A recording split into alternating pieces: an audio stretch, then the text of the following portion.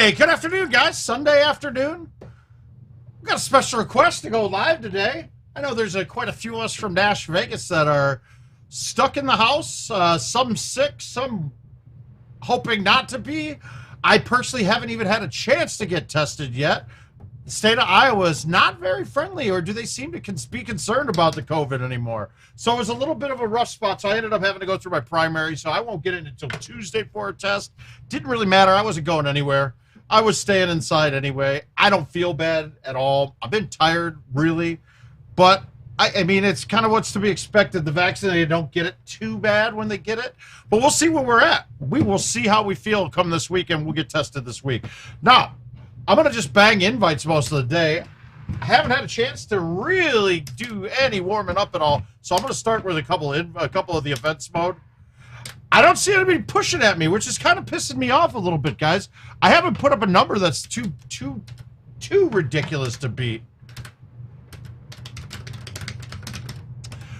I mean, and we got a little Miami Cincinnati on over here. We had baseball on in front of me, but Sox beat that ass today, so that's a plus. We got a lot of invites, and I'm up for some gambling too today if anybody's interested. But let's get started. Let me get this event. Let me get a couple events games in. God, I hate this look. All right, I'm going to go for the ace to start the day. It's wet if I miss it. I think that's wet. Yeah, I didn't quite have the line. Well, hey, we get to try it again, though. No, we don't.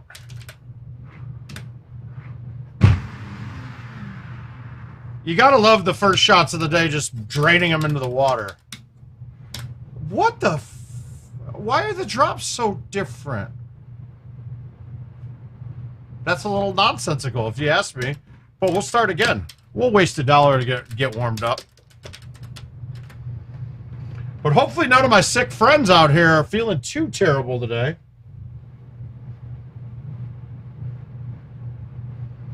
I mean, do we have any kind of an accurate number on how we pulled out of Nashville at all? I'm curious how the numbers added up.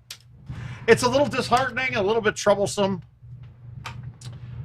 I definitely got to rethink a couple decision-making things that we're doing in the near future. Hi, Neil. No.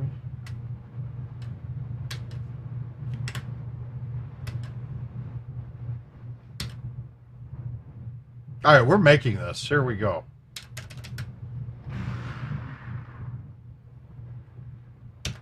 Left 2. Fuck off. I still can't get the line on that hole. It changes every game. All right, let's talk this one through. I want to make sure everybody's got a good handle on this hole. 18 on force is a medium T, 9.5, or a low T, 10.5, and that's it. Those are the only 2 shots I'll hit on it.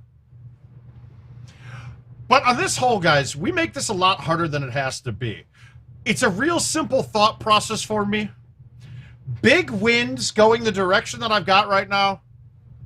Well, thank you, 3X. I appreciate that, man. We'll use that to gamble today and hopefully make it bigger. But let's take a look, though. So, if the wind on this setup, doesn't matter. The first thing I'm going to look at, if the wind is gigantic in my face, double digits, I really am laying up on this and going for the eagle. We have a nominal wind here with almost nothing. So, I have 2 shots available. Now, my second thing I'd look at is if I can hit an A1 around this outside left tree right away, right? Which, in this case, I can, so my decision has been made for me. This is going to be an A1 high T 5-wood backspin. The backspin is extremely important because if you watch how much it barely clears the tree line in front of the green. So I can hit an A1 around this. This is the shot.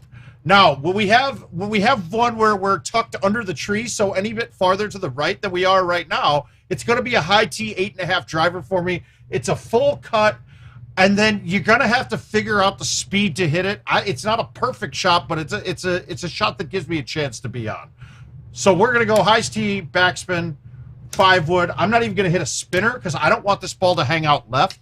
I just really need it to be to the left of this tree and cut as hard as it can. That's it. So full A. And I low-teed it. Awesome. That's awesome. Great. I swear to God I had a high tee on, but oh well. Real genius play to start. But we save an eagle, so we should be okay from there. Although that is my first putt of the day, I very well could miss it. Bring back you. All right, easy look. We're just knocking it straight down the fairway. The key is just to get it farther past this tree line. Staying in the fairway is very useful here because then you can hit bite on this approach or backspin. I basically lagged that one up and hit a terrible shot, but hey, like I said, warming up.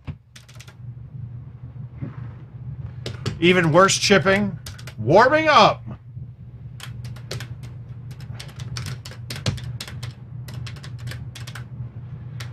Here's the look. All right, great look here. It's a fun one. You got a couple options when you're at this tee box.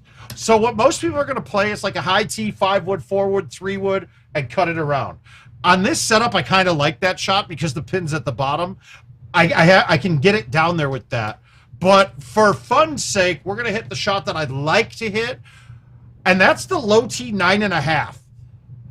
Up until you see the bushes. All right, so you got the one bush behind the tree here. We're going through the gap right in front of me with a low tee 9.5. What you have to be careful is if you get too close to the tree, the bush behind it will hit. But you'll see it's not too bad of a shot. Now, like I said, on that look, I probably would have gone down to the bottom. I would have probably cut a shot around, but let's hit the fun shot. Fucking, where's the right 7?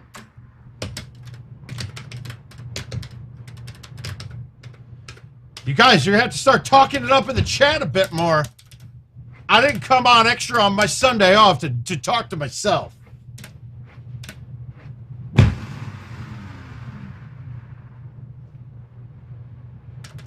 And like I said, I'll stay going today until I run out of invites.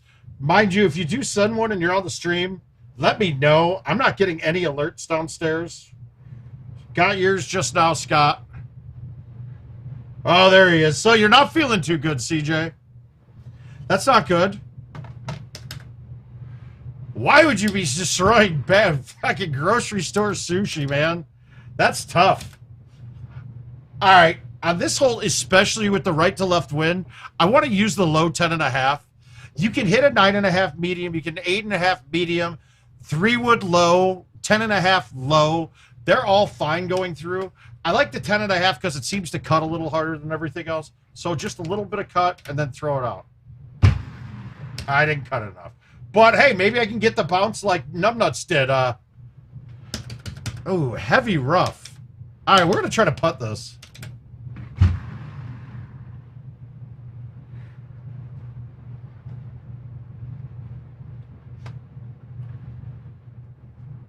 So, and you may ask yourself, how did I decide to putt that? All right, downhill, 25 yards or more.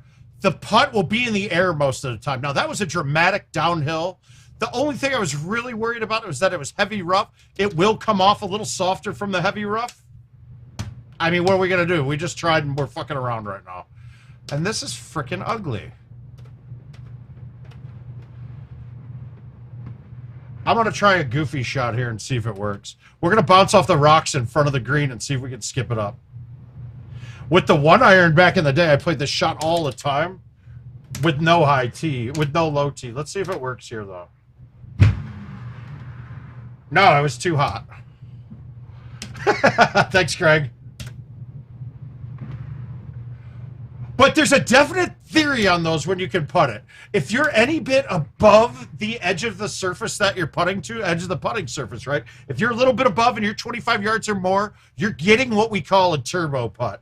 That ball will be in the air and not trickle down. You can get it to work on downhill shots that are like your 20s away, but there's a chance if it's not a downhill enough drop that it will just trickle down and go like 3 feet. So you're going to have to make a judgment call there. Generally, I'll only do those from less than 25 yards if it's not anything but rough or first cut. Now, if we do a flyby on here, the angle that you're coming in with here, you're always going to be dealing with the tree line getting to the green, unless you go underneath it. Now, when I play Royal Cove in general, I'll have a 2 hybrid in my bag, and that 2 hybrid you could hit from this distance, and the cut shot stays under the trees, so you don't have to really screw around with it at all. You can even go here and hit a full with it quite a bit. A little bit, I don't hit the full much, but without the 2 bird, I got to come up with a different shot. Now, what I found is I can hit the low T3 wood and stay under quite a bit. I just don't have as much cut coming in, so the angles are a little bit tougher to manipulate.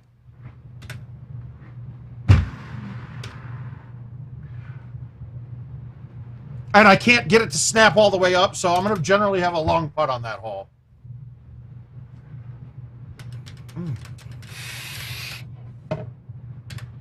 I mean, just sticking that hole is a victory quite a bit. One. Let's try this. Ah, I laid off of it. Shit. Oh, it's... But it's a warm-up kind of fucking around game. I probably would have gone directly at that hole normally with that set. Yeah, that putt won't get there because I was not 25 yards away and I was putting out of the rough and not downhill. So it's just kind of a knock it up. I feel like I'm pretty warm now. I think I'll just dive into invites. Yeah, no sense in playing this one. Whoopsie.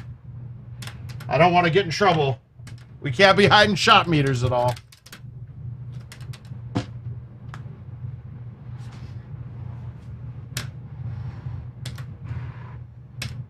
No, we don't want to play events. Shit.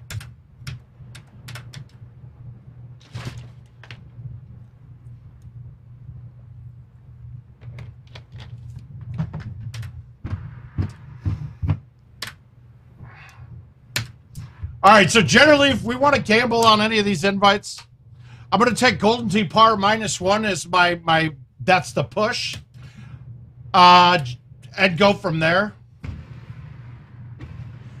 Let's start at the oldest enough. So Golden Tee par on this course is 26. I'll take any wagers on 25 or 25 being a push and 25 or better than 25 being a win for me.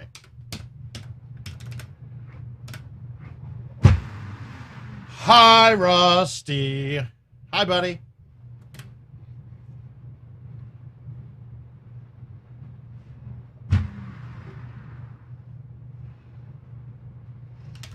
Oh, I gotta get speeds right.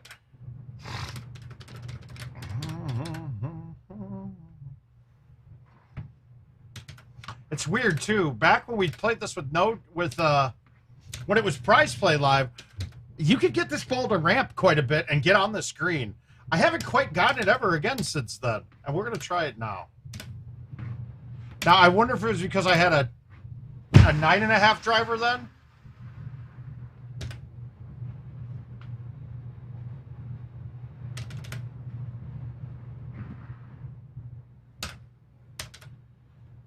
I gotta get my... I really wish that my chips came back dead straight when I pulled back. I just can't do it. When I get them straight, I spray them right on the approach. I just haven't figured it out yet.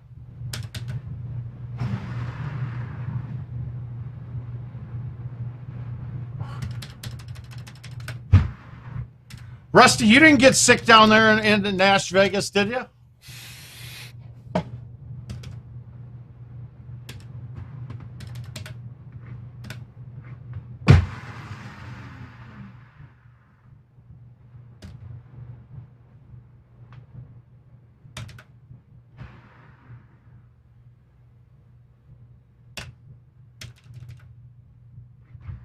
But Trip did?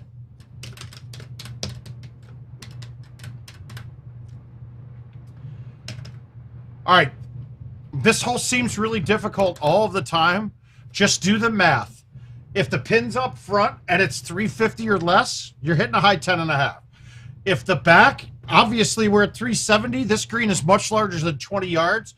This is a gimme. This is a gimme shot coming in.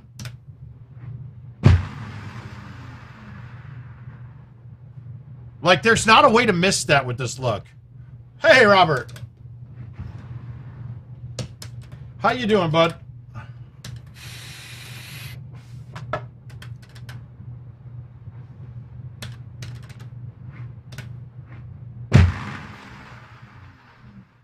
Wow, that was almost bad. Oh, Lauren did. Okay.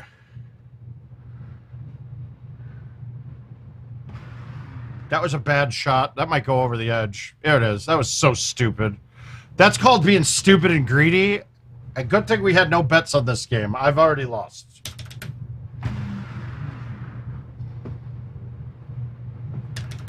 Guess I wasn't quite warmed up yet. Hi. All right, we got to hold out a couple times. Well, it is all over the place down there, and you got a good, decent group of people that play in Chicago, Robert. And I'll tell you this much: my first time started playing this game was at the Lantern with one Mr. Matt Hodgman, Jeremy Walsh. And unfortunately, I used it to become a junkie on it. And they just got beat up by me a bit.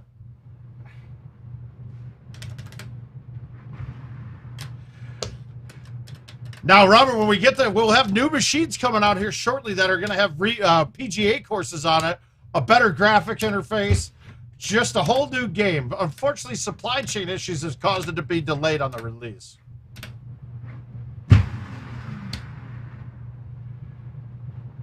Oh.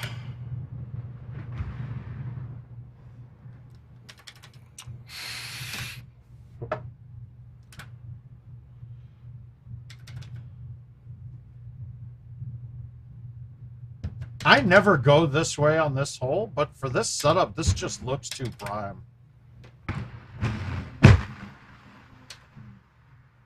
I don't even really care if I'm not in the fairway. Fairway would have been nice there, though.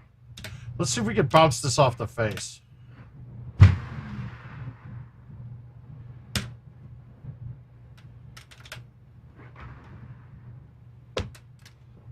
If I know where you've been.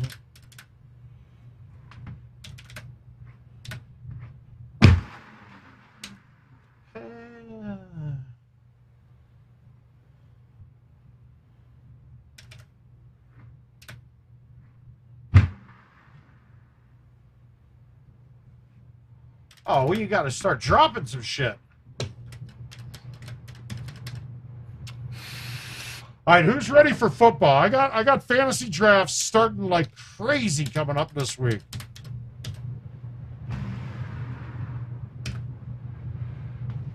And I do believe we set our weekend for Paul and Corley to come, and we're looking at October 22nd, the weekend there. Corley's lucky enough that he got a trip to Vegas right after that from his work. So he's probably going to leave here and go straight to Vegas.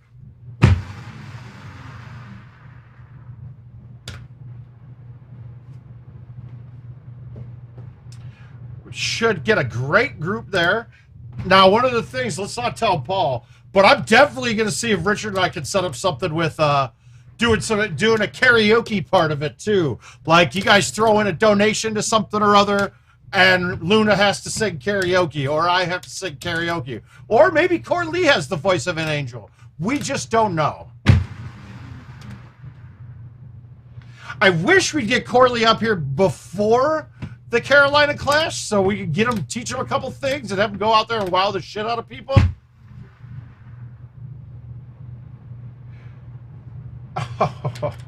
Oh, a little robbery there.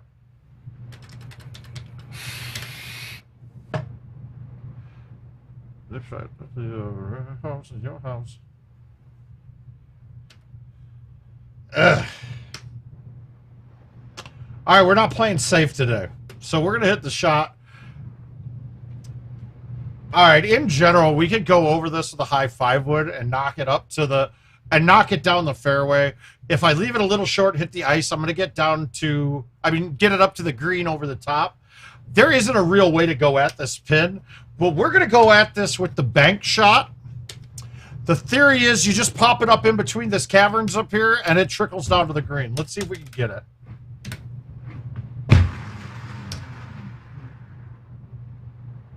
And that's going to be where it ends up most of the time. So I get a putt at it. Not the best look. But you get a putt on that hole. If I went with the high 5 over it, I could have had a problem and bounced all the way down. Like, gone past to where I blocked my putt. You guys are going to laugh at this one.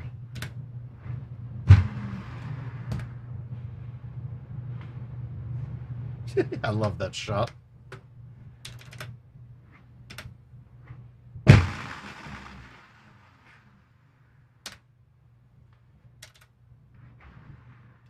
Wow, missing that easy shot. I actually made the hard holes look pedestrian on this today, so I'm actually not too upset about this round. All right, can we hillbilly this one? We got to rip this one. We got to get this up.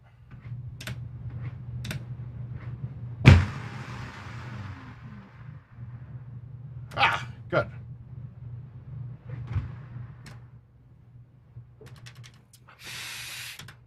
Quite frankly, I don't think I think I'm actually going to win this invite after that terrible shot. Which I'm baffled. I mean, it should have been a clean round on this.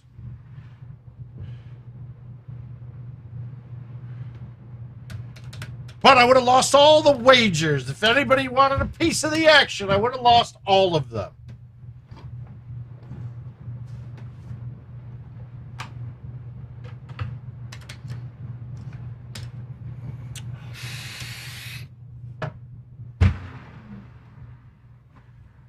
Ah, Pine. Okay. So Pine, I used my similar bag, except I dropped the 8.5 driver for the 9.5 driver. And look, you can show me some benefits on 18 when you're into a wind. The problem is that, well, hi, Dolan. The problem with 18 with the 8.5 driver is you have a chip coming back no matter what. It will not stay on the green. So I would rather approach that, instead of having a chip that if I get aggressive at, I go over the top edge and I'm in the bunker. I'd rather be able to lay up and hole out from the fairway. I think I got a better chance of doing that.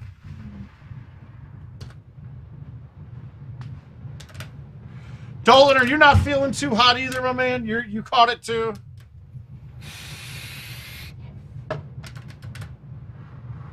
Yeah, don't.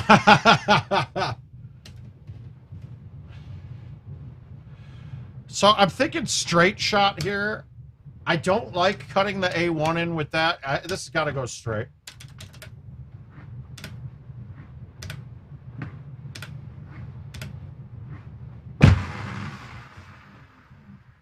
Bad effort.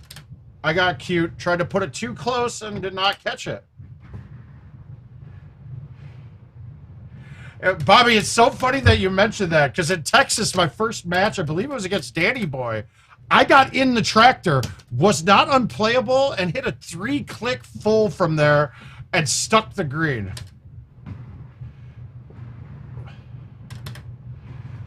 So this is just another math hole, right? We know that the 10.5 is going to be 350. Is that enough? Probably not. So we hit the 9.5.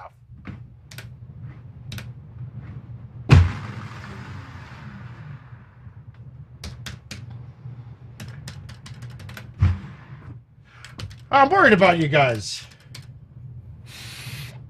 All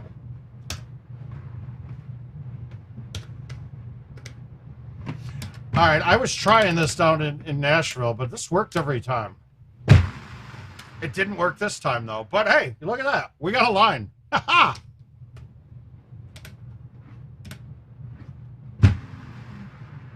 And I caught trees again. Wow, this is not good.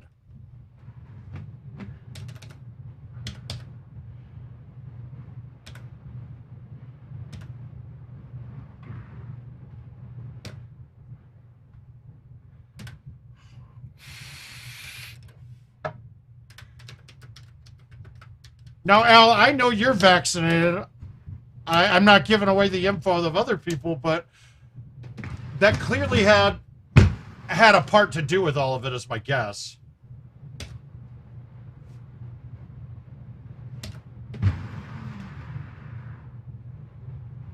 I really just hope that Nashville kind of proves to all of us in the Golden community that Go get vaccinated. Just do it, guys. It's not going to hurt. I know Jay Ware stepped up his anti-vax policies and went and got vaccinated afterwards. He knows. He got scared a little bit. I love it. Oh.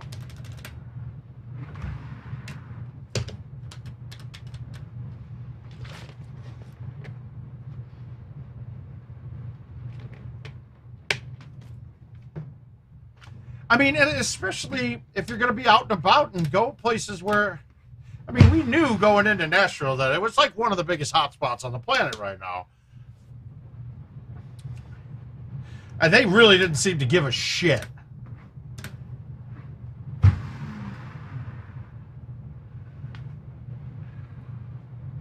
Well, the half vax we know, I mean, oh, awesome, dude. Ivan, keep it up, man. You'll get there. Thanks, Jason. Aren't you working right now or something? I say hello, our friends in LA don't know.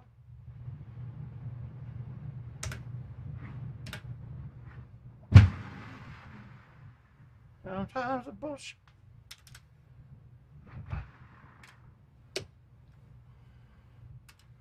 All right, well, putting's just going to be all repetition, man. You can't really do anything about that.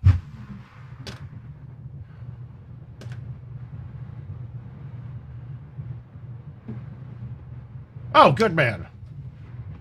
Oh, I don't notice the 3 clear from back here. Let's see. Oh, no problem. God, that shot say is a lifesaver, man. Oh, I'll be in Dallas for sure. I can't miss that, man. That's 2.5 years of Player of the Year pots, man. So it's 2 tournaments with twice the payouts. I have to go to that. I want to see how I feel after I get back from Turks and Caicos before I commit to Carolina.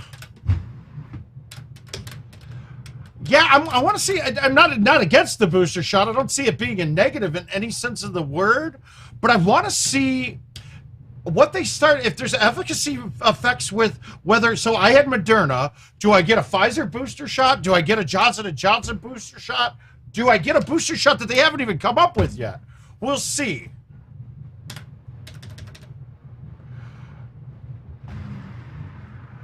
And Ivan, it's funny. That's how it goes too, man. I shot better in Nashville than I had at any tournament this year, and it was one of my lesser performances, which kind of gets me. All right.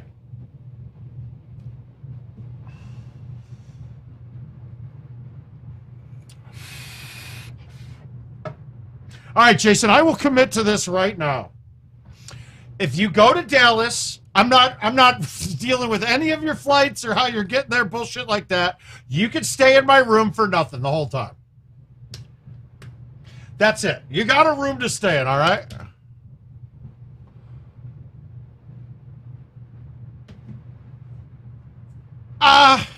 No, I played great. I didn't lose a match on Pine, though. That was the great thing. No, what's screwed, I still think when I went back and looked, it's hard to see on the video because they had the quad screen up. But when I replayed the shot on 15 of Forrest against McCook, I totally got... Ooh. Oh, yeah, we have to share trends. Okay, and you got to wear a GoPro the entire weekend.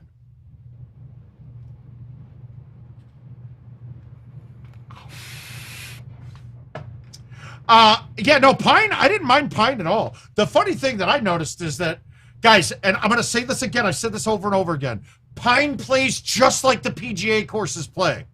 So, it's very similar. All right, well, you gotta figure out your flights and shit. I'm not dealing with any of that bullshit. No offense. I'm not going with all the flight bullshit. I got enough bullshit dealing with flying out of Cedar Rapids. So get with your boys, figure out when they're flying, fly together. You're good.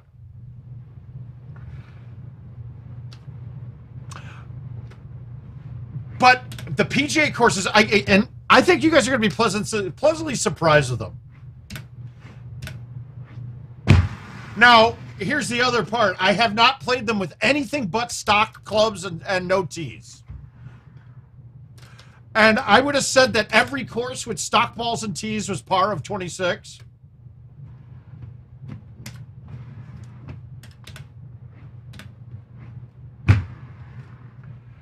I can't believe nobody's taken me up on the gambling yet. I would have lost money on every bet we would have made so far.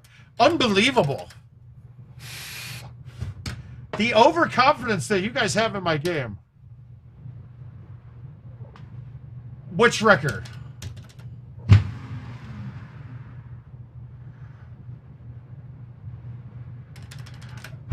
I gotta say, for me, I don't put Luna on the list of GOATs any chance of the word yet, right? I think it sells short the other people that do it. The run that he's on right now is the most impressive run I've ever seen. 3 straight wins at the size of the fields that we've had, and a second place.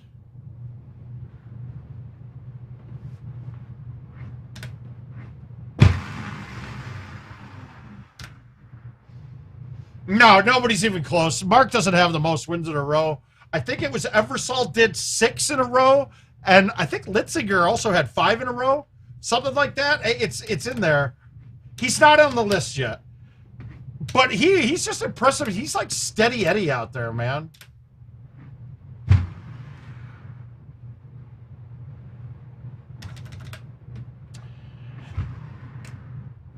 I just can't. My Luna match got me hard, not physically dick hard, but beat me up a bit. I don't remember the last time I put up 100K on Baja with 0 holeouts. Like, I just couldn't get anything to drop. I just don't. I've never had that fear when it comes to playing Luna.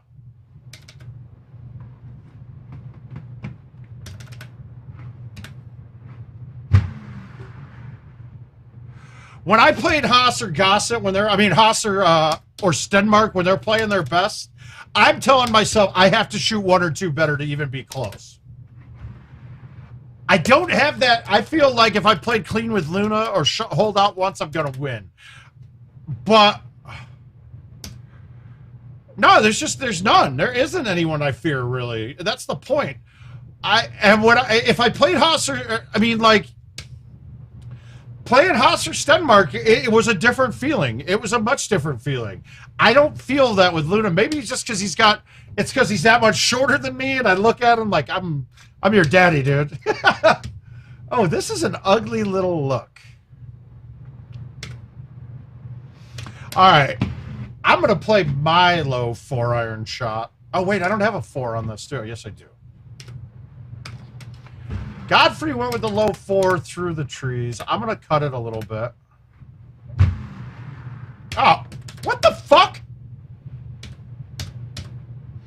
Oh, come on. There's no way that ball hit that first tree.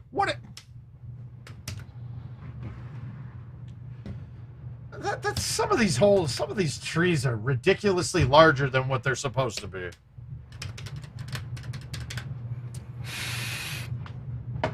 Outwind, 378. This is a high T 10.5 all day.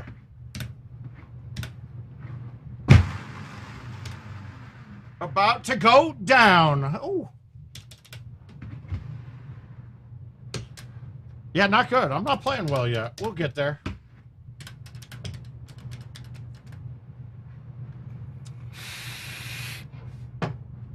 But he's getting to that point where you have to think you can't beat him.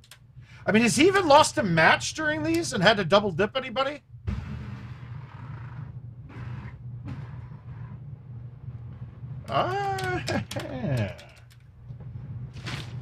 That's a nice 31 by. The only course I use a 3-driver bag on is Tropical. That's it. That's the only course I use a 3-driver bag on, and then events and all that shit.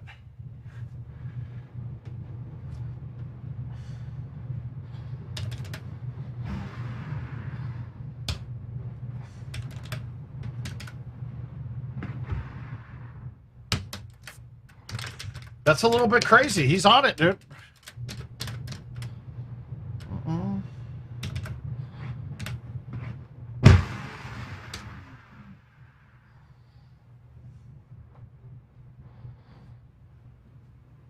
Okay, dude, you're not taking a Greyhound to fucking Texas, dude.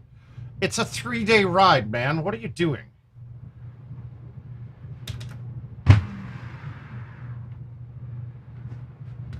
You got to judge your time better than that, man, Jason.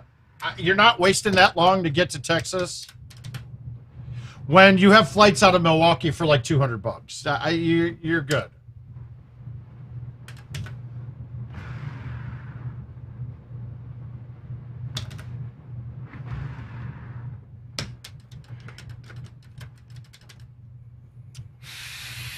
That just seems asinine, dude.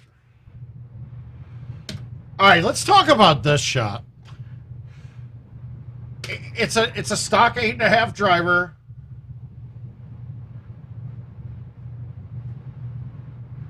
Yeah, dude, no, you're not doing that. If you take a Greyhound, you can't stay with me. Yeah, that just doesn't make sense.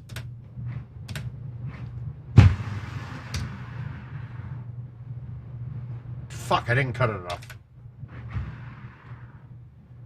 Come on. Yeah, don't do that. Don't take a bus, dude. That's just not good. The only people that take buses are if you're definitely afraid of flying. I don't think you're that case. 9.5 will work for that shot as well. You can bounce it up with the 9.5. Obviously, change your speeds. The 10.5 goes a little too high, so that one is the only one that's out.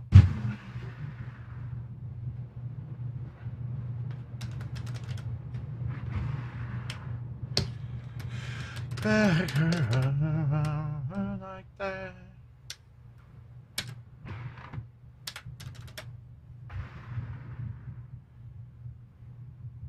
Now, I gotta say, I got one back against Godfrey on that hill shot.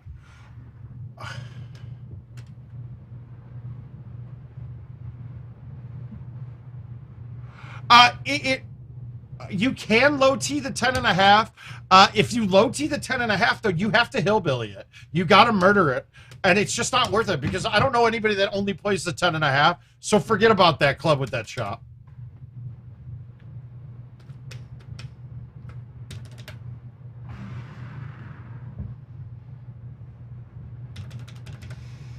Thanks, Patrick. I'll get that thing accepted right now. I appreciate it. But you don't want to use the 10.5 on it. Come on. I'm still stuck waiting for the app to actually load. In my basement, it just doesn't come through very quick with the accepting of invites.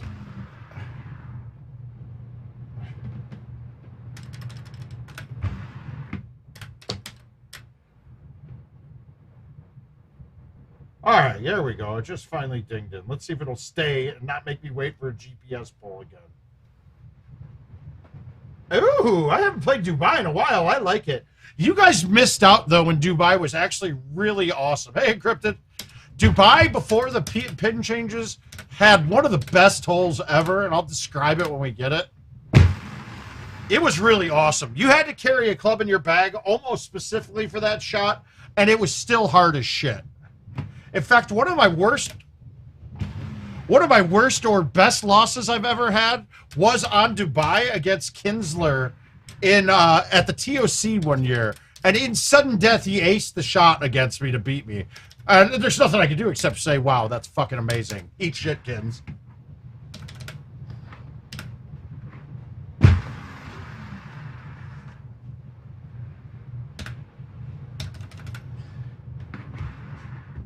My ball feels weird already. Like, it's all dried out. And I got no oil on me at all lately. Let's see if that helps. Oh, it was sick. No, I don't think you were there. Were you, Ryan? Was that, you were playing back then?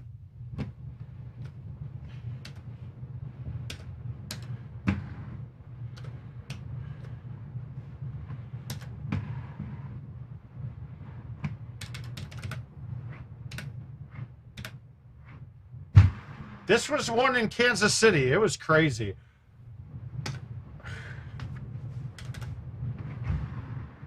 It would have definitely been in the events mode this week if I didn't pick hole 18s for him. So how pissed are you guys on that event? Guys, it's hard, but it's tough but fair is the words that I like to use. And the reason I say it's tough but fair, yeah, it's a hard set of holes. It was purposely done that way.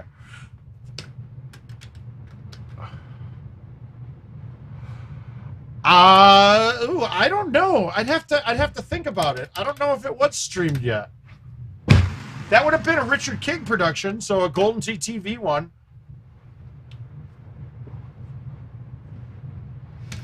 That one it might have been. I don't know though. I didn't pay attention to the stream nearly as much back then.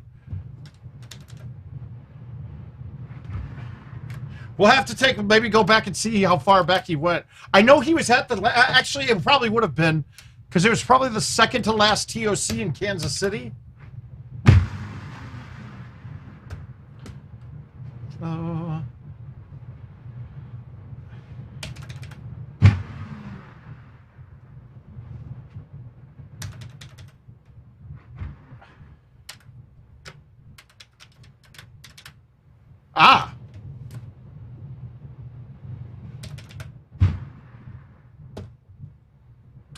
I want to talk to Kim here soon and see what's going on, because I think we'll have another TOC again soon, but I don't know when. So I want to talk to Kim and get some more details on it.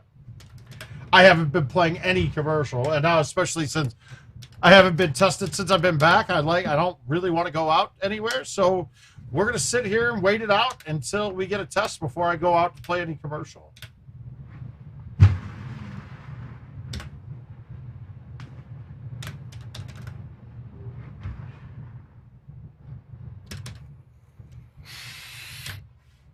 Now, Dolan, you said you were half vaccinated, right? Did they let you get your second vax shot after you have COVID? Like, I don't know if you test positive, do they let you get it? I don't know.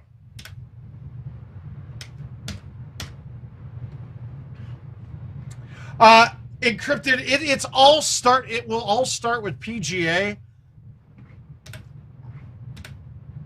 We got to see when those get out first. We're really waiting on that before anything gets decided. Same thing with World Championships. We're gonna have the same answer to all questions. So really, we got to be patient. Yeah, I'd like to see more from IT giving info out on it, but really, it's the same shit. They don't need to tell us again. Oh, okay.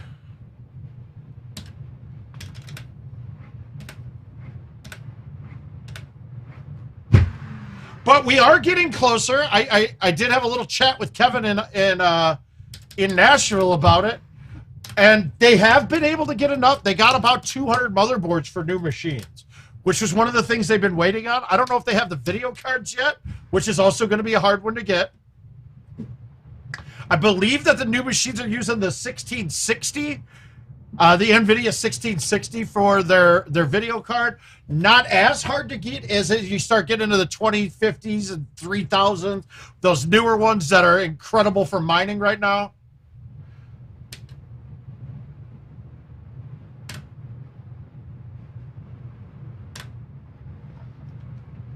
All right, let's keep going here. I'm probably going to just bust out all these invites, so everything I got in my bucket we'll get rid of. If we're still going when it gets closer to the new event time, I'll stick around and get that thing going. But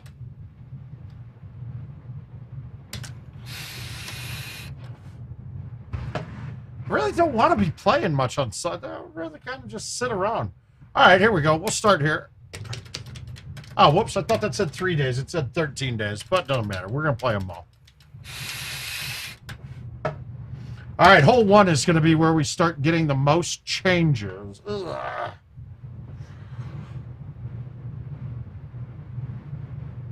.404.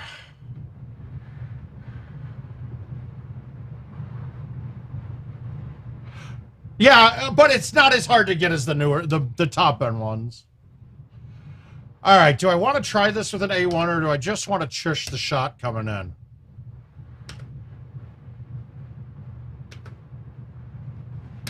Let's just play the chush.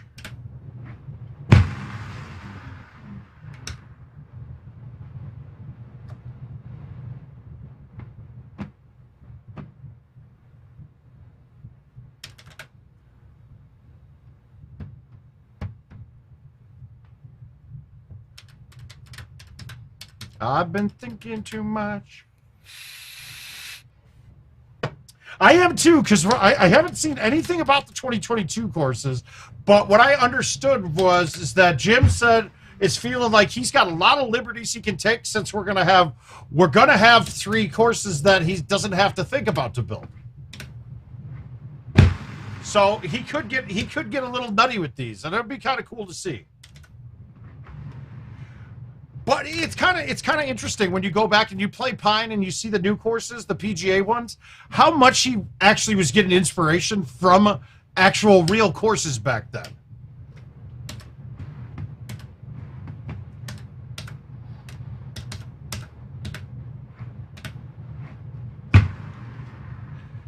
My God, hit the right buttons. I gotta see this. Is this me? Because that's the second time. Is that changing on me?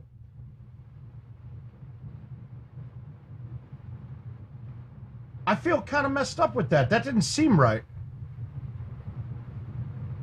Huh.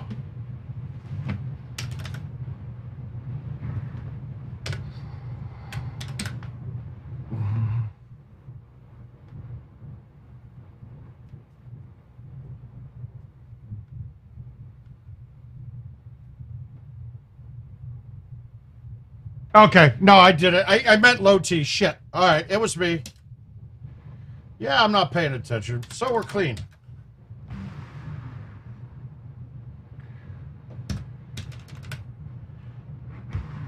Yeah, I just looked at it. Ah, shit. Stupid, stupid, stupid.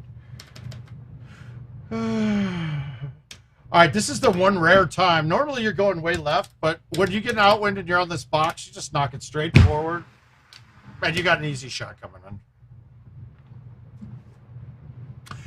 I gotta say, that's my one problem with watching anybody else stream, is that I can't, like, say what I'm thinking and they don't see it ahead of time. It sucks because everybody streams has a little buffer. We turn it up a bit too, just because we want to run on a higher res. But there's really nothing you can do to make it less than like 10 seconds.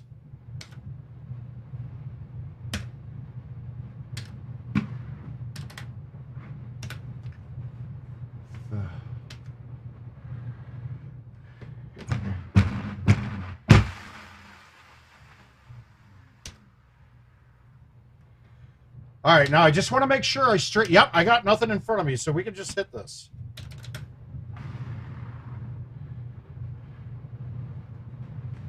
Come on, dude. Trop. There are not encrypted. There hasn't been a tournament in Canada. Shit, I don't remember there ever being one there. I really don't. I hate this shot. Now, I'm sure they've had, I mean, major tournaments. I don't think there's ever been one. There was one in South Africa, one in Australia, and I'm sure 1 or 2 in the UK, but I don't remember Canada ever having one.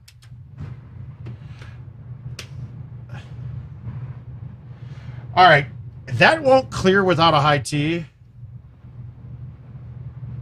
Oh, nice. Shit. All right, we're going to just cut the 10.5.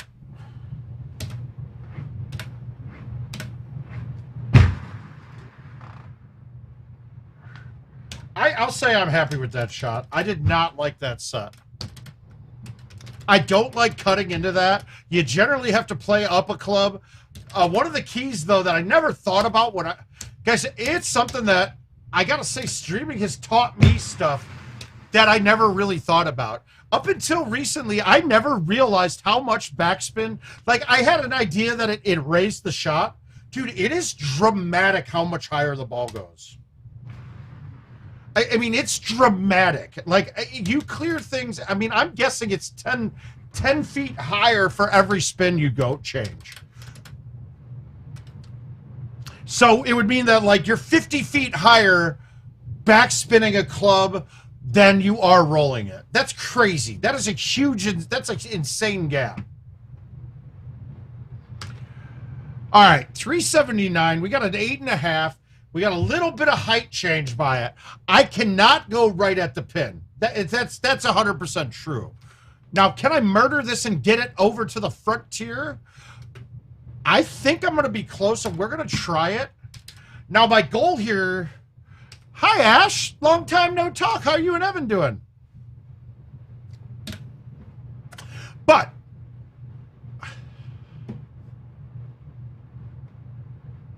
yeah, it did. You know, I agree. It was not just the GT tournament. But in general, with the GT tournaments, though, okay, we go to Sussex, and guess what we do? At Sussex, it's all of us traveling there. Now, minus somebody asymptomatic going that didn't know, okay, cool. Likelihood of that is still not as high as we think it is. So it's a group of us that are all going to be contained with each other, so we're almost keeping ourselves in the same bubble. Now, unfortunately, in Nashville... it's a lot of people that are going out and seeing the sights, hanging out in Nashville, which was a bad place to be. There's a lot of stuff to do. People went real early and used it as a... oh, yeah, it's coming up. It was bad, dude. It was an amazing shot. So my goal here, sorry, I'm going to go get this, try to get this to the front edge of the green. And hit that tier. The tiers all push it to the right from where I'm coming from. So if I can hit the tier, roll it up the tier, it should tumble down. And honestly, if I hit this right, I think this shot actually has a good chance of going in. Now, I guess you could say that with every shot, but speed-wise, if I get this to the green, this is going to have a chance of going in. No, I didn't get it right enough. But you see, speed-wise, if I got that up, it turns around and trickles down that tier. Now, this is where tiers suck. Because should I play this putt like it's going to stay in the air? No, this is going to play the tier. So I got to go to the right edge of this, it looks like.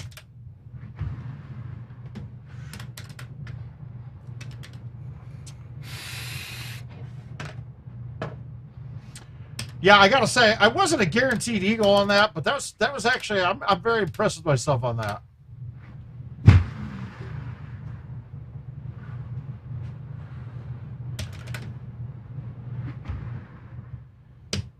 Right, and I, like I say, I have faith in our community that no one's knowingly having COVID and bringing it to the tournament with them and going anyway. Like, I feel like anybody that feels sick would be like, fuck this, I'm not going. I don't think that's true in the rest of life, but I think in our community it's very true. So I can kind of count on that. It's the outside influences that can change everything.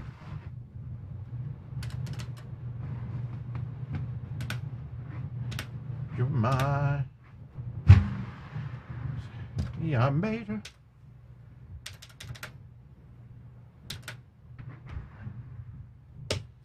Want your friends, they were my mates.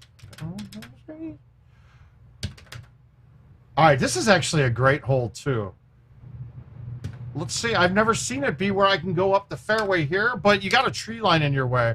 So, in general, every time I've played this hole, I've gone here, I've hit an A1, and just hit it.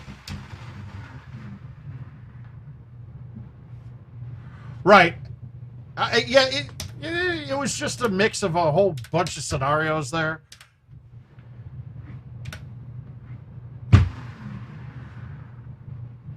Moving on. All right, so we'll be coming up on the Kiddens Hall. And there's a par 5 coming up too, guys, that's quasi-drivable and has been driven a few times.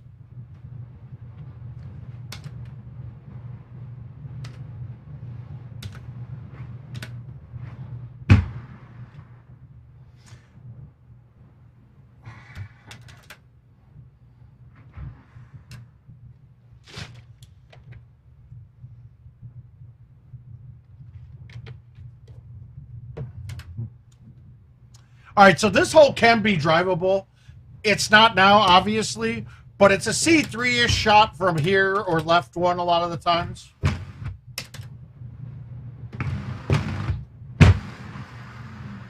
Here it's not, and really I don't want to get much closer than I did on this. Because now I've got a perfect club coming in. I'm good with that. Let's talk about another part of the game that stout players haven't gotten used to yet, because you don't really judge it like this. But all right, if you have a dead level shot and you have a crosswind of 7 miles per hour, One turn with the G wedge should get the ball right back to the hole. Now, obviously, it's not an exact science, but it's pretty damn close. We have a 5.5 wind. So what's easier here, is it harder for me to aim out to the 1 or a little inside than it is for me to go here and play it just a little bit offset right? I'm going from here with a little bit offset right. I'm going to use the wind to an advantage.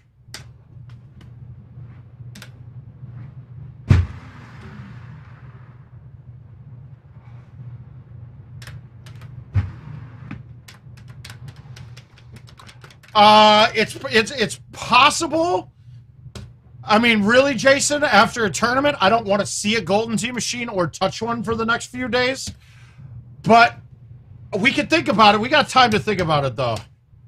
But, all right, so this hole used to be freaking hard. You see these 3 square boxes over here? So that's where the tee used to be. So, and the pin used to be right where my forward marker is, like in that range. So you were basically having to go through these trees to get it on. You could cut it around quite a bit, but I believe the shot that Kins aced it on me with was like 220 to the pin, and he hit a half cut 2 hybrid, skipped the dirt, bounced up and went in. And I mean, it was a hard shot just to stick for eagle, and he canned it. I was just like, fuck, dude, great game. Unreal, great shot.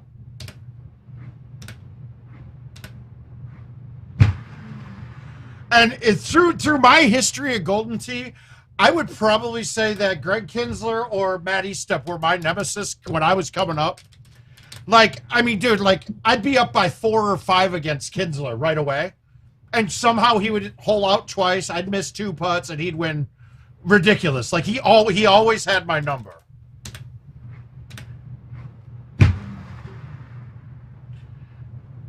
Breath away. I don't mind if there's not much to say.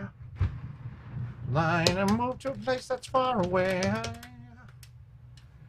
All right, we saw this hole a lot this week. I generally don't want to hit anything more than bite on this. For this shot, though, I don't like where that pin is at all.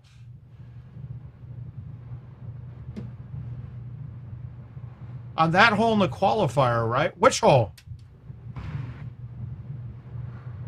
Oh, I don't remember, man. I don't remember shots of the week.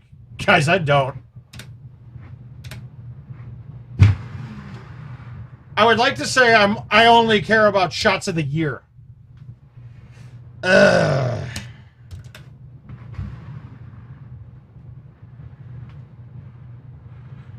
don't remember. I don't know. I don't remember.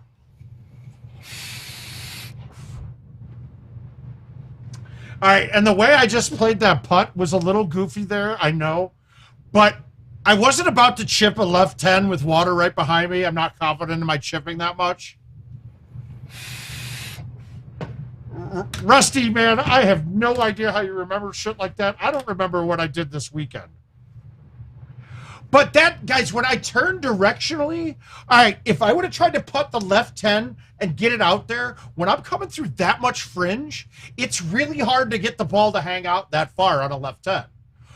But if I turn right one, it's easy to get it to go back left a little bit. So it makes that putt a lot easier to make. Now, it obviously repetition and your depth into the rough or the fringe that you're putting from makes a huge difference on a shot like that. I didn't see a way that I'd miss it high side doing what I did, though, and high side was where my problem would have come from. Oh, okay, we got palm. 26 or 27 par. Generally with tees, you can get up to 27 par, but one of the holes is kind of a crapshoot going through the trees. Rain hurts. And actually, one can be drivable or chushable, too. Oh, shit. I think I know what you're talking about now, but I don't know what you're talking about as well.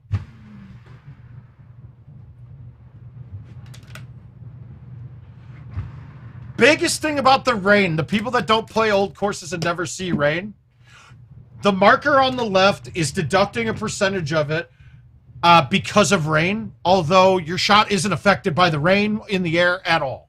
So I can hit this the normal distance. So while this looks like it's short, I have no doubt that I'm over that bunker. You just have to learn your distances without the rain before you come in and play in the rain.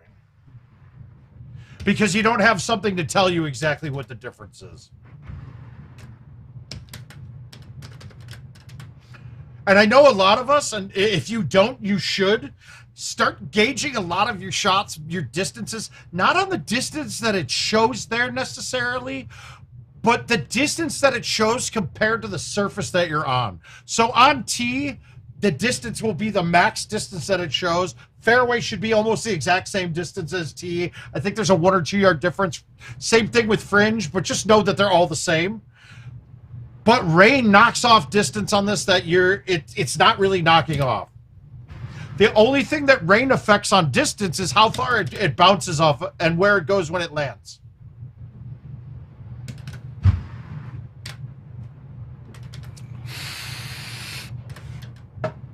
Just little tidbits. Pay attention to that shadow up here. I gotta get somebody to clip this and give it to IT. Because that shadow, I've had it turn into like the black ghost from Lost. Like it started taking up my whole screen before. Now today it didn't do it. Where is it? See, now it's gone. I don't understand, but there's a shadow there that'll keep coming back.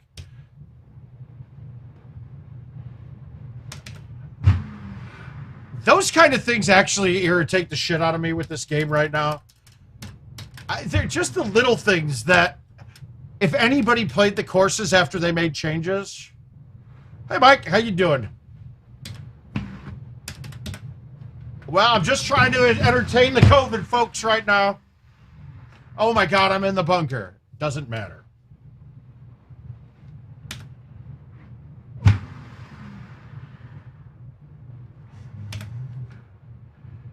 Pull it away from you. They're giving you take. So the problem that I'm going to have here isn't the distance. It's that this ball is not going to backspin at all. It's almost going to hit and stop. Can't get it to come back that far. So now one of the things that I know Haas and I did it, but back when closest to the pin was a hole-in-ones were what mattered, I played Helix. And because shots like that, I could still backspin and pull it up the hole. In general, it didn't affect my percentage of makes, but when you were making hole-in-ones on the 9 holes that had rain, you were getting your money was a lot better. Oh, Jonathan, how's it going down there, my man?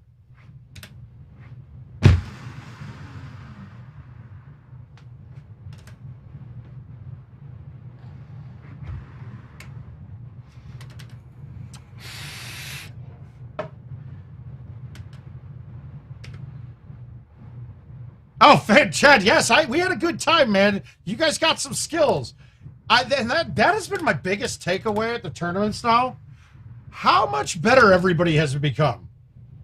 I mean, let's be honest. Up until, let's say, 2016, the top 20 of us, I mean, I literally could be blackout drunk for 2 days straight and still not worry about making a cut. Dude, I have to stay focused now. Like, it's a challenge. So everybody's brought their game up. It's just the consistency level that comes into play now. Oh, shit. Come on. Stay on it. All right, do we have a shot to get this here? We got path. Distance-wise... Yeah, that's good. Yeah. I love it. They know the priorities. All right, we're going to try to hit the 3-wood. I don't think this is going to get high enough from here. Okay, it did. Oh, my God. It got there no problem. Fuck. All right, that might make that shot a lot easier. I might just knock it up there all the time then. This is the one that's not always there, but it technically is.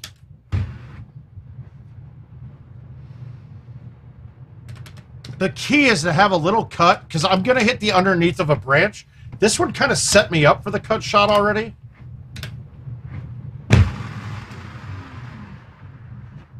I'll take it. Oh, I know I want your love. All right, so we're on a nice little 27 pace here.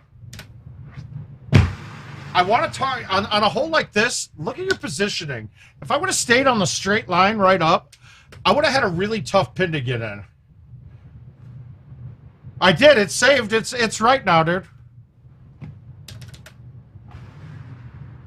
I will look again right this second, but I fixed it yesterday.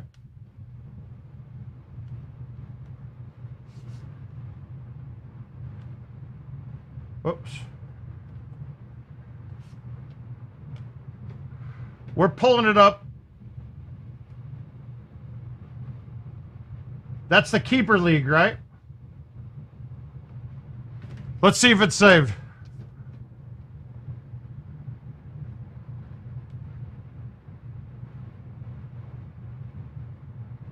All right, I'm editing scoring settings. All right, it's clicked here now. It's showing me 6 points and set. I unchecked it and checked it again to see if it will just we'll make sure. Touchdown reception, 6 point. Yeah, it's there. Just try refreshing a couple of times. Maybe it takes a minute. I don't know. But I'm looking at it right now and it looks good.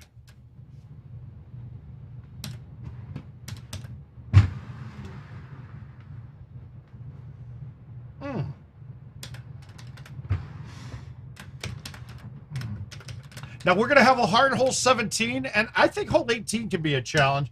This could be a little bit of a tricky par 5 too. When I can't get past the tree line, I just want to stay all the way left and give myself a straight shot in with the driver.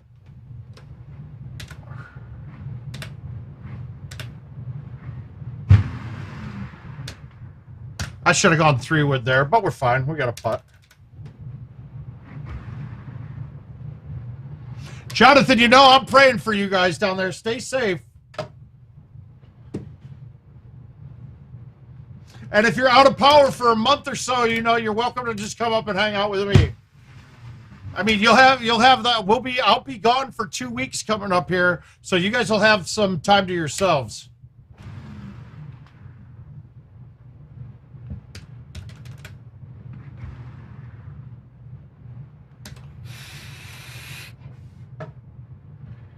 All right.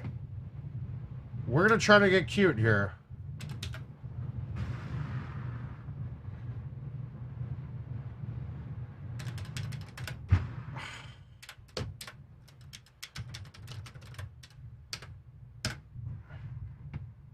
Just murder boner this. And I try not to use tees all the time on the home edition just because I don't want to get used to using them every shot when I'm playing commercial. But I will tell you this. If you hesitate, don't hesitate to use a tee during a tournament. Don't try to save money. If you have a shot that may get there, it's pretty much there every time at home, but you can high tee it and be 100% certain. Be certain and high tee it.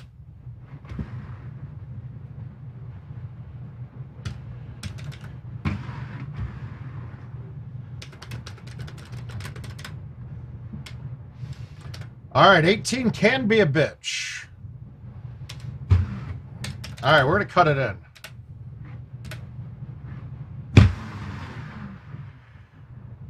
And that's going to trickle off, isn't it? No, we're okay. Woo! Scared of that putt.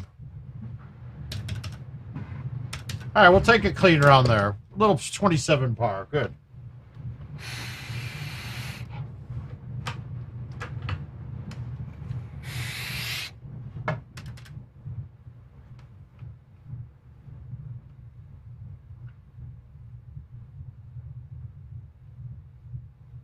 Yeah, it's on. We're good.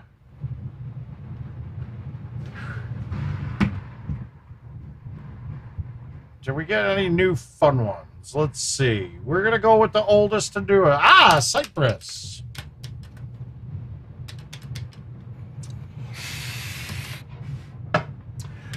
My first World Championship experience. I got 29'd on this by Andrew Haas on his run to his first World Championships. It was a little disappointing because you go all the way out there, and then they made it single elim, which was unexpected. And then also, I'm going to put another knock on IT here. But so back then, okay, so we had a 12-man Team USA and a 12-man Team World. Then it was an open field out there in Vegas at the, I think it was at the Hilton or the Harrah's, it was the Hilton. The Hilton's Convention Center. And there was 300 people there playing. Out of those 300, they qualified, and the top 8 got seeded into the bracket, right? Now, before this started, we were told that the top 12 would be, the top 24 on Team USA and Team World would be seeded 1 through 24, and the next 8 would be seeded after that. So I fucked up real bad early and got kind of messed up. And just kind of started putzing around and ended up being the bottom spot. Well, I mean, it was way in the bottom. But I was like, 24th seed, okay, that's fine. Yeah, no, they changed it and said that we were going to be seeded in with everyone. So I was the 32nd seed and had to play Haas first. And in a situation where it's single elimination, qualifying is important. Because you can play, I mean, you end up, I mean, I play Haas first and shit, and that's it. And that's, I mean, every win was like $1,000 at least.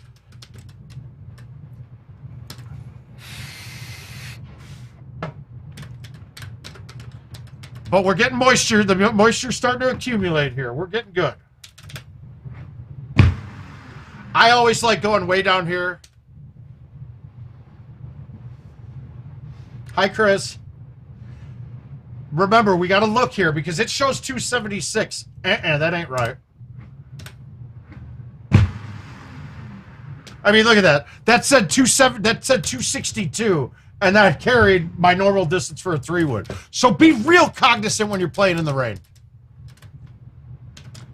Now, there are invisible trees underneath all of this that you can hit. Don't play it under the trees thinking that you're clear. I almost always will hit this shot rather than trying to go under the trees. You will hit invisible branches there. That is one of the worst holes for Invisileaves ever. 182 sun, okay. I know it breaks my heart. Moved to the city and I broke down. Now, you'd be baffled too. We used to drive this hole. It would never happen on this setup, though, not because of distance, but because it just stopped raining. You don't get the ramps when it just stopped raining or in the rain. One hole after the rain stops, it'll be moist. I know, I said it moist. But when it's moisture on the ground, it doesn't ramp, and it barely rolls on the green.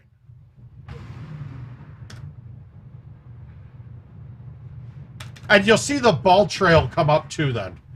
Now it's clear. We'll have sunny skies the rest of the way. So we're not worried about rain conditions anymore.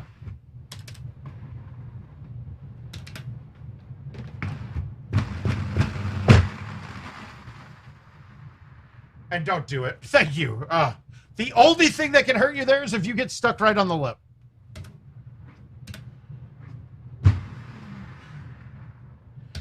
If you're over in there now.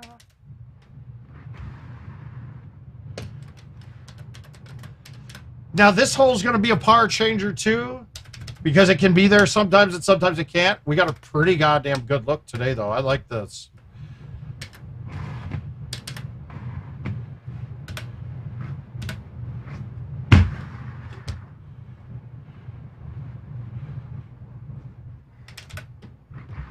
And on shots like that, I would much rather face my target and play it, use the ball to play it around it, rather than cutting it and trying to play like a full in. This hole's also a part changer because this would be drivable a lot of the times. No wind in my face, though. This makes it tough. Oh, 158. Wow. Ah, I wanted the bunker. That chip from the bunker is so much easier. Now I've kind of got to lay this up. I should have laid this up is what I should have said, but I didn't. We're okay, though. Something to be aware of on old courses. A lot of the stuff right off the green is more slope. It doesn't nearly happen as much nowadays. But when you start playing older courses, the classic courses of the week, make sure you take a look if you're on the fringe or the first cut right off the green. Make sure you look and see, because those things will have little slopes and make the putt shoot sideways. And something that you guys, a lot of you never got to experience was there were ones that were so bad, and I want to say it was Moose Landing's first island par 4 was one of the worst ones. If you were on the back of that green and you went to putt and it was the fringe, the ball would shoot backwards. And it would do it every time. I don't think it does it anymore, though. I believe it got fixed, but I don't know. I haven't tried it for a long time.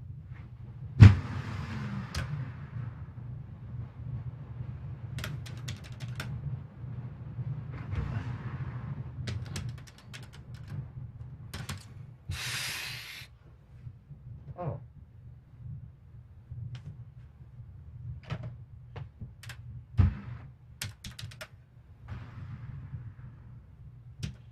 God, the wife's been coming down here in the mornings during the weekend to have a Zoom call with her sister and mom.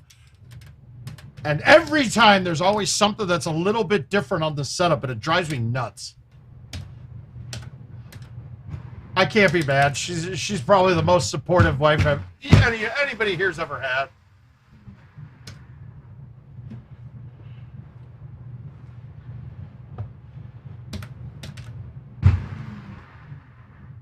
So I can't get too mad at her. And she married an idiot, so whatever. Be happy. If that's the worst of my concerns. All right, so now at least during Worlds when I lost to Haas, I did stick this green against him. And I don't know if a lot of people knew it. We didn't have low tees either. But if you hit roll on an 8.5 driver and you cut it through this gap, it would stay under that tree and under the second tree. I'm going to try to go with just a low tee roll. I'm probably not going to get on, but I might leave myself a chip.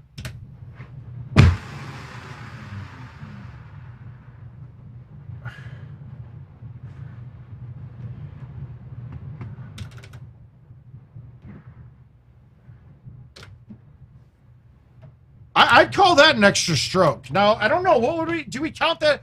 Let's have this discussion. Is that Golden Tee par now? Is that Golden Tee par? To me, I had to chip, and I don't think there was a way to be on the green on that shot. I guess maybe if I went farther left, that's on. I don't know. I can't call that. And guys, I don't want to hear about half strokes in par, because par is either yes or no. To me, it's that you can putt on it. You have to be able to putt for something to be Golden Tee par. So really, by my logistics and my rules, that's not Golden Tee par. I'm one better.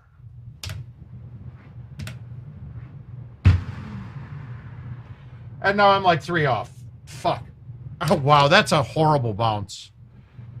That is a bullshit-ass bounce.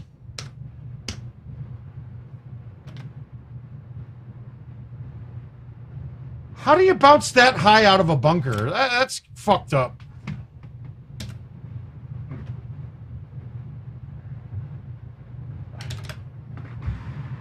That's horseshit. I should have gone with the 4-iron.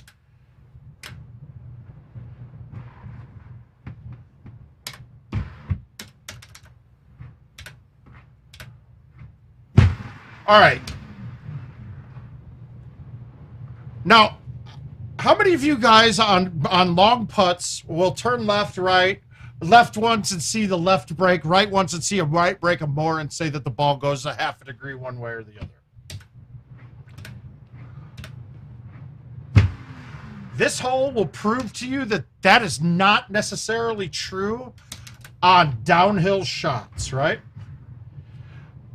So I've tested on this hole specifically, right?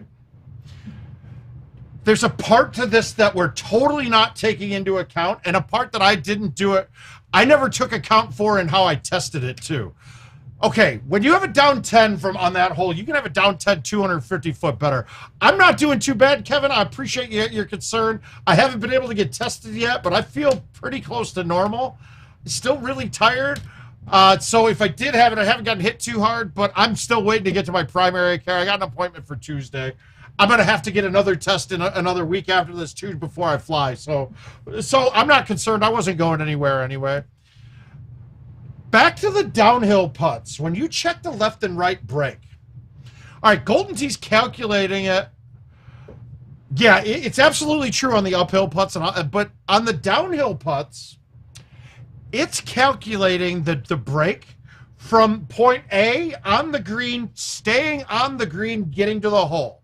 And it's taking the average of the slopes between there. Now, on a downhill putt, like a down 10 from there, that ball's getting in the air pretty dramatically. So one, it didn't play correctly doing that. Like you would have breaks go wrong on that. But there's another part of this that I didn't think about when I did it, and I know it has to be in play. The wind does not come in play until the ball gets in the air. But if the ball gets in the air on a putt, even though it's minimal, you got to account for that break on it. So I don't find the checking the left and the right that important on downhills. Uphills, yes, you'll see that work for you quite a bit. But I've still seen scenarios where it's not correct.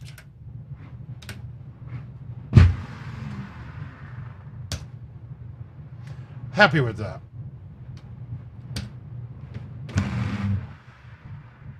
Oh! That was fun, though. I think that might have just cost me that. Getting cocky. I deserve to lose that invite with that.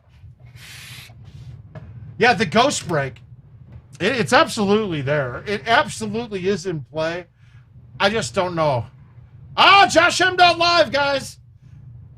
He's advertising for himself on my stream, but get in there, guys. Join up. Josh M does some great start-off videos and things. And if you don't realize, Josh Bertzig was one of the best alive to play back in the day. I don't know where the hell all that skill went nowadays, but he does have the resume to back up a stream.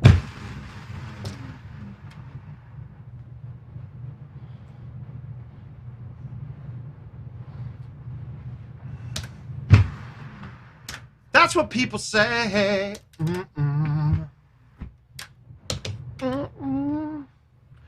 Let's just see if anybody's decided to creep up on that event on me. No, man, I'm still holding an 11-stroke lead. That's kind of bad. Huh. So you home edition players. Oh, I'll get it, Ryan. I gotta find room. I'm asking, been trying to get more spaces, but we're maxed out. Let me find and see who can I delete. You know what? I saw David Duncan on my friends list. Let's see. Oh, we got a few of them. I must have cleared it out because they let me accept them all.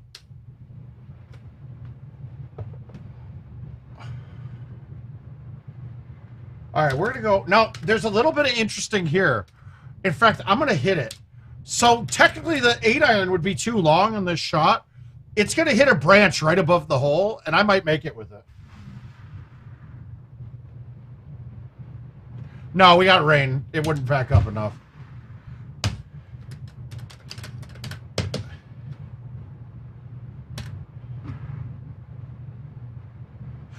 Kevin, are you talking about in Tennessee? I agree. Honestly, besides for Luna, I really don't feel like anybody played better than me in Tennessee. And it kind of maybe clued me in that alcohol is not good for me. Or it's not even just alcohol. It's in general the bad decisions I make while I'm drinking. Like being up all night, missing all of my sleep. I mean, and really, it's not even the alcohol. It's the fact that I don't sleep hardly when I drink. Except I couldn't make a goddamn... Nothing would go in for me that whole weekend either.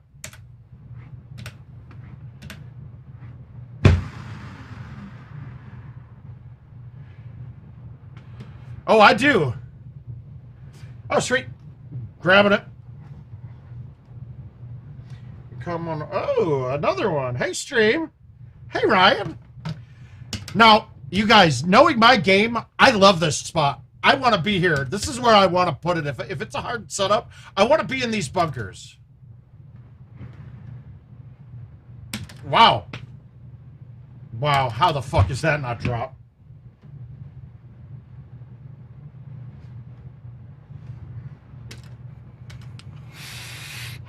Now, another cool thing. Has anybody seen what Justin Townsend's been doing, right? I don't. Whenever I run out of invites, CJ, I'll play and keep going. Get a nap, man. Feel better, sir.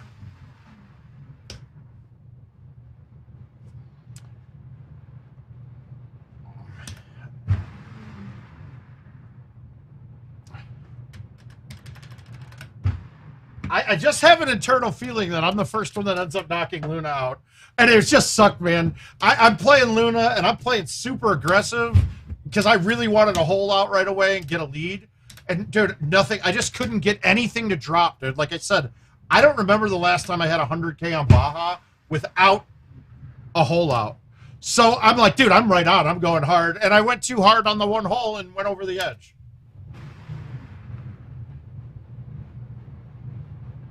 Fuck you, Rain. Well, hey, Jordan. Getting ready. Getting ready. We got fantasy stuff coming soon. It's all getting there. All right, this is a bad setup. This is as bad as I think this can get.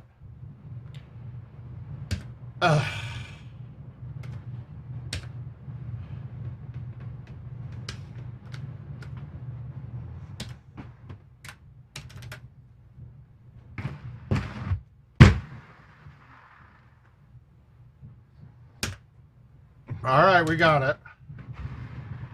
Young reasons. It can. I didn't realize there was an Invisileaf on 15 of Forest though. That kind of pissed me off. I watched McCook miss it and know that his chip was probably not going to be one he could get aggressive with. So I'm like, oh, we're going to just stuff this up there real close. Yeah, I'm ready. We're ready.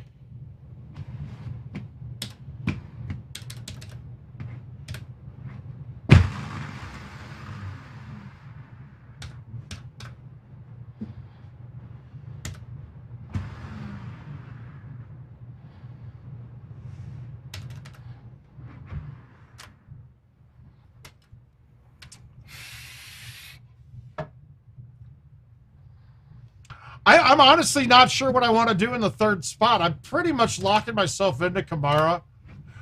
But, man, it's Kamara or Derrick Henry for me. I don't see another choice. I'm not buying into Saquon. I could get talked into Elliott too at that spot.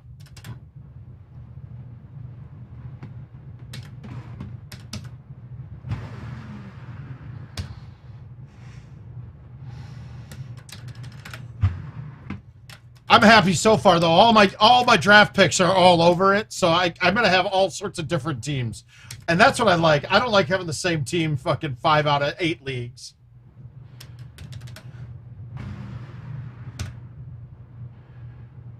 Oh, moisture.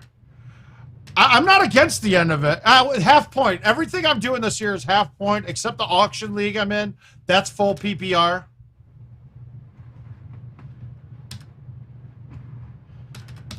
I think half point is actually probably the perfect number. I think full point PPR makes the wide receivers way too valuable and shitty running backs too valuable.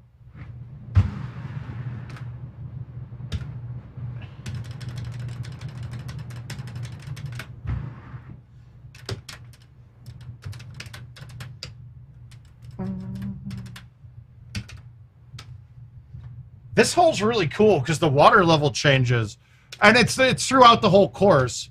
But now this shot's actually kind of hard. There's not a short island to stick.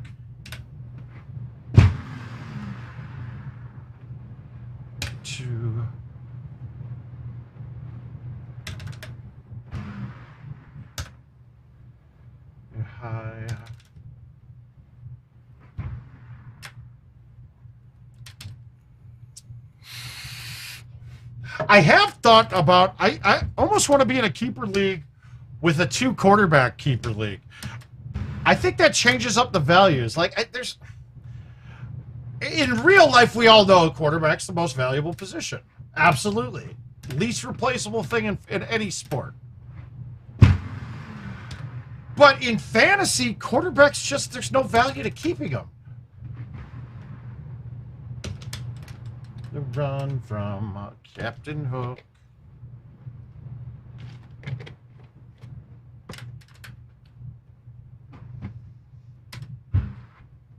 But if you have a 2 quarterback league, now the value is higher.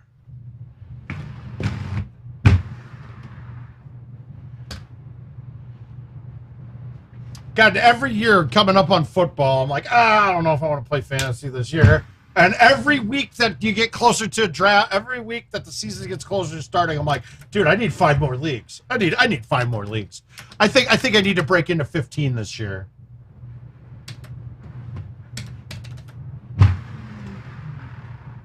And it does help when your team is not looking like they're going to be very good. And I think we might end up being one of the worst teams in football this year, which would be great because then we could finally get rid of a bum-ass coach at Nagy. He's not a good coach. He's the reason we're bad. Oh. All right, I'm going to call that a win. A little 27 Cumberland action. Missed a shot in there, too. Shit. I am a lost boy from Neverland, usually hanging out with Peter Pan.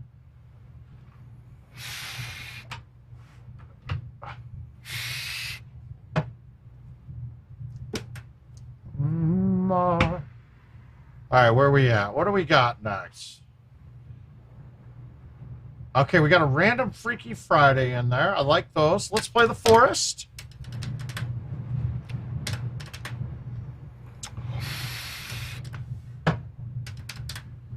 Yeah, free. When is this ever going to be drivable? There's boys like me, I'm free.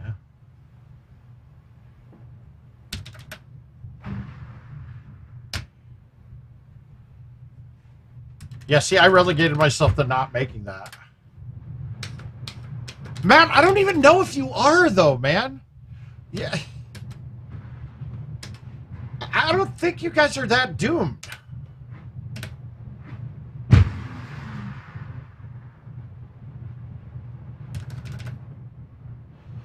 I don't think you're going to be bad, man. I think your offense might actually be pretty electric. I still ain't touching a damn player on that team.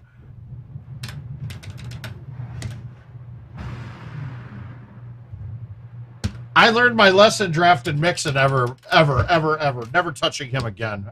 Never. And I think he's a special talent, to be quite frank with you.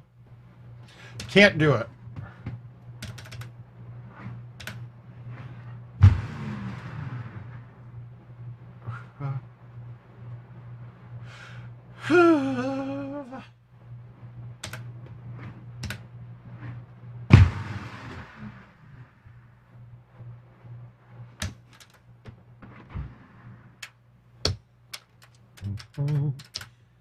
All right, let's see if I can get the. Oh, yeah, I don't think I'm gonna miss this hole this time, but this hole's been a problem for me.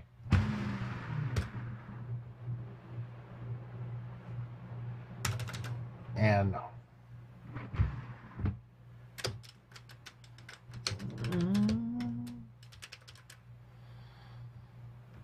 52 yards. Okay, we got to cut this in with a low TG wood. Ah.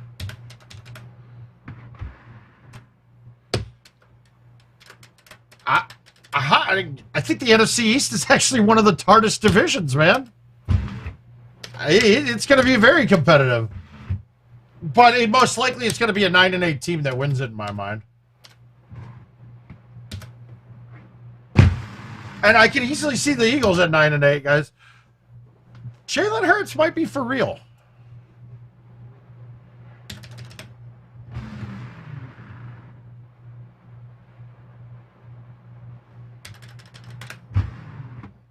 And what sucks is that the Packers are going to run away with the NFC North again. It's not even going to... No one's going to even be competitive with them.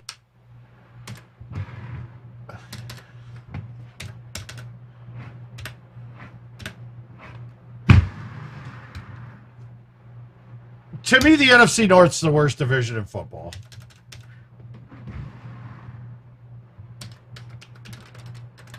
I mean, it's the Packers and then stacking shit all over the place.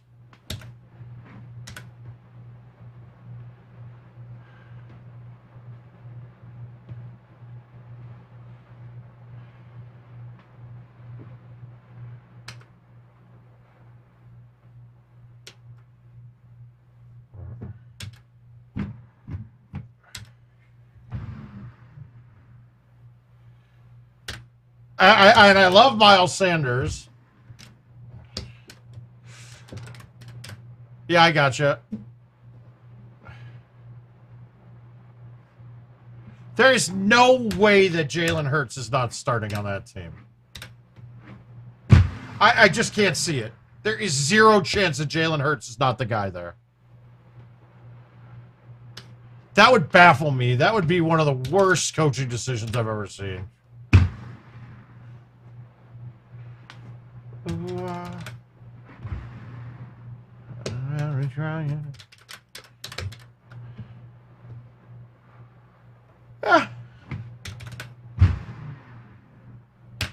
Just be happy you got a Super Bowl in here recently. That's all you need to worry about. You got a couple decades of making mistakes. It's funny how bad that teams aren't sustaining excellence. It's why it's so rare when you see like your Patriots and now Kansas City. No one else can sustain it. And I don't understand quite why.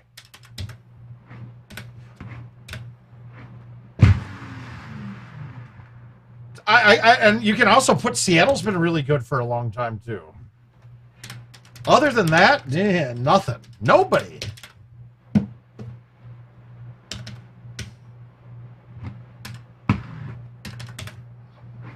Hi, Josh. I need to get that right. Okay. No, it's yeah. You know what, Biddy? The only reason I said that is because of you.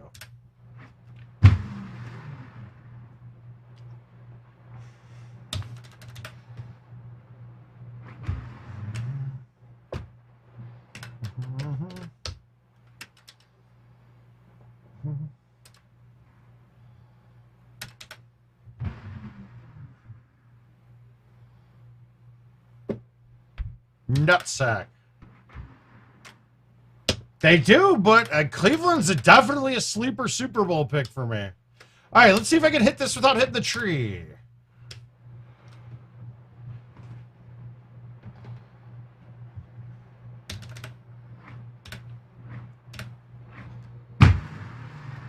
Weird.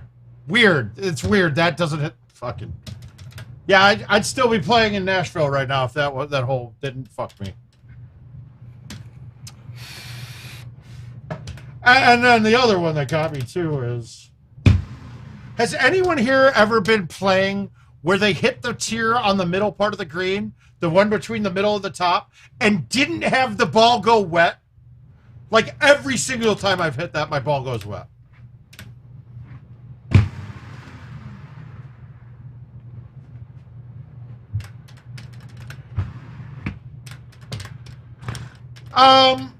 Yeah, they were. I think they were ahead of the head of the curve scheme wise. And we can't question Belichick's genius to build a team, but he also had a benefit in a quarterback that is better at managing a team than most coaches. No, Matt. I know you guys know. I would need like 10-to-1 odds, dude. Honestly, with how bad we are looking and how bad our offensive line is, and the skill positions, nah, that was a gimme chip, Ryan.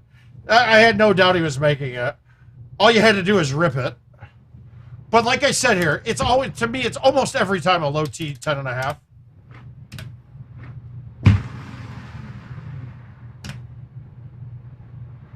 No, Dude, Ryan, you couldn't really miss it. I honestly looked at it like there was no way. I was hoping that he was going to try to putt it. Weird. I would too, dude. I mean, I'm sorry. I think we're getting proven now, and everybody's still hating Nagy and sitting there blaming Trubisky. Dude, Trubisky's would have been a great quarterback eventually. I don't have any doubt of it.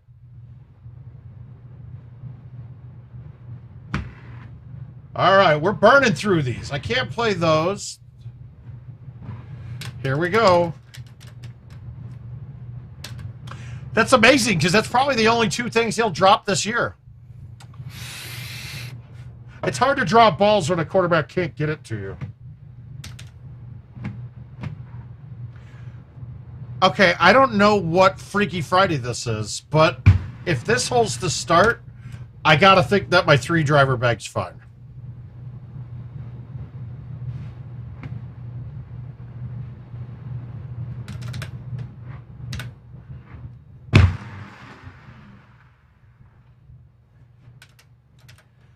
No problem, Ryan. I don't care, dude. I'm going to just play. I'm playing. It doesn't matter when you play it.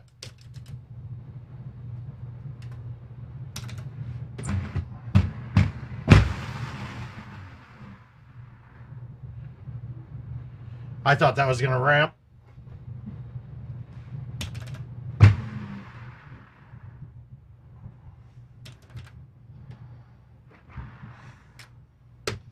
I haven't... Oh, if you're getting Montgomery late, how late is late? I mean, Montgomery shouldn't be lasting any bit farther than the 4th round or any draft. I mean, it just should. He shouldn't.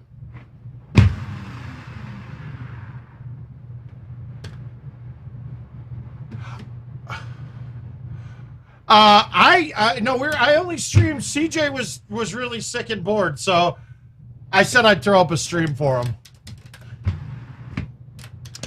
But no, did I feel like I've got it? Yeah, I do. I haven't been able to get tested yet. I got a doctor's appointment on Tuesday, and really getting in to get tested in Iowa is now not very easy. They only have like a 2-hour window where you can go in. I was baffled by it. So I went through my primary through the VA, and I have an appointment on Tuesday. But I'm not leaving the house anyway, so I'm not really worried about it.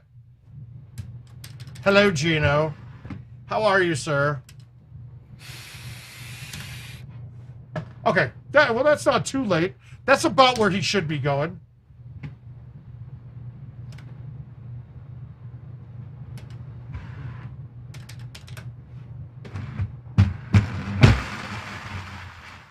Wow, I hit the bushes.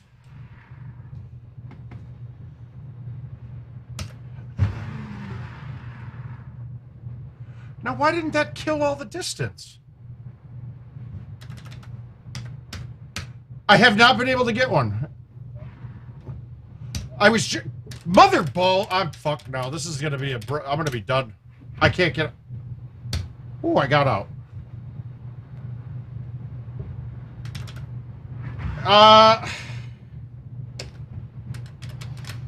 Well, that's my Iowa governor. She's in the position that she's got the Trump feel behind it, where she thinks that if we do less testing, it means that it's not as prevalent. And I don't use this word a lot, but the governor of Iowa is nothing but a stupid cunt, dude.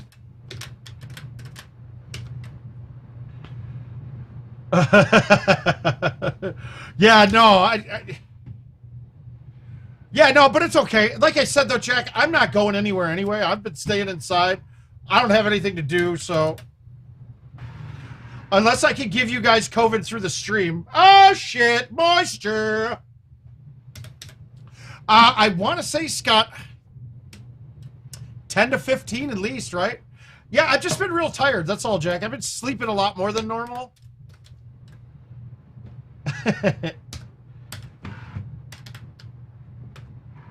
But that's fine. I want to sleep. I like sleeping. But I've had no lung problem. But I'll tell you this, right? When I've gotten done streaming after playing for 2 hours this week, dude, I've been beat, like just done for. Like too tired to even go sit on the couch and play PlayStation.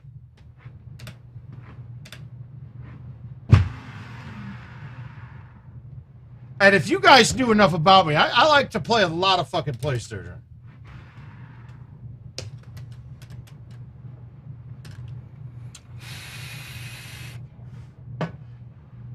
Who was that? But I gotta think. I think it's 10 to 15.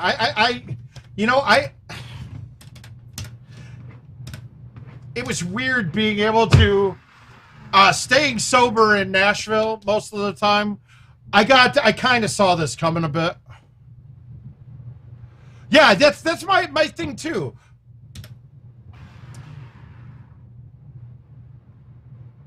Oh wow. All right, dude. God, I want to kill Mike Lindell, but he's just too goddamn fun to watch, dude. He's so fucking stupid that I can't help but look at him and laugh. But it would have to be kill him, probably marry Steven Tyler, and fuck Colin Cowherd.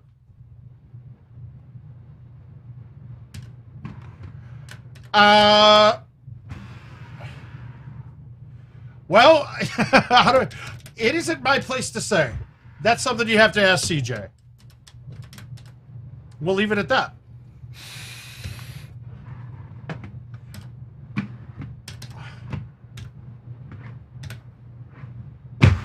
Well, his pillows are trash too, dude. I mean, did you guys watch any of like his cyber symposiums, dude? And like, dude, even in not knowing any tech about election machines, all he was showing was data. There's nothing there. But, and then also, once you realize when you're watching the cyber symposium that is supposed to be all this data given out about how the election was rigged, every 30 seconds there's an ad for his company on it. It was a fucking ad campaign for him. Pathetic. He's fucking pathetic. He's a pathetic motherfucker, dude. Well, he's currently getting sued for multi-billions of dollars from the machines. Yeah, I think that probably answered your question, though.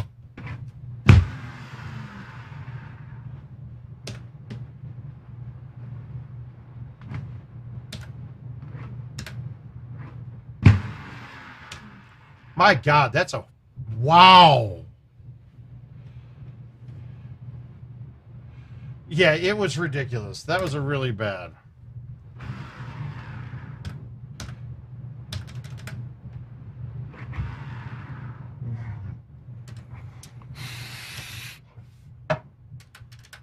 Wait, what did Gino say?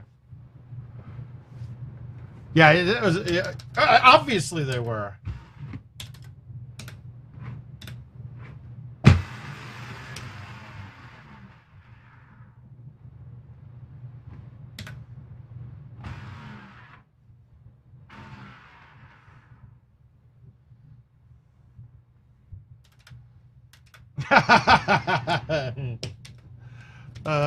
All that you got.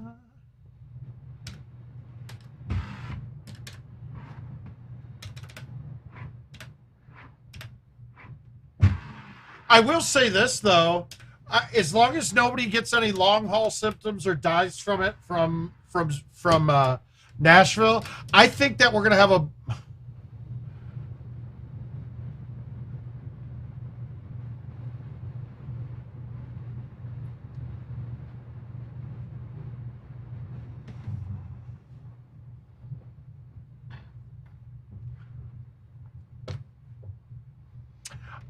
But see, that's the thing, though.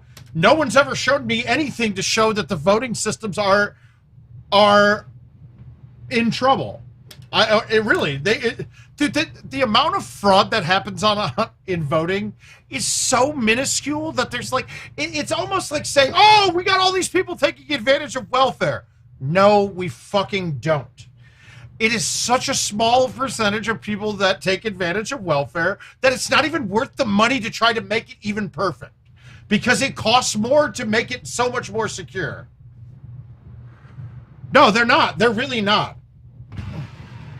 But that same argument is going to always be pushed, and it's our new argument for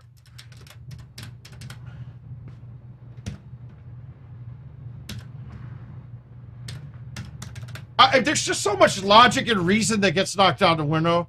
Yeah, it's almost 0% people. Oh, we need to get drugged. You'll drug test somebody or make them get vaccinated to go to work, but you won't make them get vaccinated to collect welfare.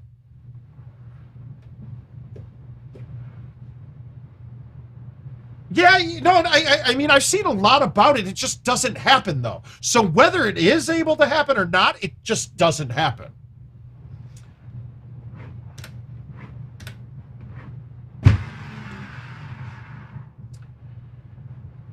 Hey, but it's like, oh, you need to drug test all these welfare recipients. No, you don't.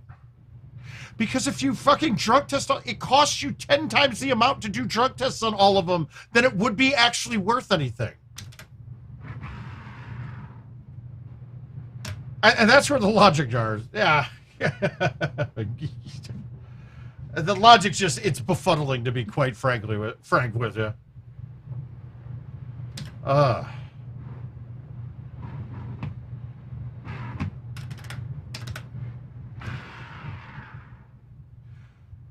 Let's rage. Herb, you are 100% correct. I don't know, man. I don't know. I've always been under the impression that our society should be judged on how we take care of those that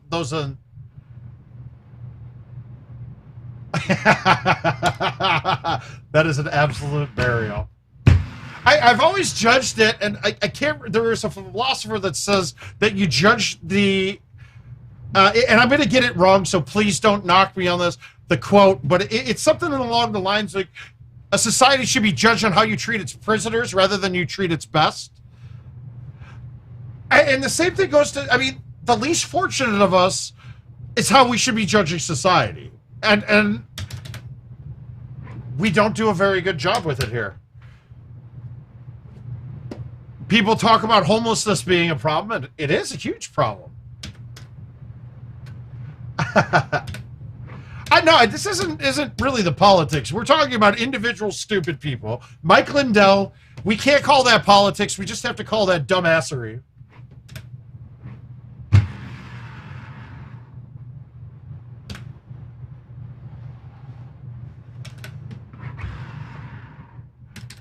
I mean, 100%. Hugh.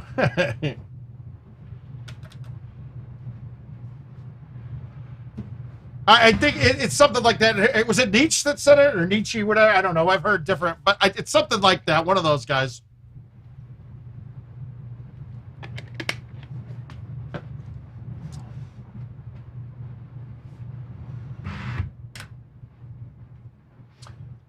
And my GT stream can never be ruined, Ryan. It will never be ruined.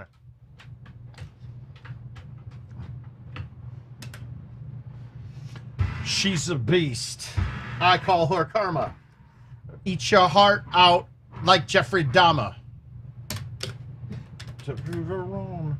Her love is on steroids because her love is so strong.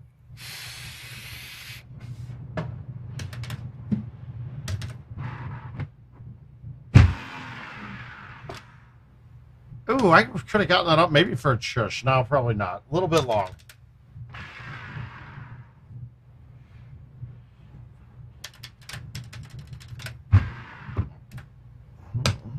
Drug. Is that Alex Smith? All right. Actually, I haven't used math on this hole, but hey, we're 350. That's a perfect high 10.5.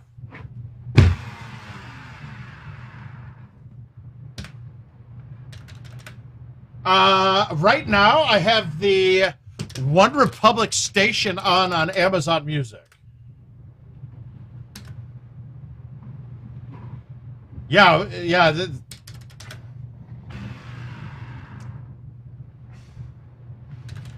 Okay, now I gotta ask. This is another almost political, but my God, guys, have you the storms, the heat, the droughts, the fires? Does anybody remember that when we were kids? Like it being that, like that prevalent every year, something. I mean, the droughts now are insanely bad.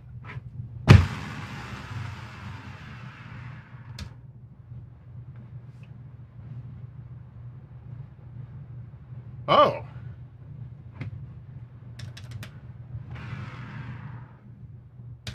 I mean, I just can't sit here and say that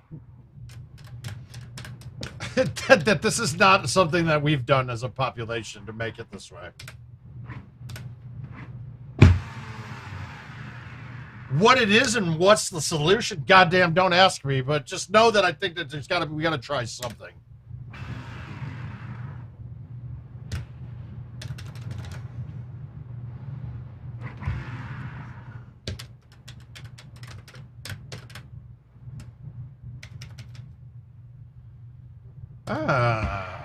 Let's see.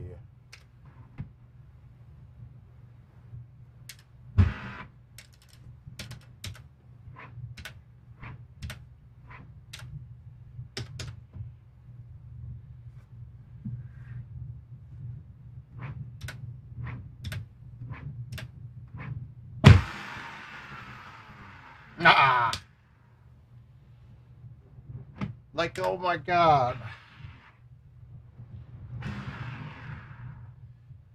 I know that we'll have a ball. But it just, a lot of California is that, and a lot of it is that one of their major produce now is almonds, and almonds are like a crazy amount of water for every cup of almonds. So, yeah, there's a lot of things that are, but it's a lot of man-made stuff, and I just don't think we've ever addressed the problem fully and correctly. But it's also not just California. Overseas, there's been a ton of fires and stuff.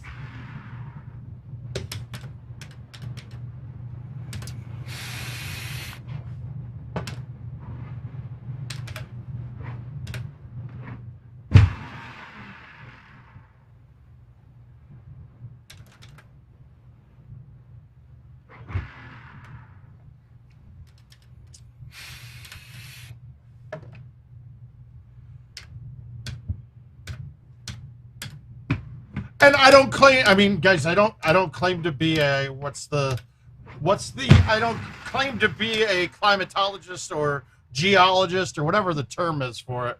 It just, it doesn't feel the same, man. I mean, be it like just outside summers now, they're almost unbearable everywhere you live.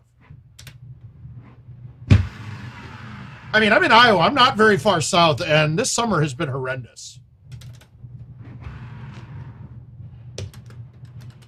Mazel tov, mahang.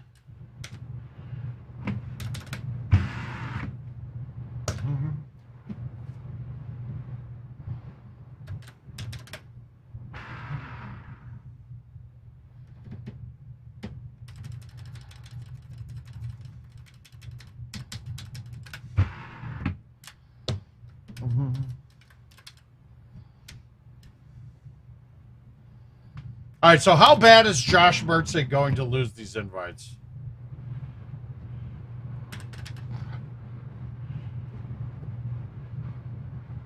Yeah, true. We can't know. And that I can agree with. But how much can we alter it? I don't know. But to try to do nothing, I mean, the thing that has always baffled me, okay, we do know that our power is unsustainable. The way that we use it, unsustainable. And moving to a more renewable energy, if we become the first at it and we base everything on it, how much will that help us economically? We can become innovators again in life. We're not innovating. America doesn't innovate shit anymore. We don't do anything. We're a service-based economy now. That's it. We don't create shit. It's why when I hear about trade deficits and shit, I just laugh, dude. We don't make enough shit to not have a trade deficit.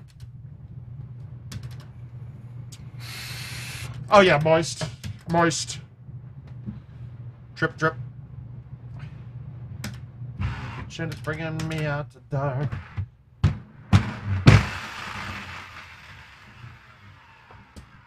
Yeah.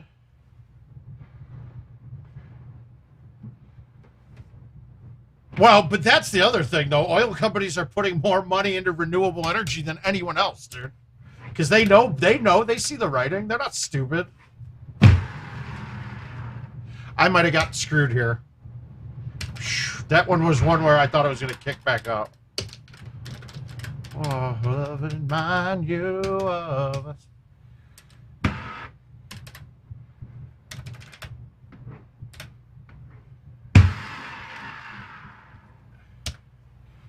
Oh, I didn't need the release there. Issue rolling in the deep.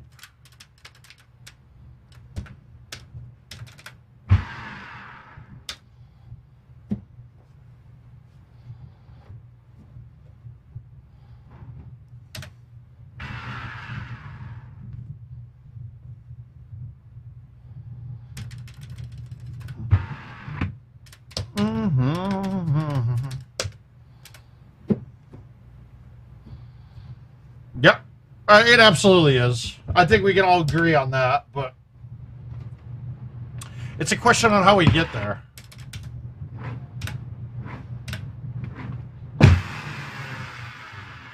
I did not know if that cleared there, and now I do, so that's a good thing to know.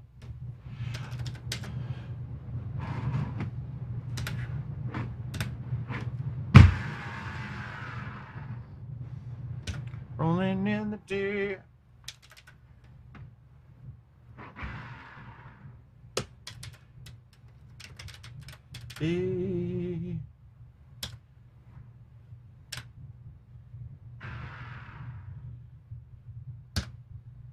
Oh, I am right here.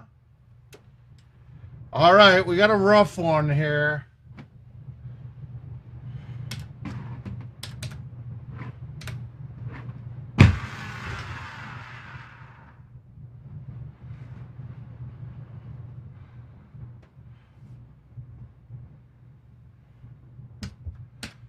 You know, much like me and other people playing Golden Tee, I have a hard time watching real golf, man. I really do. I'll turn it on for a bit. My hands are getting dry.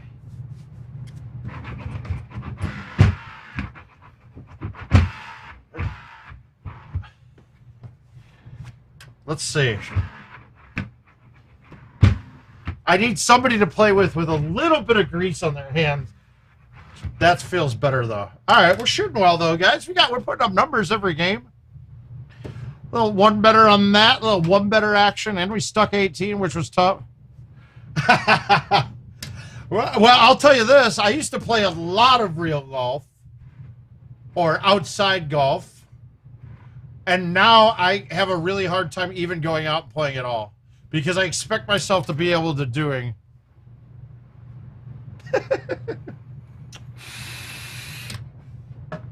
You can't be saying that if you want to get my subscribers with you, Josh. Jesus.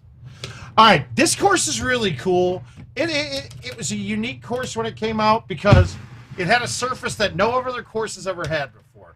And it's deep grass, right? And it didn't used to be called deep grass. I don't remember ever seeing that. But deep grass is the worst rough that you'll ever have. And it's pretty much every time you're in it on this course, it's that. When you're chipping, you pretty much double your pullbacks or double your forward swing. You really can't putt off of it very often or at all.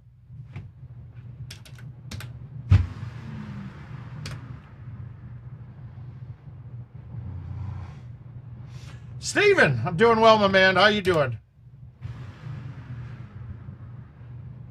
Anybody feels the way I do about you now?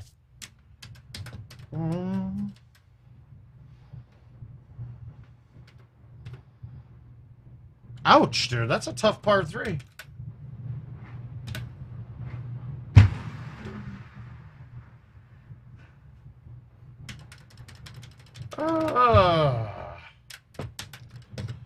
I mean, I really went live for CJ. Now he's in bed, so that's good. I'm glad.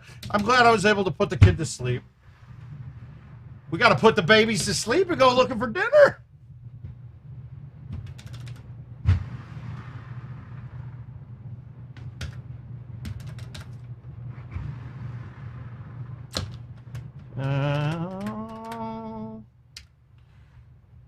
Nothing really good so far. This has been fun. Nothing drivable. It's gonna be the day that they never throw it back to you.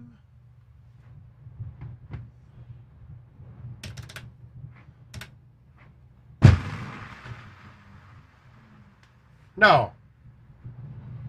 No. No. All right. I'm in trouble now. I don't think I can get out of this even.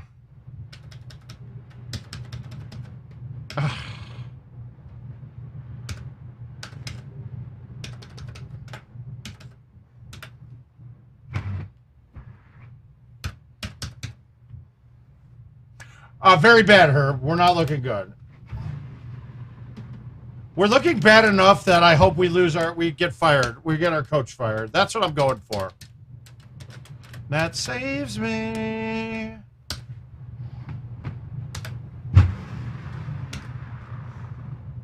Some of these courses can hurt your mind and your pride a bit, right? Because, like I bogeyed a hole that I should have birdied, and I'm 6 through 6. It looks like I'm playing really bad, but it's one hole. And using a little bit of my nose grease. Do we even have a draft pick coming? I don't know. We probably traded it away. No, I think we have enough talent on our team. I think our coaching staff and our fucking general manager and our ownership spot is really bad.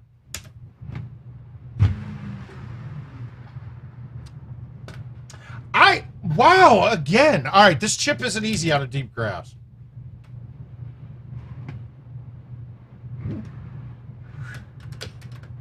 You guys saw how far I pulled that back to make that chip, though. And it's really important to do. I found that to be the most successful way of making the chips on this, is pulling back really hard.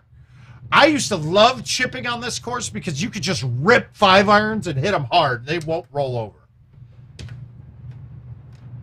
There is a little bit different of a play here.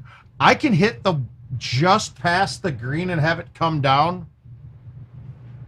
I'm with you, Steven. I kind of think so, too. I think the kid's got more talent than he was ever allowed to use with the Jets.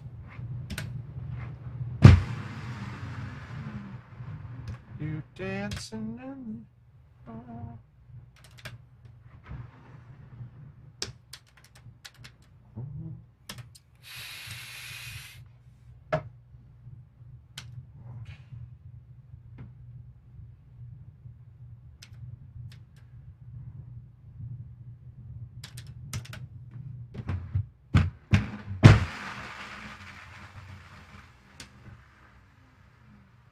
Fuck off. I think I'm fucked. We'll see if this gets out, but... No, I did. Good. Whew.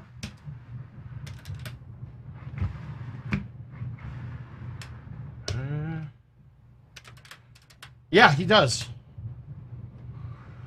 I'm with you. But that team doing well wouldn't shock me, though. The Bears doing well would shock the bejesus out of me. Like, I just don't see it. I feel like I'm going to be sad every Sunday. And Monday sometimes. It's funny, though, because the Bears right now, like, are almost in the position where all the coach will have to do to keep his job is beat the Packers one time. And I hate that mentality because we lost our favorite coach after going 11-5 and not making the playoffs because he lost to the Packers twice.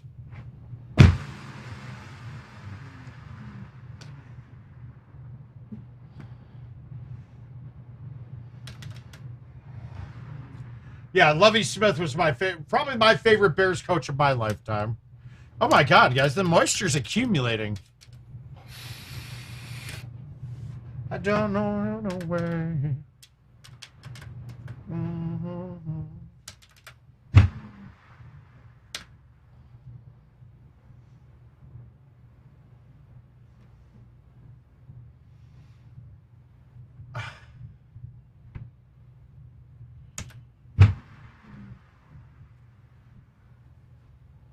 All right, Rusty, all that tells me is that you have either too much disposal... Yes. Wow, Lovey's in Houston now? I thought he was still in Illinois.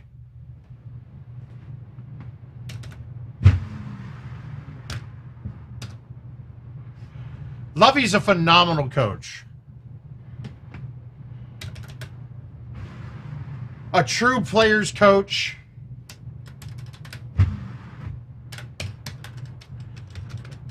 And run away.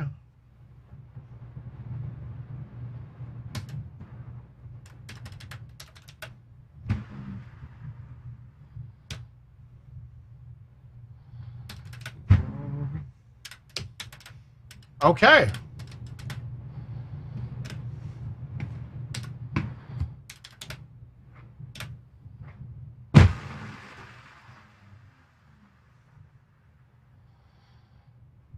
Well, you've got a good one there, then.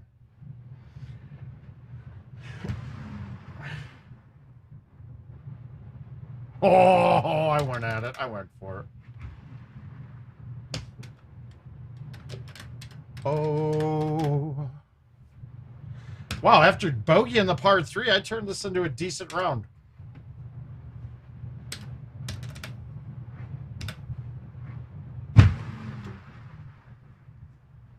I'll be the white and black that's making you run.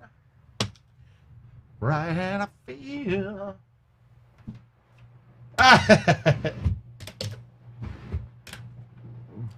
You ever have a doubt till the love runs out?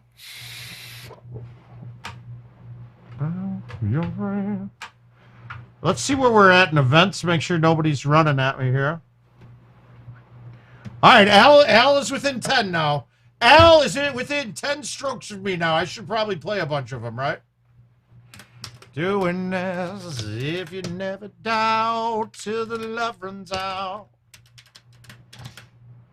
Got my mind made up and I can't let go.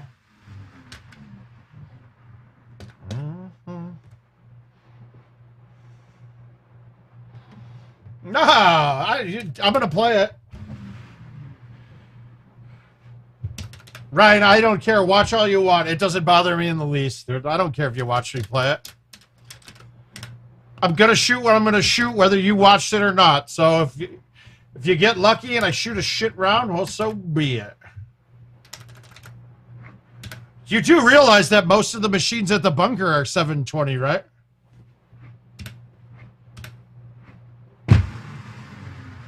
Actually, I fixed a lot of them when I was there last, but I was a little bit baffled. They all had good-ass video cards in it.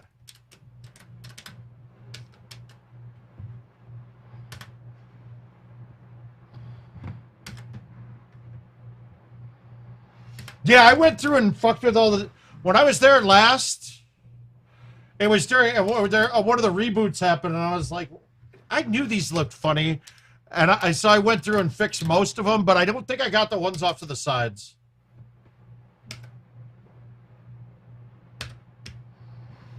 Yeah, there's no sense in them dumbing it down. I don't get that.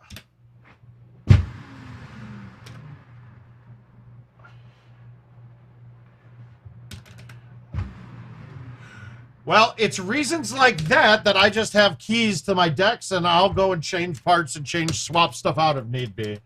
I mean, I called when King and them were here last. We went over to my bar, and machine just kept shutting down all the time on me. And I knew it was a hard drive error, but I called the vendor and I was like, "Hey, you guys got any hard drives laying around?" He's like, "No, man, we don't have any." So I was like, "That's fine. I got one at home. I'll fix it." It was basically, "Thank you, Kevin Lindsay, for the spare hard drive." He better not ever ask me for it. Right, your match, your burning sun, I'll be your bride. Oh, let's see if I can murder this, though.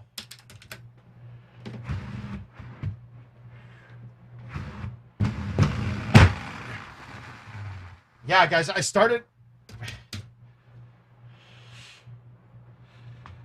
I got away. I'm hitting the C3s over 154 every time now, and by spinning it really fast and hitting it really hard. Which is weird, too, because before I couldn't get that to work at all, and now all of a sudden...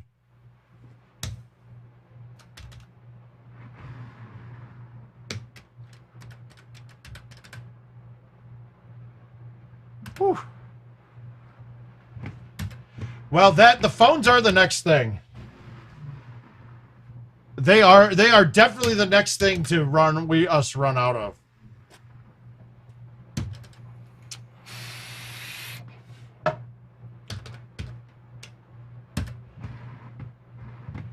I have to go this way on this setup. I don't like this, but where that pin is, it's good.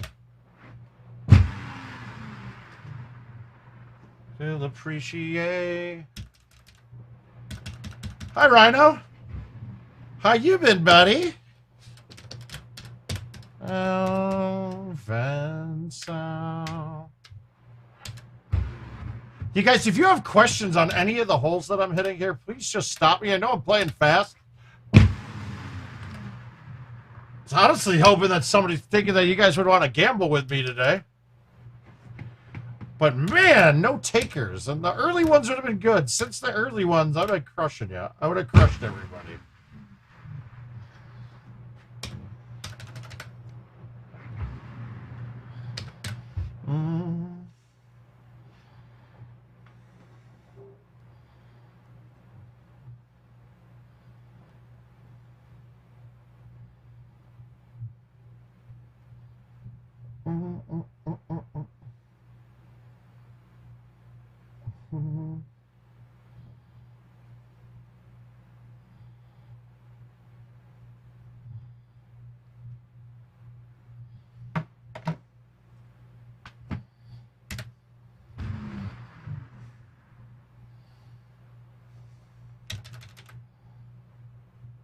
Oh, we were upstairs. We just watched a documentary before I started this on Studio 54 on Netflix.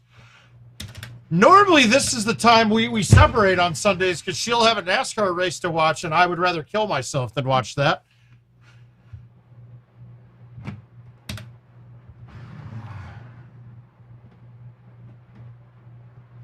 But, so she's upstairs doing laundry, hanging with the dogs, chilling out. Jared, I still haven't been tested yet, which I wasn't too concerned about it right away because I'm staying inside anyway because we're going to Turks and Caicos at mid-September.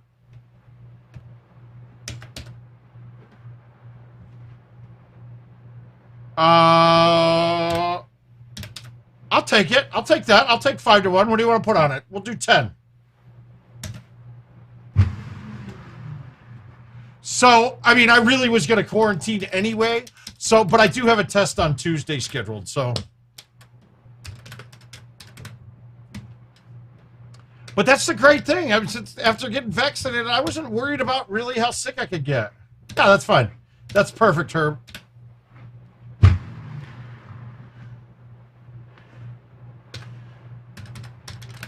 Losing control.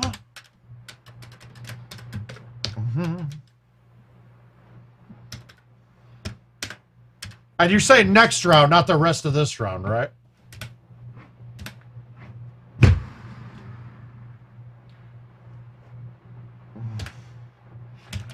Oh, not bad, Ryan. Started job hunting a little bit. We'll see where that goes.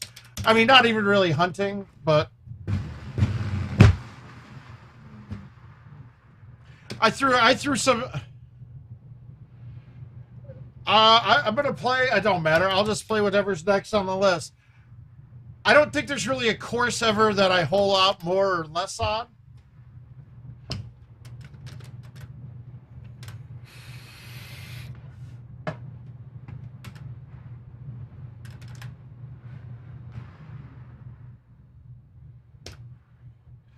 Your knees and say your prayers, James Brown. And don't worry, guys. If I do take a job somewhere, it should not affect us having streams every other day.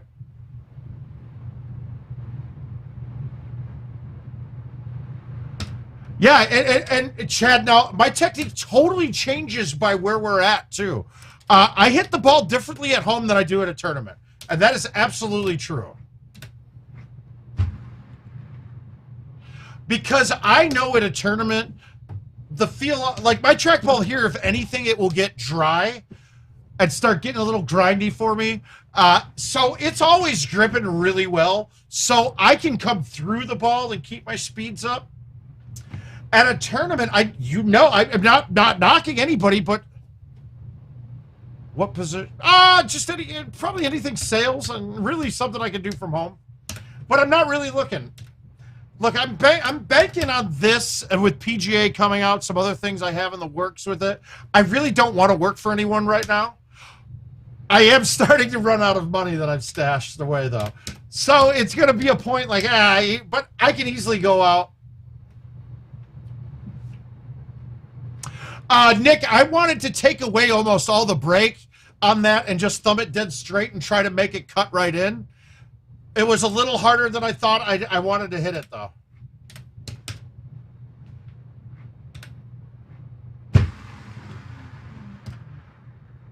And to be quite frank, Herb, I've had a good chunk of offers. I just don't really want to.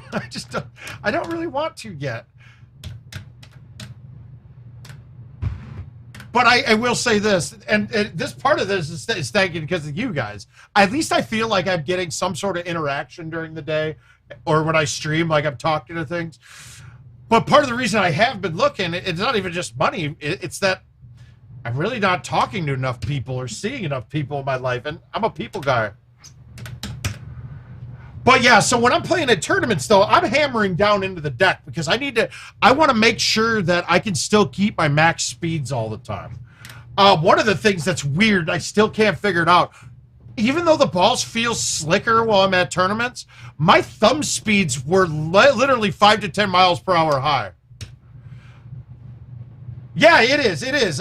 Exactly, Herb. And honestly, I've gotten offers from people from the stream quite a bit. But if we could turn... After my last job, after working for Microsoft and I'm cutting positions, I told myself I really don't want to work for anybody anymore. I really don't. I want to have all the onus on me, responsibility and money-wise. I want it to be on me. So I really am banking on this, and I have a feeling that with PGA coming, that I might be able to turn something like this into something pretty big. But if not, if you haven't... I got you too. Okay, you got to connect down there. Awesome, I'm in. I'm in. Thank you, Rusty. We will talk. But if you haven't been able to tell, I mean, shoot, I could use the streams as a pitch to show anybody that I could easily be a great salesperson for you. Yeah, I think we found a niche here. But the real thing is, I want cross-promotional stuff, and I think that, okay, if you look at a streamer like Fatality, right? He started off, he had a good follow, but he got big when he got a couple famous people to join with him, and I think that same thing's going to happen for us in GoldenTee. I really do.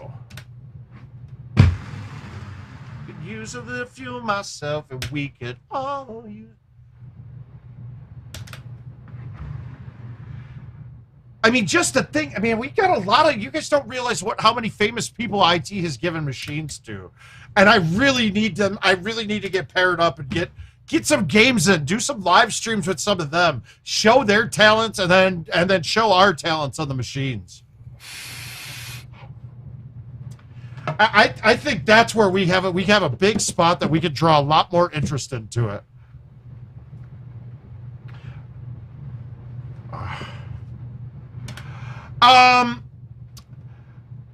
I think the Ocho was absolutely a slap in the face, to be quite frank. I think that the coverage that we did was much better than the other things that they did coverage on. But I think we got pigeonholed into a bad slot with that too. Because just by putting us on the Ocho, it kind of devalues us in general. Depending on the course, but for me, I dropped my 4-iron.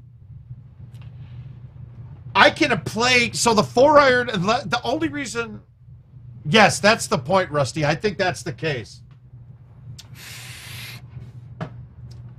Going out to an event and watching them, getting to sit through the event, and then afterwards or during it, getting to go play Golden Tee with them, chatting it up, having a couple beers. I think those kind of things are going to be great.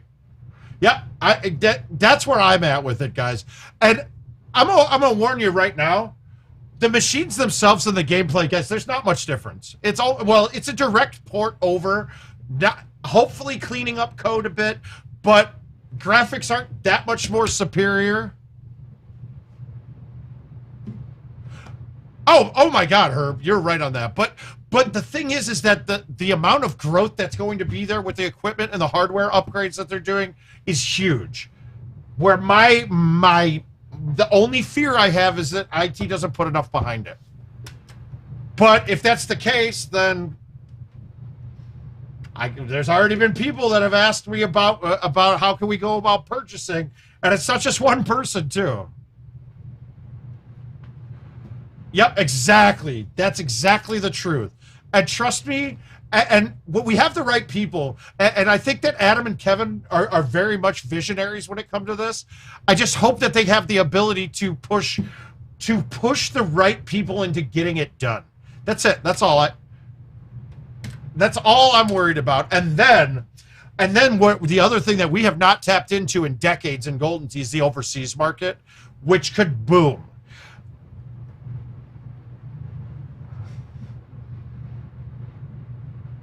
Streaming coverage at the tournament. I don't think there was jealousy.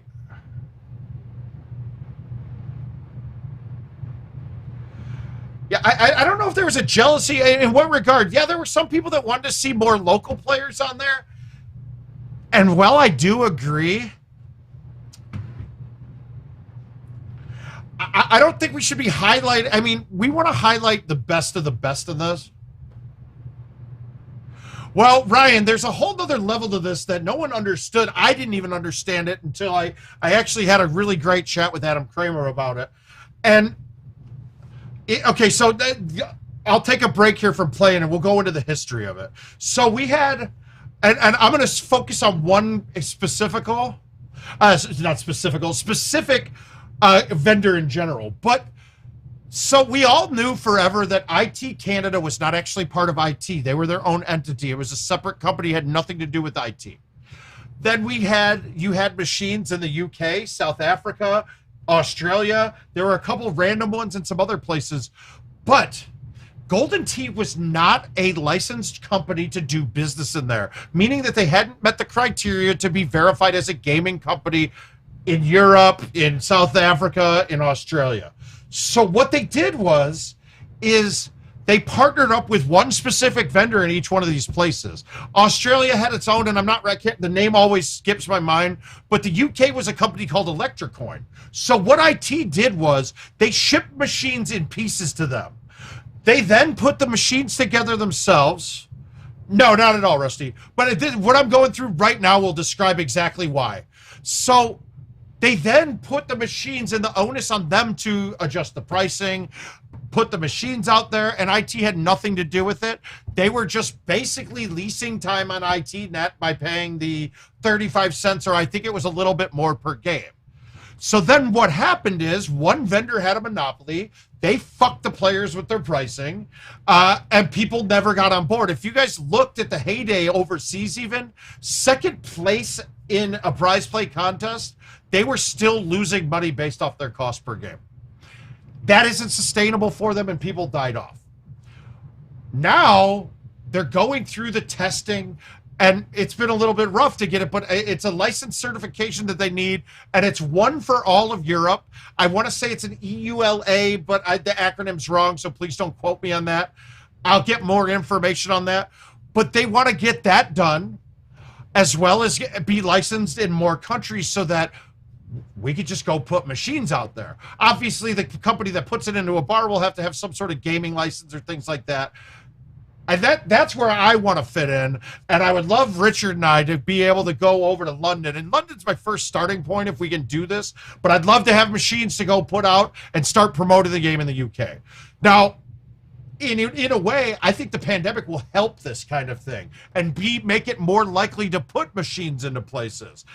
Places that prior to the pandemic, especially in London, they've totally treated this way different than we have.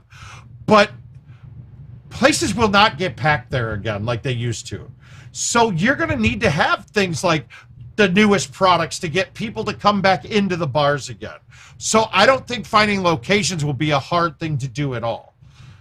And then once they're verified, and once the games are like, the company is verified and they're allowed to do business overseas, dude, it opens up a huge market. Okay, well, good. It's good to hear. That's awesome. We obviously, and now we're still waiting because the process of getting the machines verified is still an ongoing thing. The pandemic has slowed it down, as well as the shortage of parts, because I don't think they've been able to make enough machines to get them over to be tested by those places, then ship back, fix the errors and issues that those countries have with gaming laws on it. And mind you, I don't know all the ins and outs of this. This is more of an Adam Kramer baby. So obviously, next time we have him on, we'll bring this up a little bit and hear a little bit more about the history of it. But in general, I'm pretty right down the line on this from the information that I have.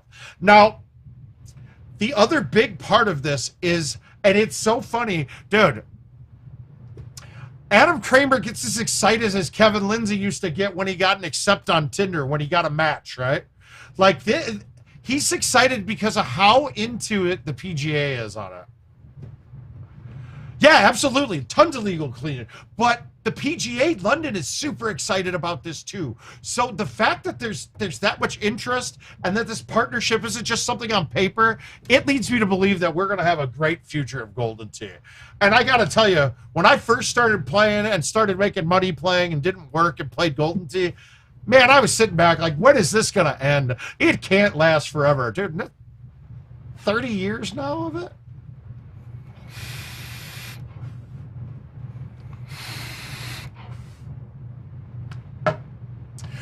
But the GDPR, though, that's the thing. IT doesn't store any player, won't store any player data from over there. And if they do, they'll have to put up a server over there because they can't. You have to store, with GDPR regulations, it's basically this.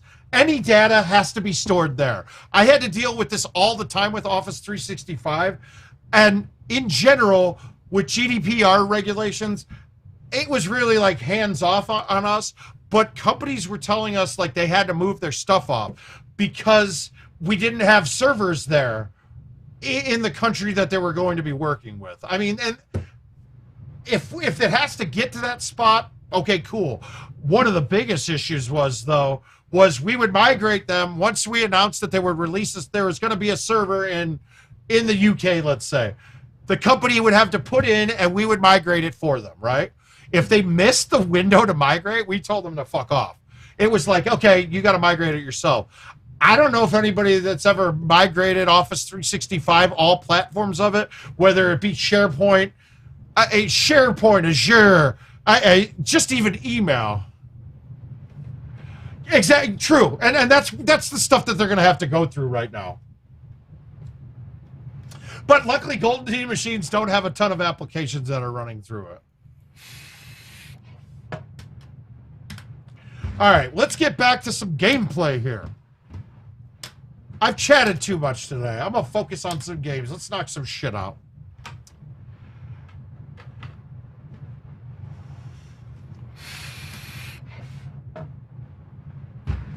And it's definitely a learning process for IT, too, because they've never dealt with it. So, I mean, give them some time, but I mean, honestly, I'm confident. The thing that I'm going to miss about having Don is that Don would tell people to fuck off. I wish Adam and Kevin would tell more people to fuck off. I really wish they would. It's funny. I like listening to Don more now. Absolutely.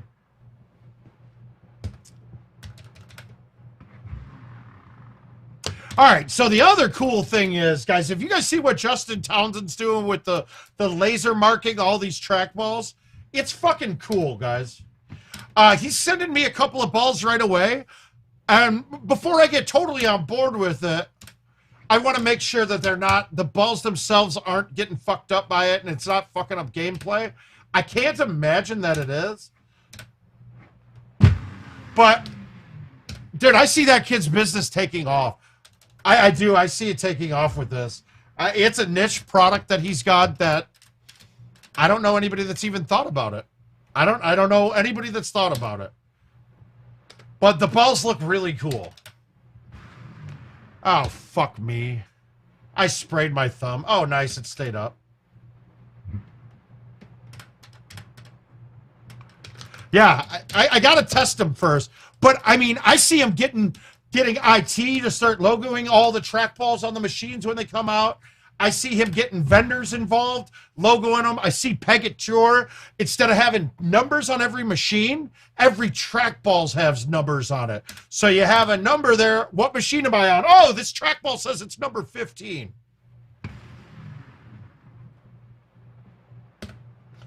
I see that. Exactly.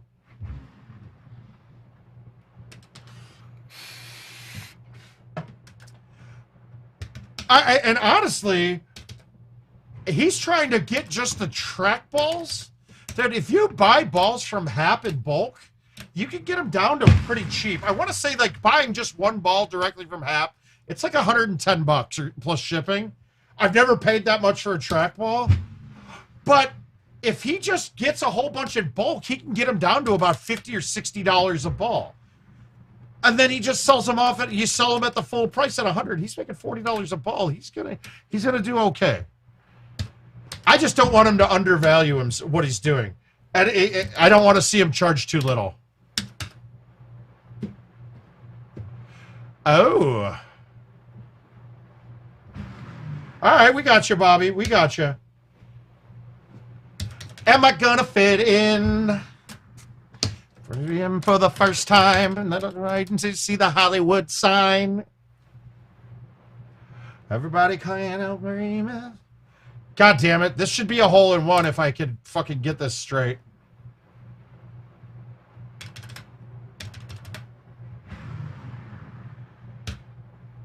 Oh God, it's wet. Oh, so lucky. Put my hands up, they're playing my song. Butterflies fly away. In my head like, yeah. Oh, this is clearly not there. Hey, yeah. Yeah.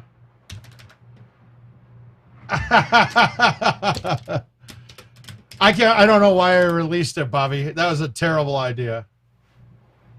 Gotta be from out of town. It's all around me. It's definitely not a Nashville party. Now, were you jamming to Miley while you were playing it too? Because, I mean, that would be the same thing. Sure, and I'm nervous. It is. Hey, Chris, how you doing, bud? Yeah, yeah, low T release. Yep, exactly. Oh, Rusty, low T release is the most deadly thing you can use with stouts. It's funny because when we were all in Vegas, I sat there trying to explain it to Luna. We could get that price all the time. Wow, I didn't even move it all the way back. I flipped that though.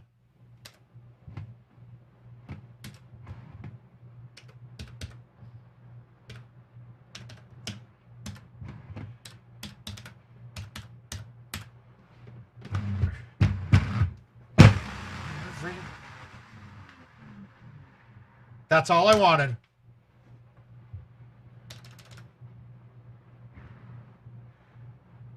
The butterflies fly away. Like, yeah. Moving my hips like, yeah.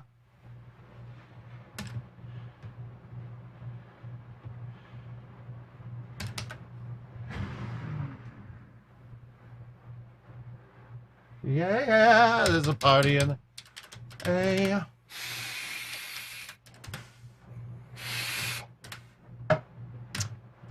Like, yeah. Moving my hip like, yeah. Well, unless I blow this, unless I don't get this full. Well, hey, Eric. How you doing, big guy? Yeah. I gotta say, during the word of mouth stream, I hear more people use the name Marc on here than I do in my real life. It's kind of scary. Oh, shit. That's 5-1, baby. That is 5-1, young man.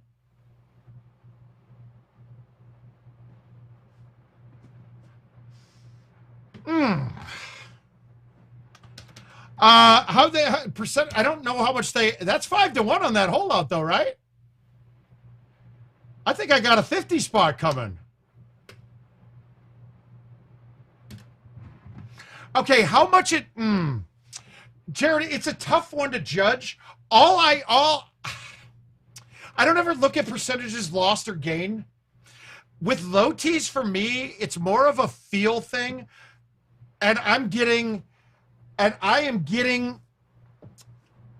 with the low tee release shots. I'm not playing it for a distance. I'm playing it to get past the hole, right? I'm playing it to land short and get past the hole. So I don't care how far it goes as long as I know I'm landing the green and rolling forward and hitting and getting past the hole. Now, with my high tee shots, what I'm looking at most of the time is what my max distance is with the shot and then adjusting based off of that. All right, so here, and I play my high tee 6-wood like it's a 280-yard club. That's really what I'm looking at. Now, I don't know if this works from here, but I'm going to just smoothie this and hopefully I clear it.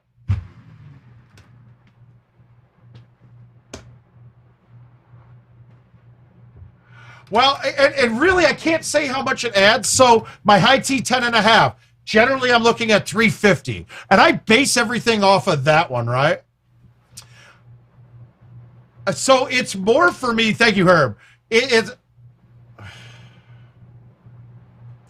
See, I think it can be a bit more carry, and really when I start getting into tees, it turns into more of a feel approach for me. But I know my maxes, so I know what it can't go and what it can go. So then I'm just basing it off of dropping it a certain amount off of that.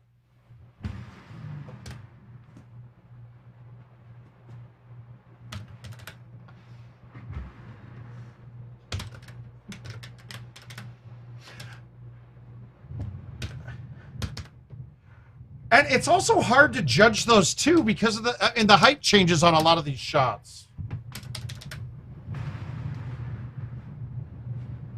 Like that one I hit so much softer than I should have because it was so far downhill.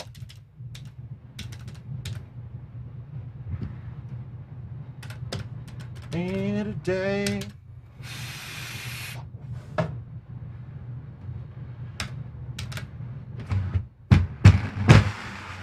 Yeah, look at this, guys.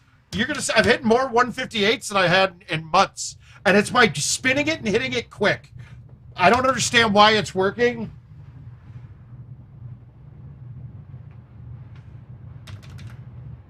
All right.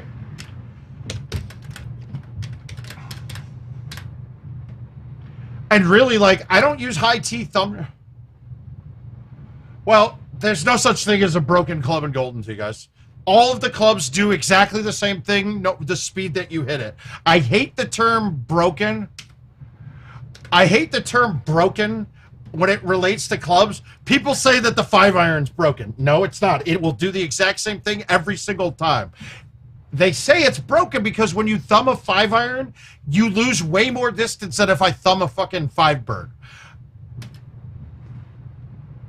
That's the reason why, but there's no broken clubs in Golden Tee. Uh-oh, got that one too. Oh, come on. Okay, the misrepresentation of the yardage meter is why in my CTTP or part 3 bag, I have a 7-wood rather than a 9-wood. 6-wood is not broken. It plays the same way every time, but it is not a 235-yard club. You guys must not eat a lot, because that's like 2 days for me.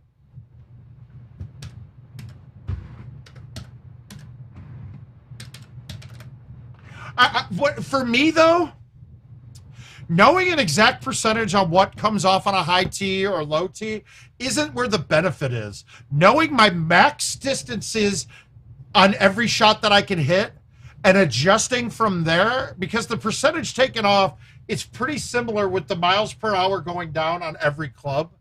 So once you know your maxes, you can easily adapt any shot on the fly, no matter what club you're doing. Yeah, I got you. But I just hate it because people stop playing the 5-iron because, oh, it's a broken club. No, it's not. You're wrong. Broken to me means that it doesn't work every time, and it works the same every time you hit it.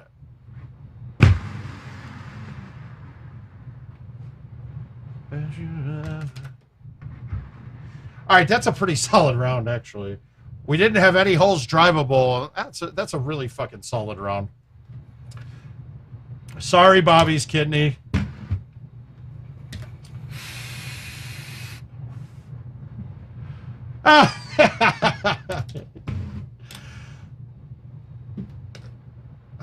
There are some things broken in Golden Tee. Right. And it's so funny, too, because, like, it's why I can coach people so well. Like, if I watch... I played with Nikki, with Marcus Cash's wife, Nikki, and she is actually a hell of a player. That's funny, dude. She's actually a hell of a player. But I was able to coach her around shots by just learning her maxes. Yeah, I really don't play it much. All right, we got CJ24 Boredom.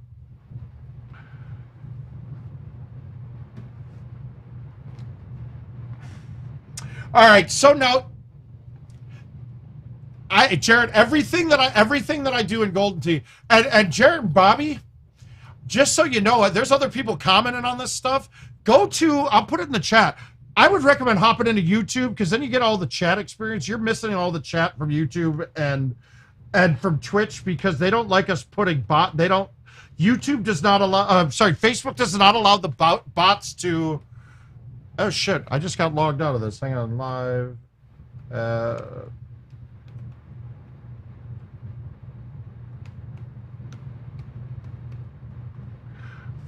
Oh, I gotta click tractors real quick. Give me a second.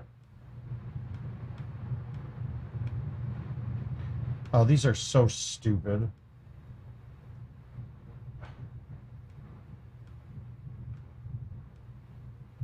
Come on. All right, we're back. All right, so head over here. Go to gt.live. Because then you'll get to see the full chat experience. Whether you're on Twitch or YouTube, doesn't matter. It's going to be twitch.tv/themouth411 or youtube.com/themouth411. But that link will get you over to YouTube, and then you'll see all the chat answers and things that people are talking about. Yeah, I'm not a big fan of Facebook for streaming, but you can't not use it. Now, when I'm looking backspin or roll or release, it's basically... For most shots, it's basically whatever one I can get to come through the hole and have a chance of going in.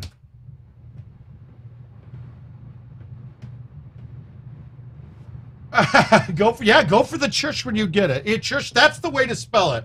That is it. Chush. That's it right there. You nailed it, Todd.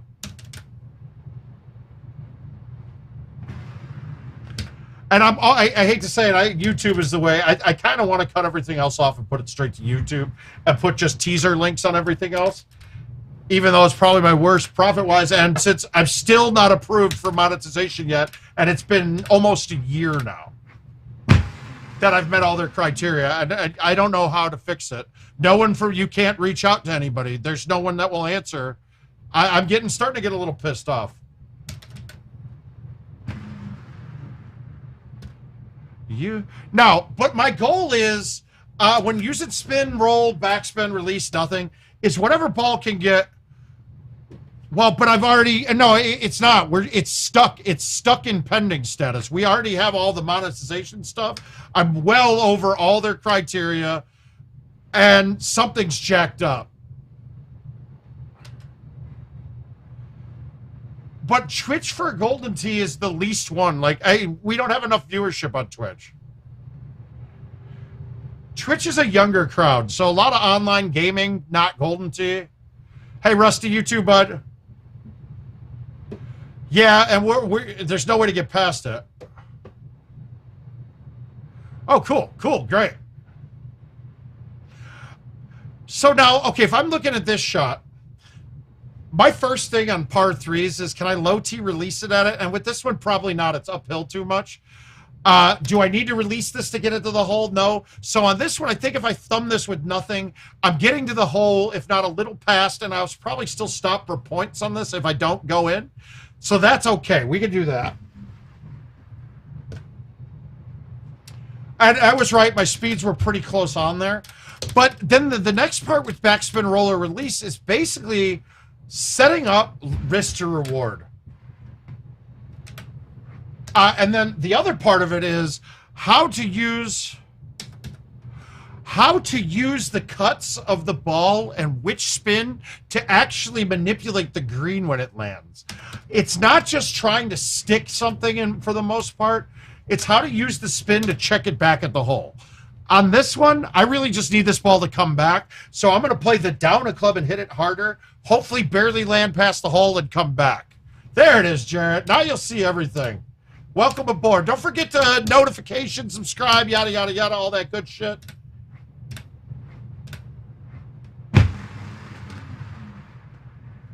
And on a hole that's so uphill like this one is,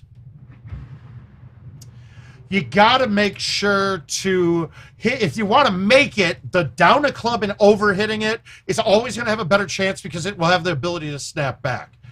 And my whole thought about you guys need to pay attention in matches or when you're playing anybody just to watch your opponent's shot meter. I'm going to tell you right now, that hump shot, bouncing it in with the driver shot, Todd, tagged me back up with Godfrey after he holed out one on me because I watched his. He backspun a shot with his 8.5 driver that when he hit it, he hit it 125. And when he checked, he bounced up, got on the green, but checked back and left himself a blocked putt because of that. So I saw that. I was like, whoa, 125. Don't hit it that soft. Hit it 135. And I'll have a putt for sure. And I got up pretty damn close on it with it. And that's where I got a stroke back early. Now, it ended up wouldn't have mattered because he parred 18 and I stuck it, so I got the win right there. So that was good. But I mean, you never know. It could have definitely changed it because you never know. If he's up by one and has honors, he might hit a totally different shot. He tried to follow me and didn't execute the shot that I hit like I did.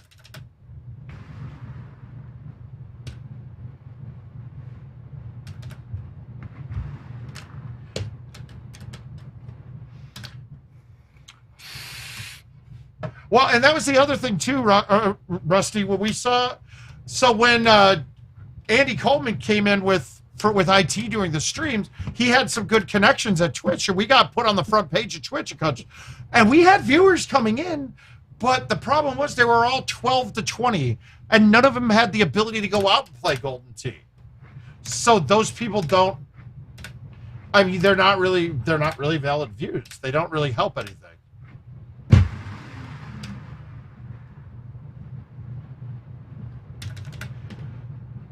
Now, I didn't really answer your question too technically well, Jared, about the backspin roll or bite. But I'll talk about more about while I'm hitting shots on it. Okay.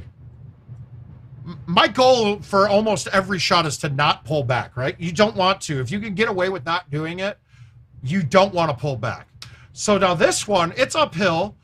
But if I thumb this 8, I'd have to thumb it with backspin, and I have to over thumb it to get it far enough past the hole to where the backspin could drop. So what I'm looking at here, we got a down 4 right 2. I got no risk really past the green because no matter what, it's not rolling all the way through and going down. So I'm going to play this. I'm going to move it one click to the left to fight with the right 2. I got a little helping wind pushing it left. I'm going to low tee this, and I'm going to release it. Now this ball should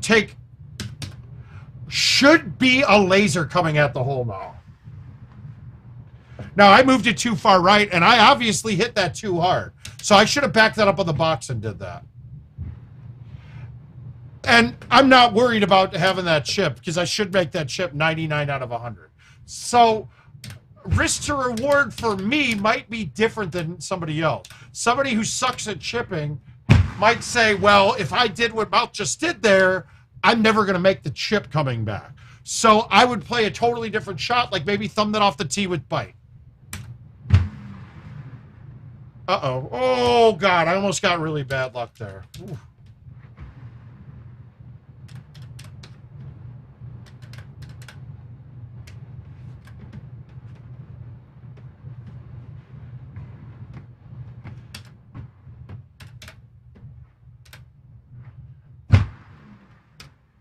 That's too much. I overhit that.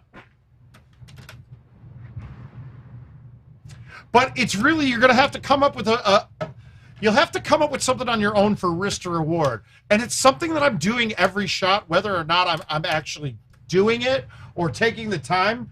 I mean, I'm calculating that right here. I mean, right away I look at this hole. I know there's no risk whatsoever, so I can do whatever the hell I want here.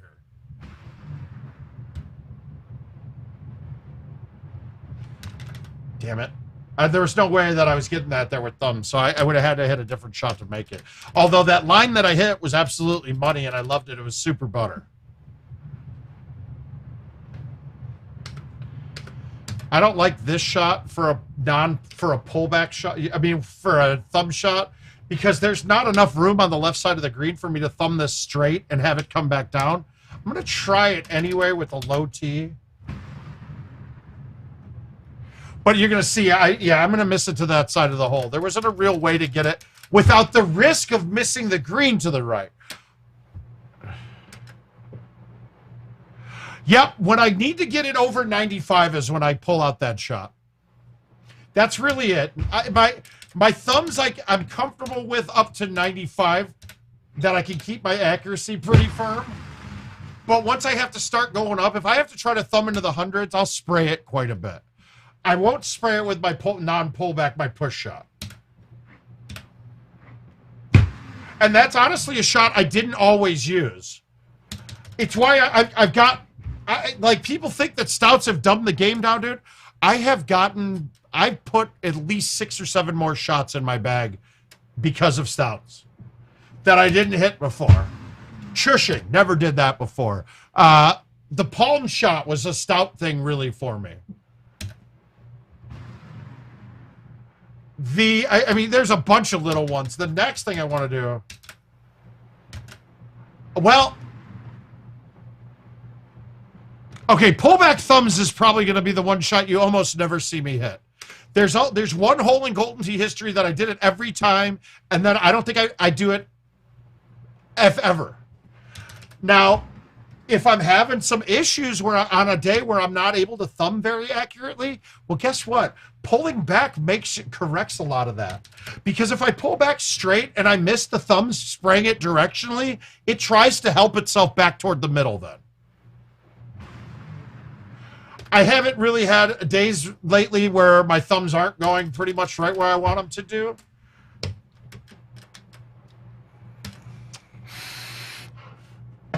But, and in a lot of respects, while having a pullback and a straightforward shot is less accurate because you're adding a variable, that variable's also saving you from being so far off. So like on this, if I thumbed a shot at this hole and I sprayed it a little left, I'm wet for sure, right? Because I don't have anything moving it back.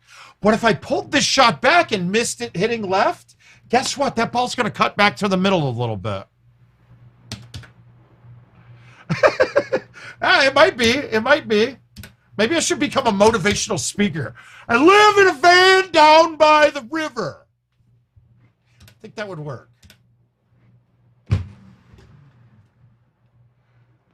And like that shot there, that was all no risk and tons of reward. Well, actually, there was like no, oh my God, that putt's terrible. There was absolutely no reward there, but 0 risk. And I just didn't feel like I was going to hit a good shot on that hole, which I didn't. Hey, I would love to.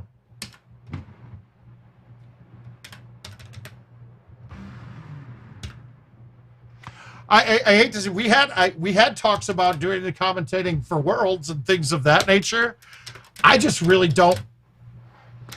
Sorry, I can't deal with not like. I still feel like I can win Worlds, and I don't think I could easily relegate myself to not playing and just watching other people fuck up. I want to be that fuck up.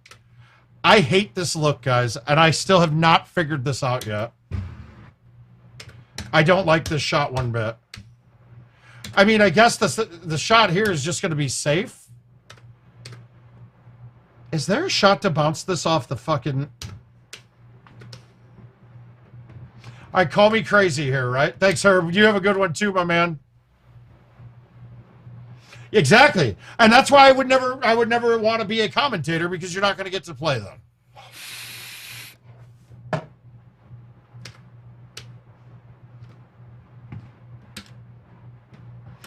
All right, I'm going to hit something stupid here. Let's see if it works. Doesn't that rock look awfully flat down the middle? It sure does. I'm going to try to high tee it right off the rock.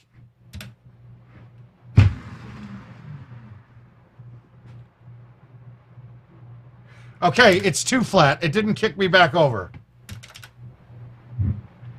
Well, I gave this one away. Obviously, not a shot that I would hit. No, I agree. But no, I've just kind of given you the idea.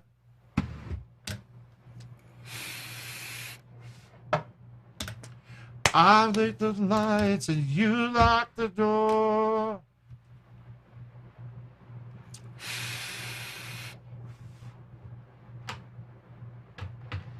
Oh, good. Was that you? I didn't know. I didn't know that was playing you. All right, what do we got? What do we got? We can't play... let's play some Glacier. Glacier has the one shot that I ever pull back thumbed. This is the one hole that I ever did a pullback thumb on.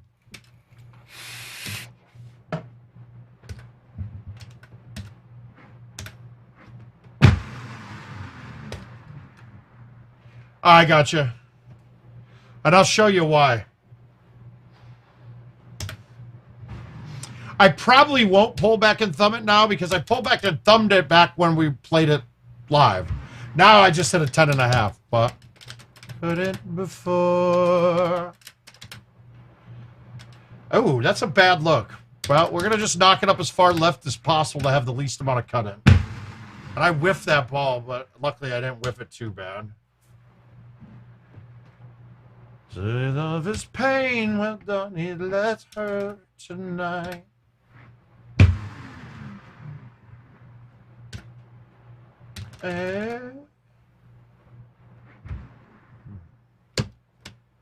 I gotta say, guys, I'm starting to wear out here a little bit, though. I'm getting a little bit tired, and my throat's hurting a little bit, too, so I might be ending this a little bit soon, but not quite yet. And I gotta look to see if anybody's tried to pass me in the event. Let's see what Al's done. Let's see if he's taking some shots, some stabs at this. No, I think Al just played to get second.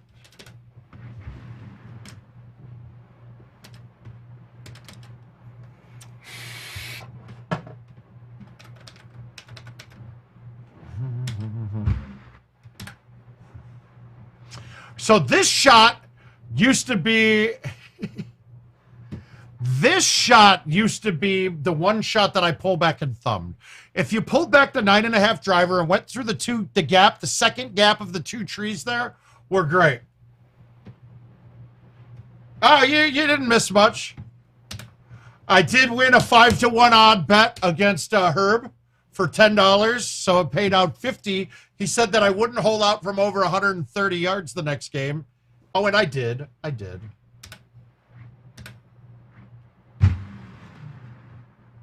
Around me, the rules. Josh, I'm very beatable. My score is very, very beatable. Bring your darkness from above. And a lot of early sets were a lot better. When you started getting into the 15 games, after the first 10 or 15 games, you were getting some really bad pins and wins on later holes. Now, this hole has been driven before. I don't know if anybody ever aced it, but when you get that front box, you can A1 and have it bounce the rocks, and if you catch the sand right, it would shot right down. All right, 133. I mean, all of mine are better than, or 33 or better, I think. And I got a 36 and a 35, I believe.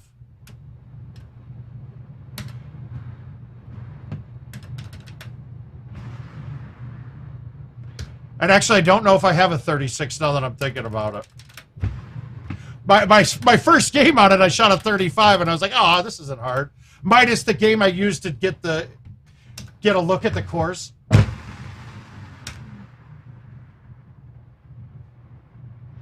Nothing's changed at all.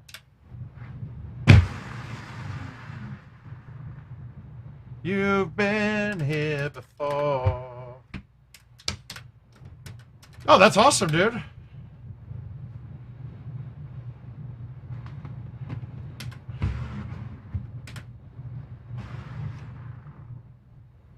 I had an uber safe shot there that I knew wasn't going in, but I knew that I wasn't going wet.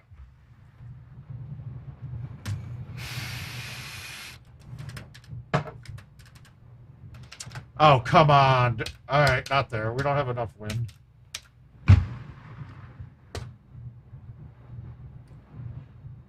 I really wish that we would do... I think that this week's event would have been really fun in like a 10 or 20-man contest game. Because right now, yeah, you're going to have a hole... If you fuck up a hole real bad, you got to DNF it, right? But if we played it as a normal game... and not a weekly event, you could see some serious swings. That's what I was hoping for. Now, there's one of the guy who sets that up hasn't been in the office, so we were hoping that it would get to it, but I don't think he was back in time to do it. I hope, and I'm thinking it might be an X-Man, and that's what they call when it's a contest game rather than an event weekly thing. The other thing I would like to see, charge us double and have it account for a single game and an event. Or even what I really hoped is that they would combine the events mode between home edition and commercial, and then we get a double prize pool.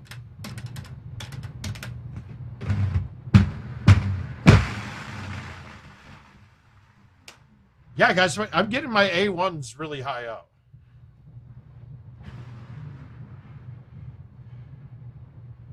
Oh, come on now. And this is weird. I'm losing my voice right now. That doesn't normally happen while I'm streaming. I do apologize, guys. And it's weird. Half the days I'm like, there's no way I got COVID in Texas. And then there's some days when I just can't wake up and I got to sleep all the time, that I'm like, no, I have to have it, which I...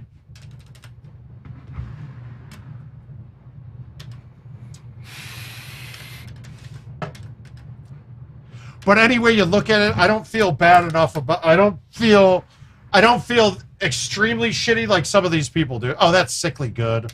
That felt good. That felt sexy. So now let's talk about this one. What we're looking at, the Jarrett... Okay, so I played Bite on this because I wanted it to basically hit an almost dead stop, but then have a chance for it to trickle down. I know at the speed that I hit it with any outwind with that high lofted club, that it's not coming back hard. So I had no risk on that and only reward. So there's nothing bad that could have happened there.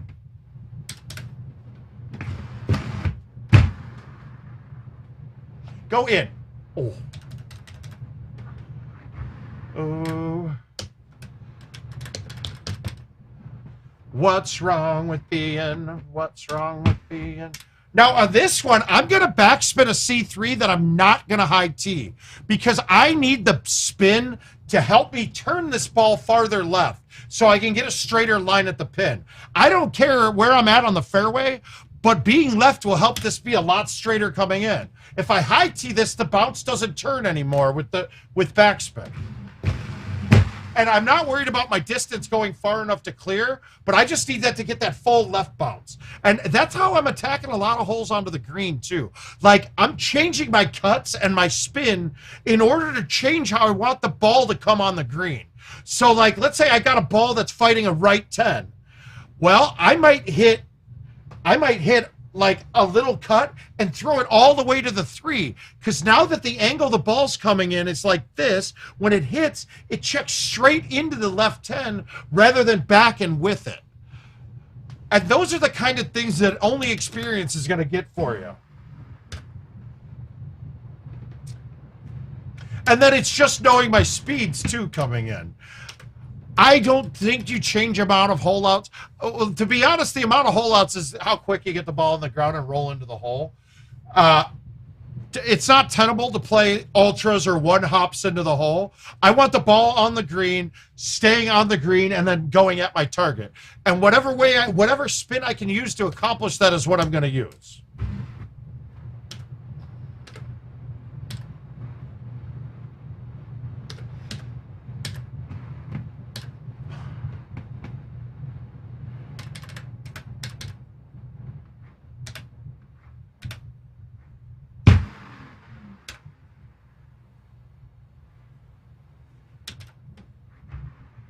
God, I should not quit playing. I'm actually shooting numbers a lot. Another one better. Shit. Your eyes on me, she said, I'm holding back. Is that cut up?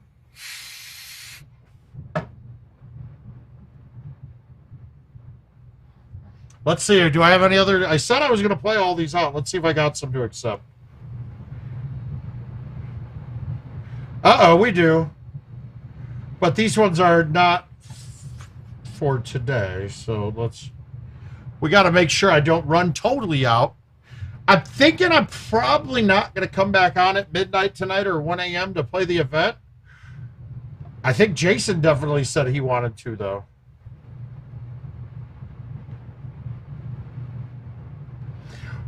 And Josh, I'm hoping that with that closest to the pin does the same thing. I think that anybody that's high to the shot meter is fucking themselves. All right, look. Here's the deal, though, right? The shot meter is not necessary for me, right? I can figure out what you hit by how it landed.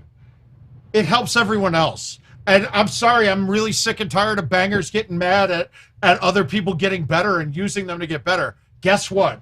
Bangers, fucking other people getting better makes me more money. I don't give a shit what you say. You're still not getting beat.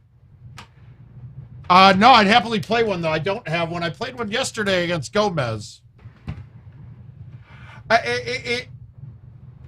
Follow me the fuck around all you want. I will win.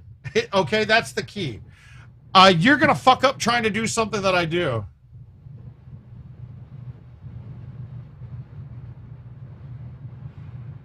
All right. It's very rare that somebody's going to get better than the best players right now coming up. But if they get competitive, they get more people interested. Their friends play. They come to tournaments. It's better for all of us. Assholes that sit there and say the shot meter's a bad thing is wrong.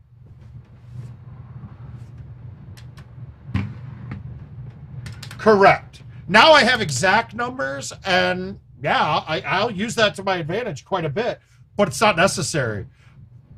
It's better for the lesser player, and for me, anything that makes the lesser player better is better for all of us.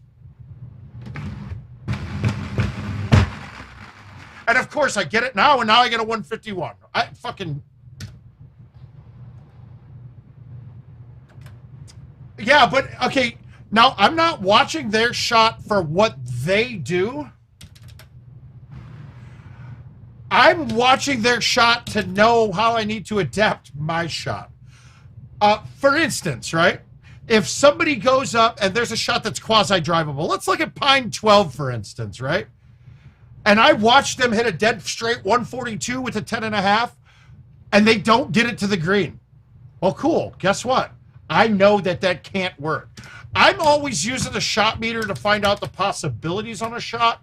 and then adapting mine to that afterwards.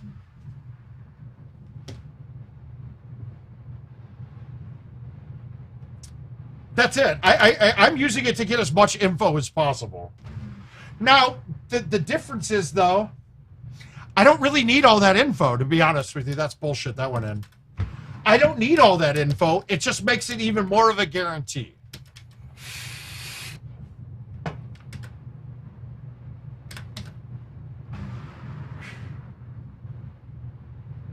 Okay, I was going to say that's bullshit. That went in. I thought that was going to fucking side door it on me, and it didn't. Thank God.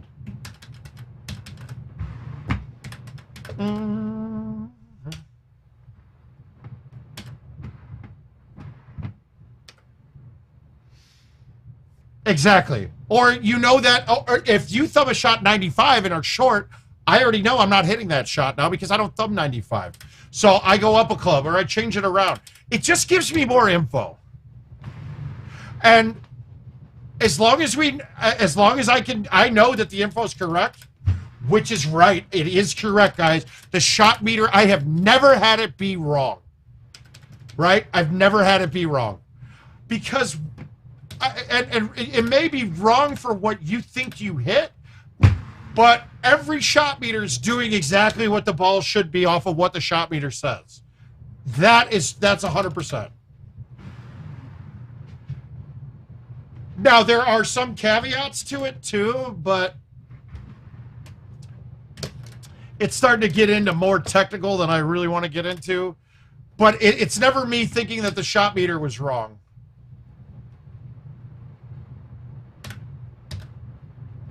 Well, and Chad, that's a point I've brought up in the past, right?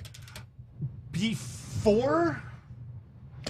Now, the courses have gotten a little bit easier, right? And if we play, let's say we played the courses that we were playing in that event this week. If we were in match play on that, and I had honor, and I had the choice to go first or second, and I'm playing somebody that I think I'm way better than, you know? No, but it's still right, though, because you have to know that we're getting the read on the shot meter prior to it going into the game engine, right? The game engine only reads between the A and the C and the 1 and the 3. So I know that if you're outside of the 1 or the 3, it read as a 1 or a 3. Or if you pulled back to the choose club, I know it read to the tip of the A. That doesn't change anything to me.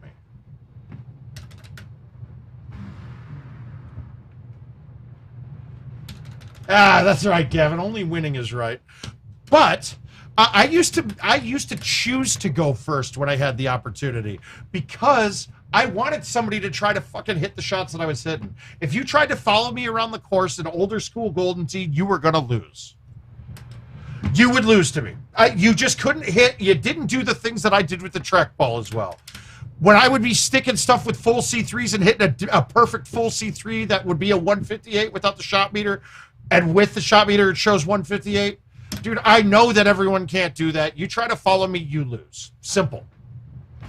Now, we all have a lot more information.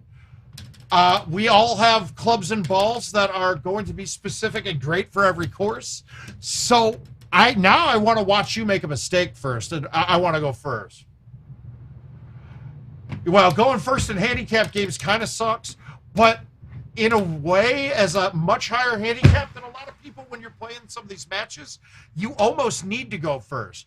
Because if your opponent it doesn't see that a shot's possible, they go and hit the shot that they always do, which got them their handicap. Well, for me to get them not to shoot below their handicap, I need them to do something totally different than what they're used to doing. And by following me, they might. It's not a gimme, it's not a guarantee, but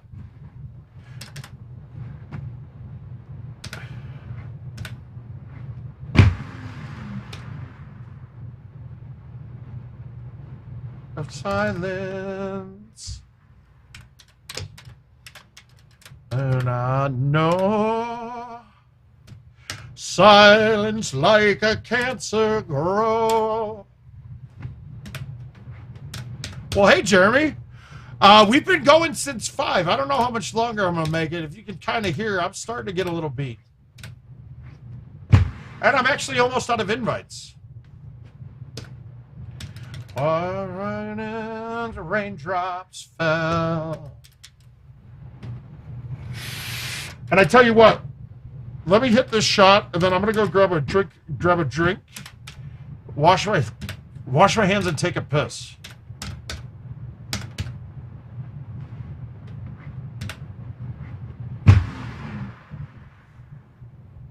And normally I wouldn't think that would ever be an issue, Gavin, but after Nashville, everybody's girlfriends and wives are over their shoulders watching.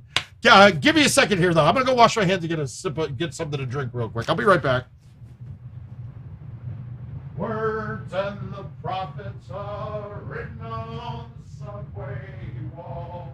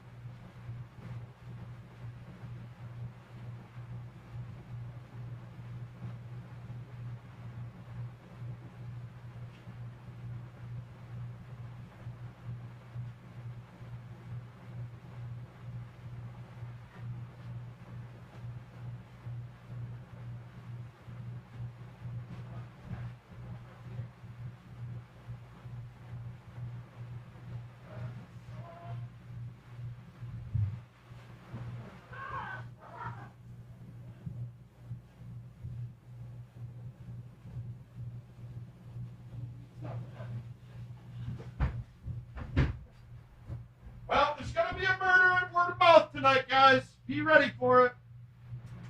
The wife wants to get murdered. She's ready. No, I'm not boozing tonight, guys. I'm still not feeling, I'm not perfect. Not boozing. No, I just got myself a water with a little Mio.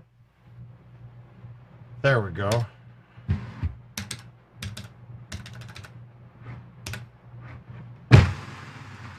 But I could. It is. I do just happen to have this here. Now, those of you guys that are here more often than not, right?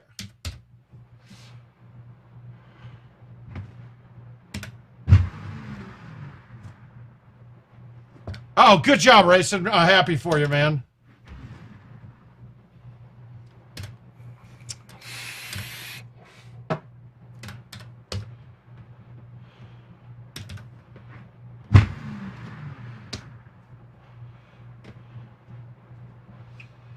Oh.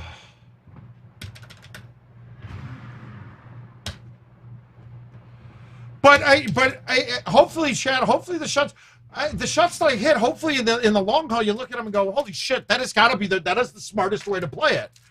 And when somebody shows me something, when I see something at a tournament, like I go, "Oh shit! That way is safer to play. That's a better risk to reward."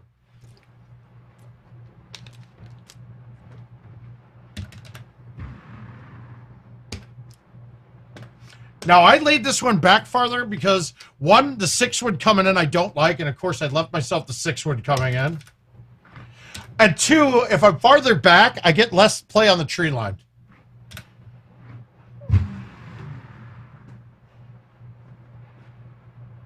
Well, apparently I like the 6-wood coming in. Oh, guys. I don't remember the last game I played today that I haven't holed out at least once.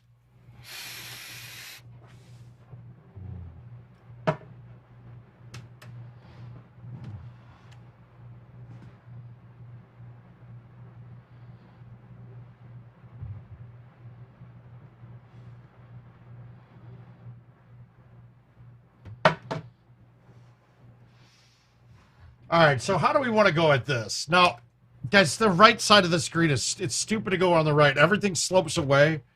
We're going to want to play from this angle and force it back into the right. It's just a question on how aggressive you want to get going back right. I didn't get very aggressive. Like I said, I'm on a 1-better. I want to win this game, which is fine by me. Winning's good. Oh, no, wait. I'm on a 2-better. Okay.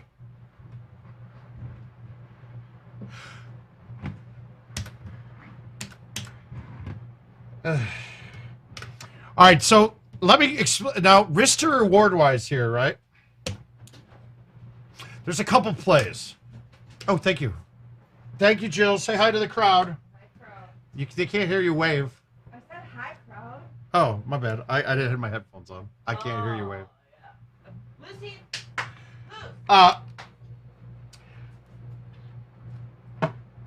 But so the risk to reward here. Okay, to make this shot, basically to make this shot, I'm going to need backspin on it. No matter what. Now, obviously backspin's going to bring the short side into play. So how can I play this to lower the risk on it with that in play? This one I don't think we have a way to lower the risk. And the main reason is I know if you guys have cut balls into the tiered greens and hit it with backspin, if I hit this tiered green coming back at it, it's going to ride it and kind of shoot off, and I will go in the water. So, other shots to play. All right, do I throw it on the top tier and let it trickle down? Yeah, but to do that, I would hit this shot with bite, and there's a chance that it doesn't come back down, or it bites back towards me more than biting sideways. So, I really don't think that there's a way I'm going to make this with a safe shot.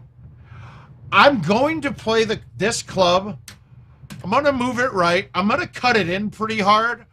I want this cut to get more going left than coming backwards. I want a little bit coming back, and I want it mostly going left. So I'm going to try to cut it to backspin, hit the tier, and then go up a little bit and then loop right down, rather than riding the tier into the water. I'm probably not going to execute this. This is a kind of a more awkward shot, and I really don't like it with the 5-wood, so I'm going to hit the low 4, and I'm going to do it.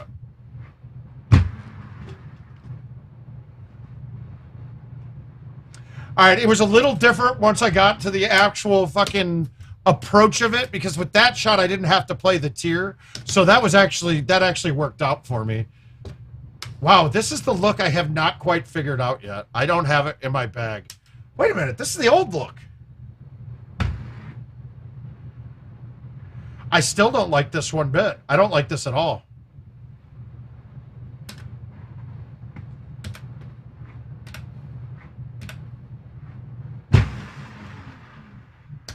Fine. Happy. Happy, happy, happy. All right, 2-betters are good.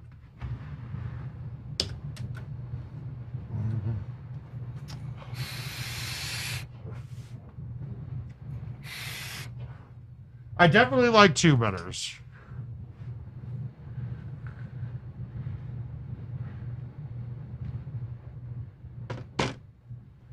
Anxiety. All right, what else we got? I'm definitely burning out.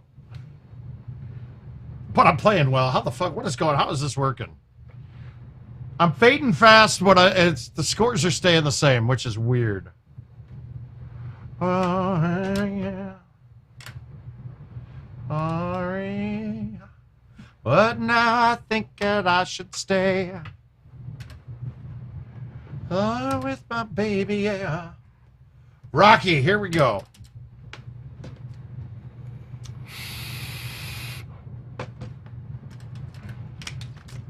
Now, Chad, where are you from and who do you get to play with? I mean, are you a home edition guy that plays by himself? You got a good group that you guys play with?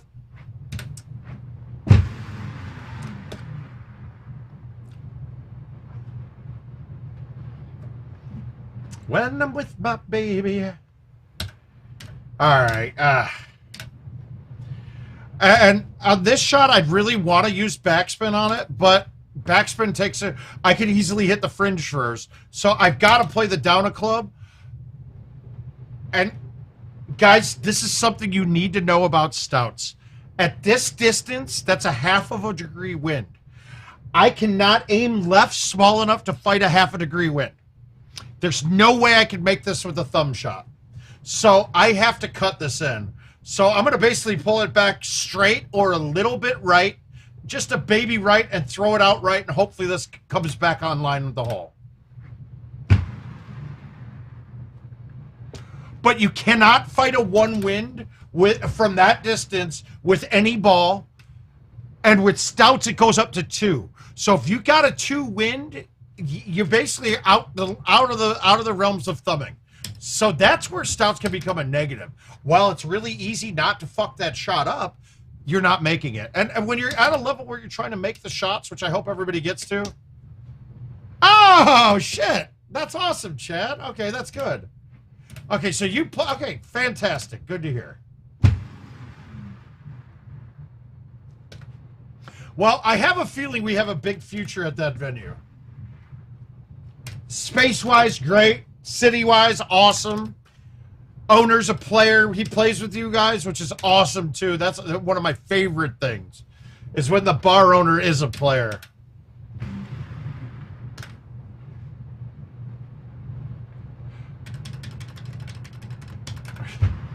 So I pity you. You have to play with Pink and Jay Ware sometimes. That sucks.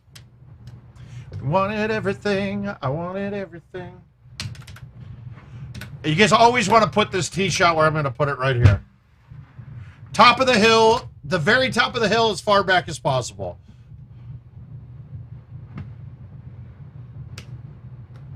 Now, you got to learn the bounces on this. It comes this way on the left side. The right side the middle right at it can bounce either which way. So I'm just going to hit this with bite and pray.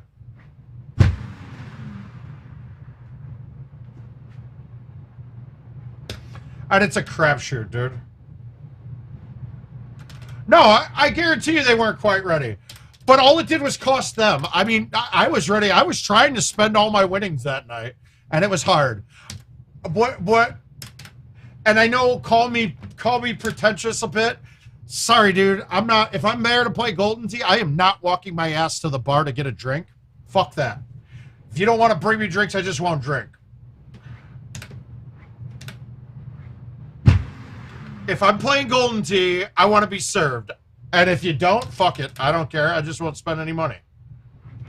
But I got a feeling they know moving forward.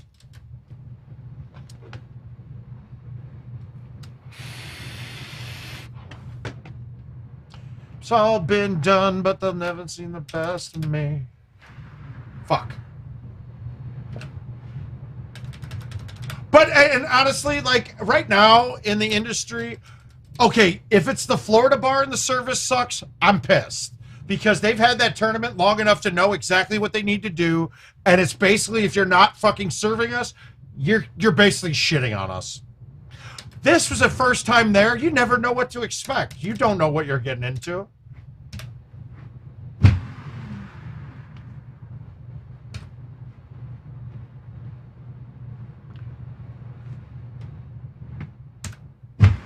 If the service sucks in Sussex, I would definitely light him up.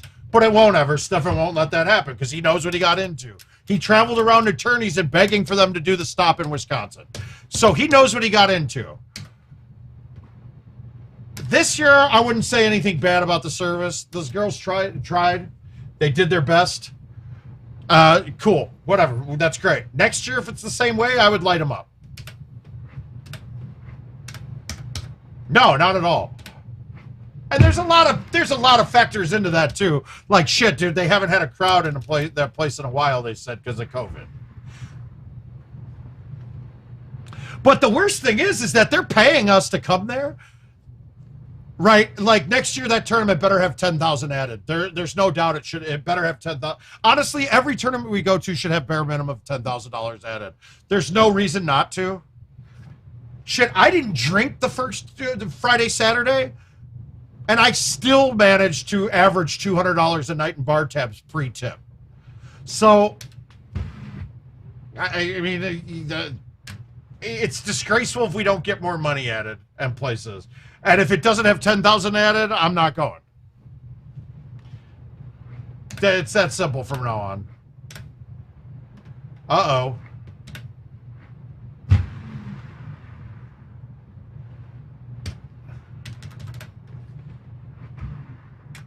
I think that we have a lot more buying power as a community than we've ever recognized, and I think we need to exploit that a bit more in general,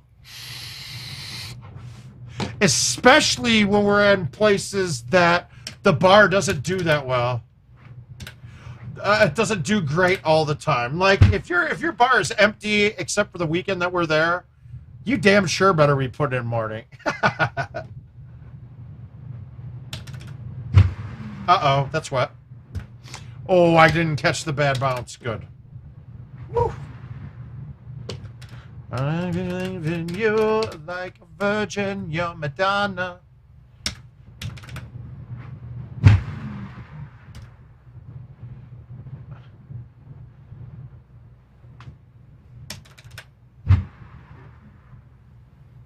Aereo, the way you move.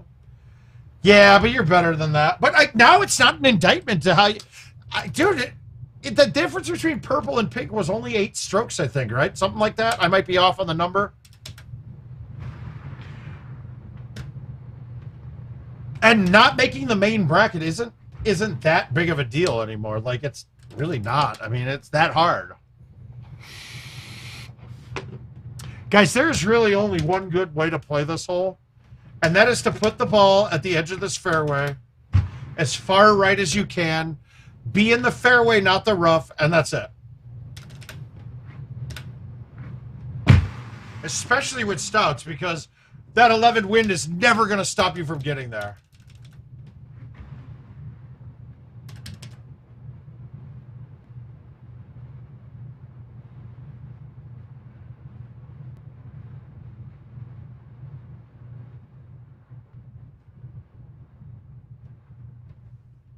Yeah, well, that's part of it too. Location is key.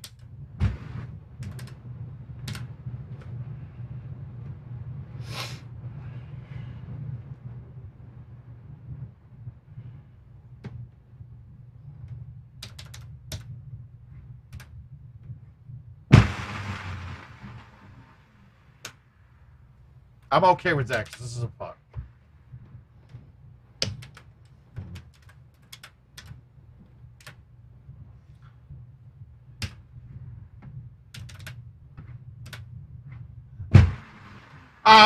Jason, you should never say you like the ping bracket. If you're trying to get better at Golden Tee, you should always be looking to step forward and do better.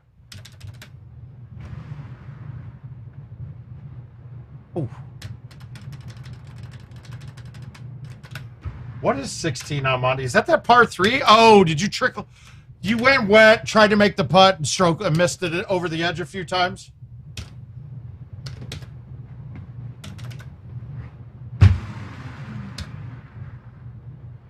See, a hole like 16 on Monty, though, what I used to my advantage was I saw that pin was 160 with a slight outwind.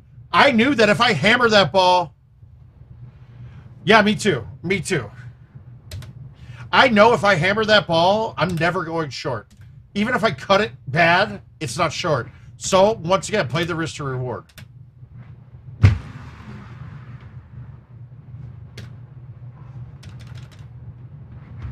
Never able to identify where it's coming from. I'll make a candle out of it if I ever found it. Never sell it, never really sell out of it. Probably only sell one. Oh, okay, well hey, that shit happens. We know it does. It happens every now and then, the best of us.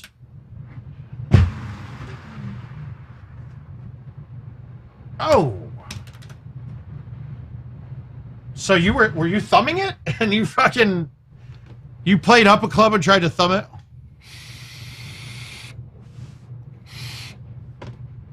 But see, the drop there was like a putt that was makeable always. It just sucks because if you don't seed putt it, it goes wet if you miss that putt. But if you seed putt it, you have a real big chance of not making it.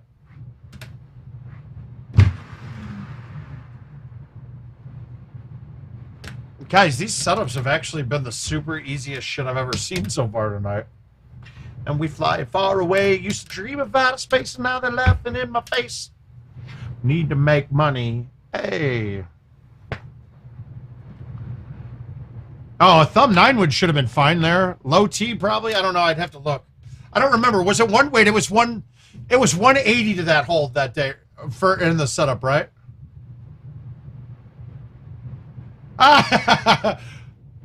The worst thing is, Chad, is I'm sitting behind you. I'm like, that's going in. Yeah, it's exactly. It's in the top side. It's on above the green. That definitely was going in. God damn.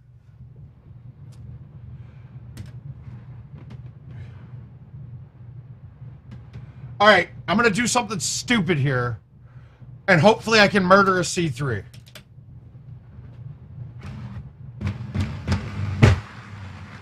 And again, it fucking undercut. Dude, they're broken. There's no consistency there.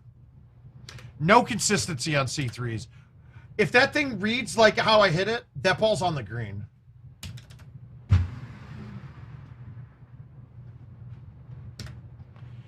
I don't quite get it.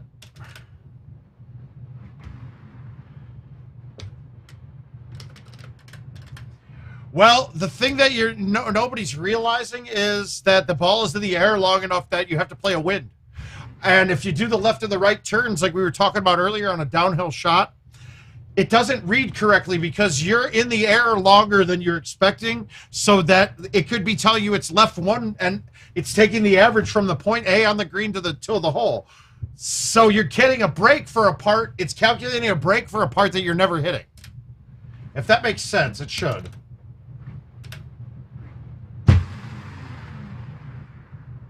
Go in. One time. Oh. Ah ha ha.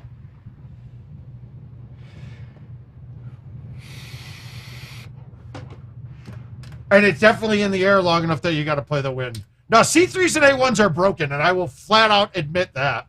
But that's not a club. That's just the mechanics of the swing. Why did I backspin that? I was a pussy.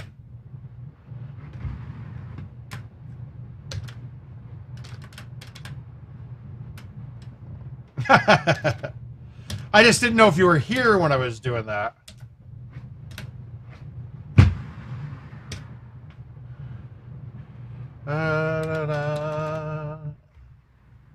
Ooh, oh, I'll follow you.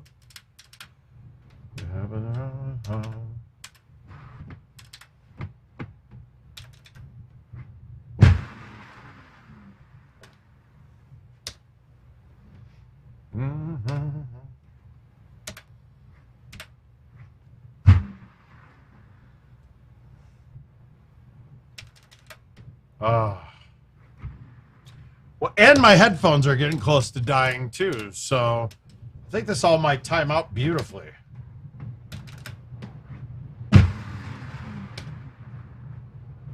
Yeah.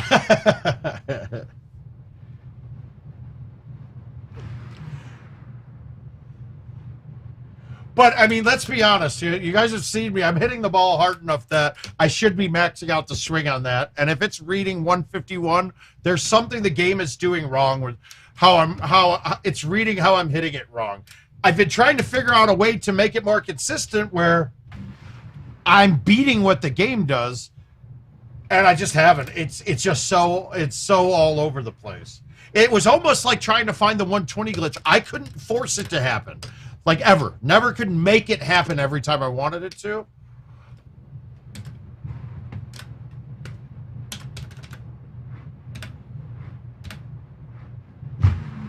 All right, now I want to explain to you how I play off the heavy rough, right? All right, so forget that we know it's on heavy rough. Heavy rough gets a little more backspin than regular rough, but it kills more distance. So what I'm doing is I'm taking the club. That's the distance that it shows, right? So 250s to 247, and I'm going one club up, backspin, and this should be perfect. And oh, wow. Speed-wise, it was perfect. I just didn't get enough backspin on it. That's not good. Perfect birdie. Great birdie. That's all I was going for.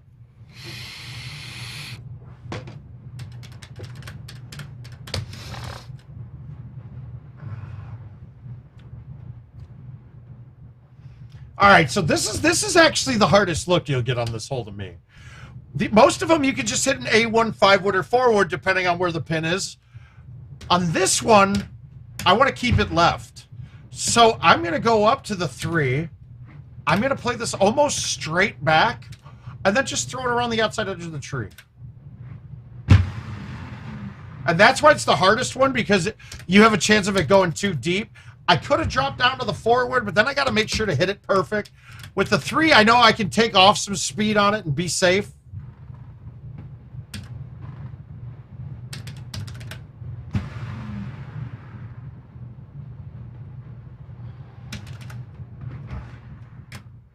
You go.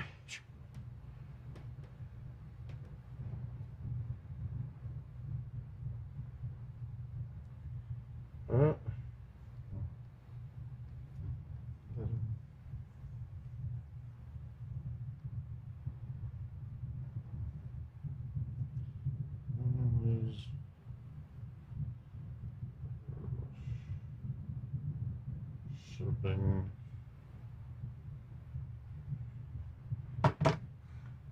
All right, now we look at this, and this setup is great. This is what we want. Later, buddy. No, we just put him to sleep, though. So, we know what fulls are, right? When you full see a club with no wind, generally I count it as 2 clicks, right? It's 2 turns. So now we're 2 turns, we're farther left. But that's good because we got a wind fighting against us. Now we're just looking here. The backspin 5-wood on a full going straight will hit the underneath of the trees. The 4-wood won't.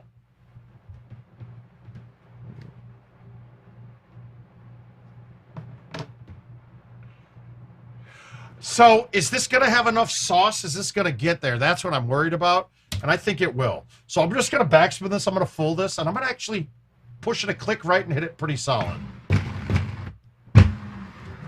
I didn't get it right enough at all, and I caught the tree. That sucks. And speed-wise, but it was under the trees. I forgot to mention you got to follow the tree limbs, though. Or the tree trunks. I just didn't push that right enough is all. Yeah.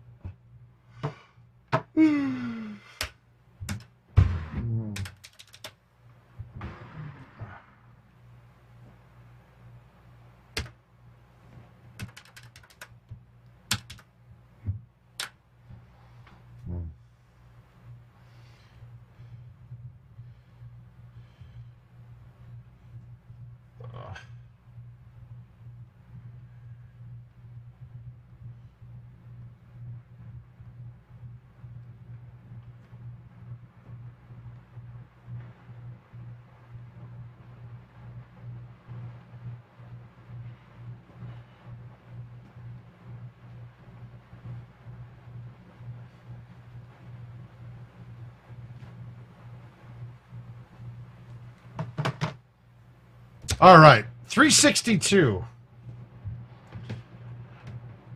Now it's downhill. We got an outwind, but 350 is my base for my 10.5.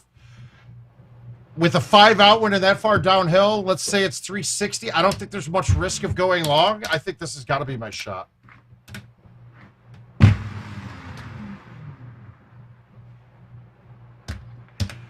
Totally safe. I could have hit that 142 and been just as fine. A mess.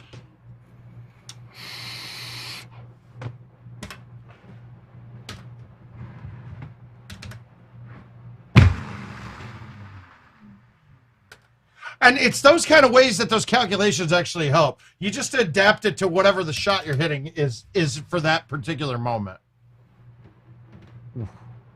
I've never seen a pin back here before.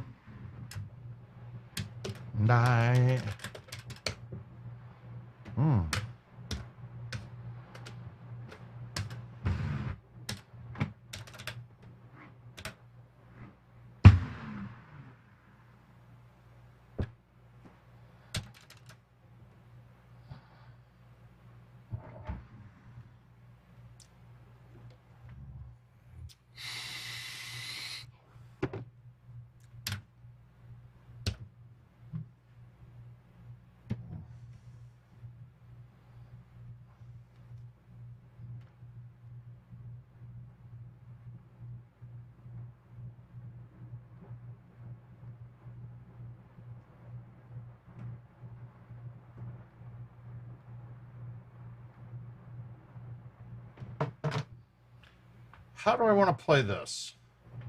I can go down here, but I don't like this approach coming in. So I'm going to just put the forward up top. Now, if I wasn't playing stouts, that shot's a lot harder to accomplish.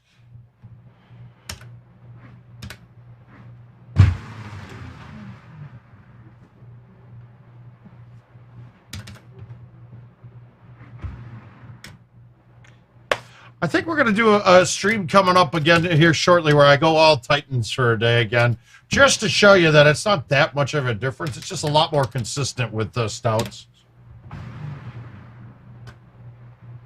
What people don't realize, though, is that you can make most shots thumb straight shots anyway with just turning right or left. All right, how can I make this? Let's try thumbing this straight with backspin. I didn't thumb it straight. I missed that pretty bad. Yeah, that would have been great. I had the line right.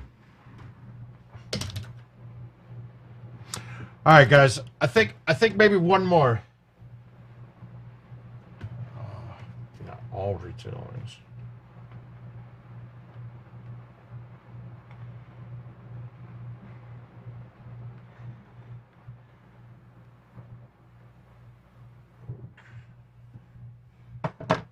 Oh, all right. So this is going to be my last one. I'm going to sit it down after this. I'm actually starting to get beat.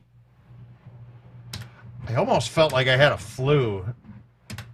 Let's make sure nobody caught me in events yet or that no one's even coming close. Otherwise, we'll have to bang a few of those. No, it doesn't look like it's changing much.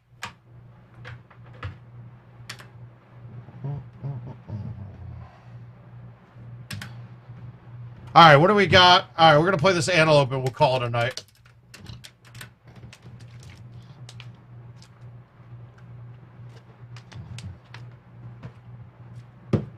All right, anybody that's here most of the time, do you guys notice that that audio sounds a bit better today? I put up a sound blanket to try to stop the noise from the AC unit. Now, I know I'm going to need Richard to start adjusting it.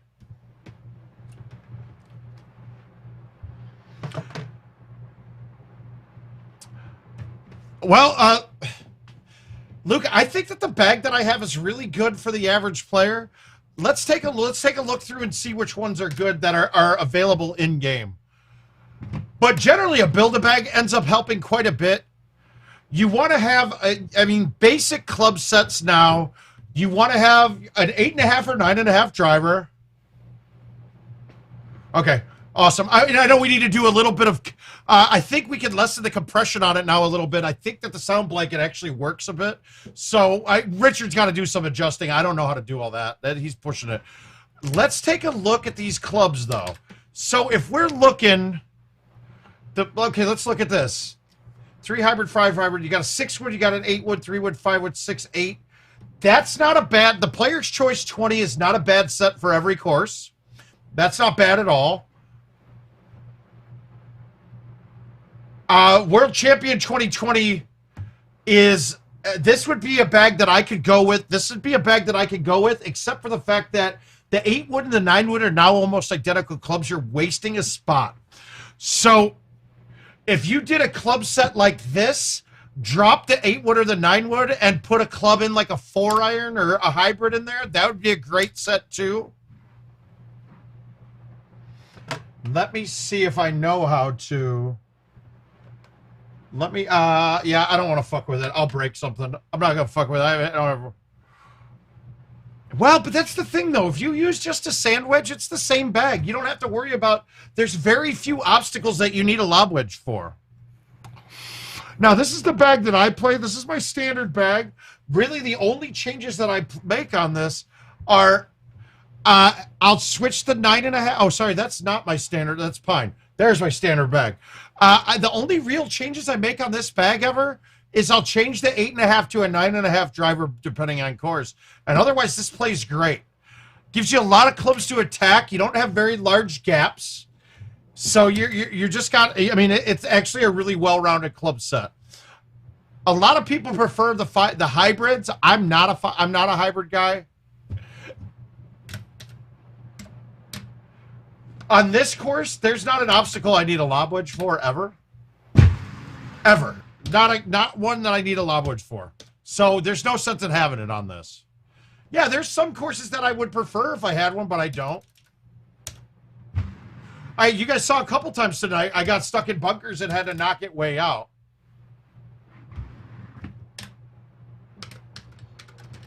Drops wise, no. But that just means you got to learn how to control your distance with like half swings and chips.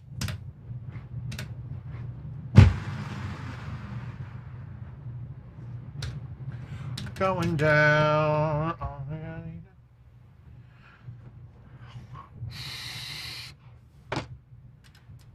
It would almost be the super spin sand wedge is probably if you're going to use one wedge, that would probably be your best choice.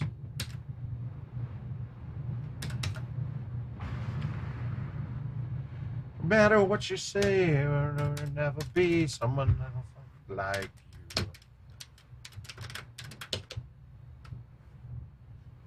Yeah, but I don't want to see him get used to having it. Because a beginner, if you get used to controlling your speed with the other wedges, you'll realize right away, and you'll have that benefit of being able to adapt speeds without the club without having the club that's the perfect distance. Like if I could make somebody start and not have that crutch, to begin with, well, then they're that far ahead of the game to begin with. All right, this shot sucks today.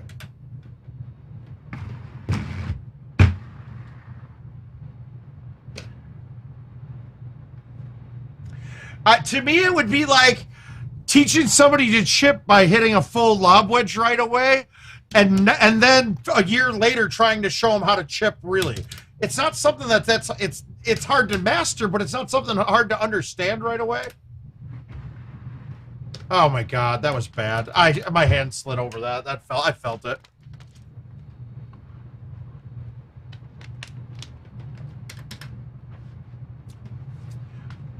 Now, one thing I think everybody can agree on, I don't want beginners to start playing with stouts.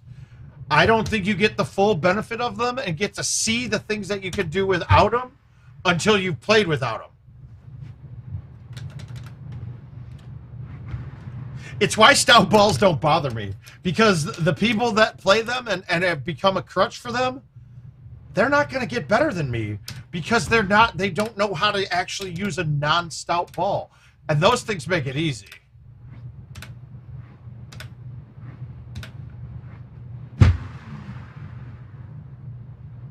I don't know. I can't remember even I don't even use the lob wedge ever, even when it's in a bag. It's not good for short chips. You have to play the wind. You have to play the wind on it. All right, Luke, we'll do it. Now, my chipping has gotten suspect. I can tell you how to chip perfectly and the things that you want to look for while you're starting and how to make your chipping better. Shit that I wish that I had when I started playing. Because if I had the shot meter when I started playing, my chipping would be flawless now. But since I had 15 years of playing without the shot meter, my chipping, I've developed a slight hitch in it to the hook. And when I try to fix it, I'm all over the place. Now, normally I don't go over here. Yeah, tight. All right, guys. And the half stout, the half windward stouts is a huge benefit. But the Titans are the best, most powerful ball, the best overpowered ball they have ever made. If you're not playing stouts to master the half wind and having thumb shots and everything, the only other option in Golden Tee, the only other ball you should play is Titans. But that's the thing, racing, is that you can get so much more accurate with a chip from there that you would never regret not having a club that's the perfect distance. Now, I went over here because now I have the loft to get over the top. I still remember, and this is before anybody started playing stouts.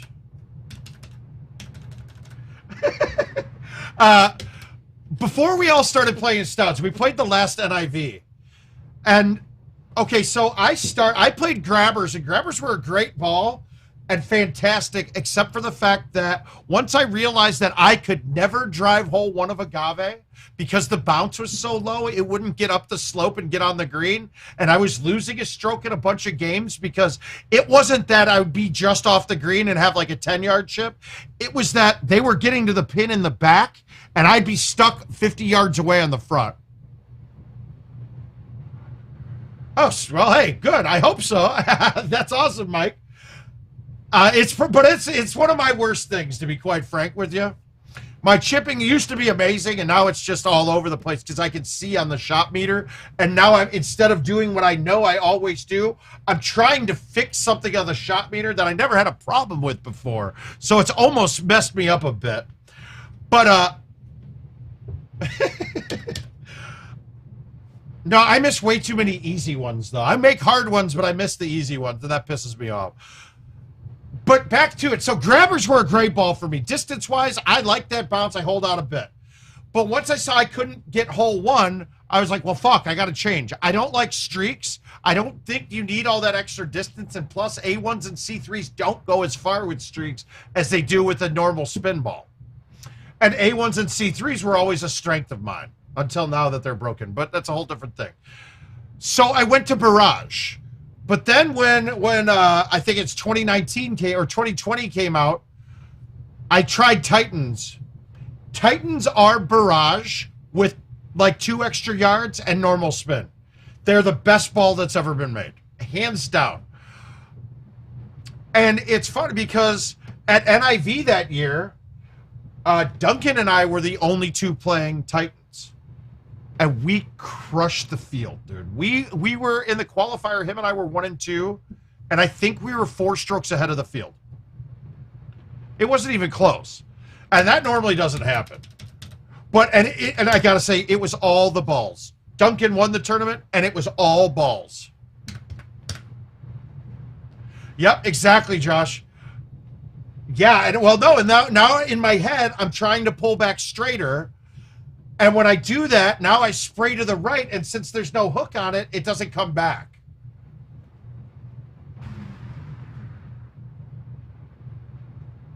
I would much rather be blind to the fact that what I'm doing wrong and be able to adapt it.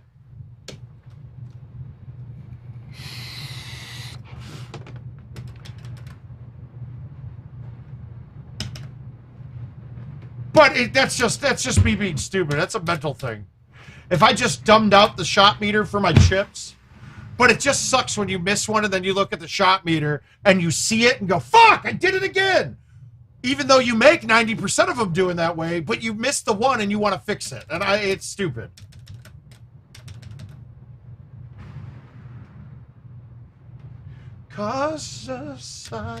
So, I mean, Titans are your only other choice besides Stouts. Really, they're the only other legitimate ball to choose.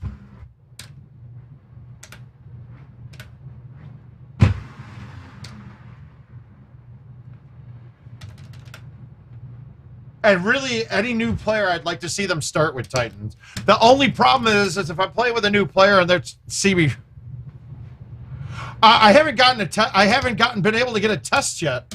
Iowa's been really rough on me. I have a schedule for Tuesday. I haven't felt terrible, but I definitely have been extremely lethargic since I've been back. I don't ever get headaches, and I've gotten headaches the last couple days.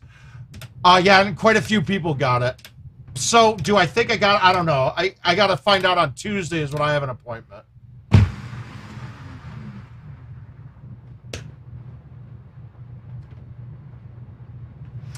Yeah, there's only like 6 places near me, but they only have a 2-hour window from 8 a.m. to 10 a.m., and I normally can't get there at that time.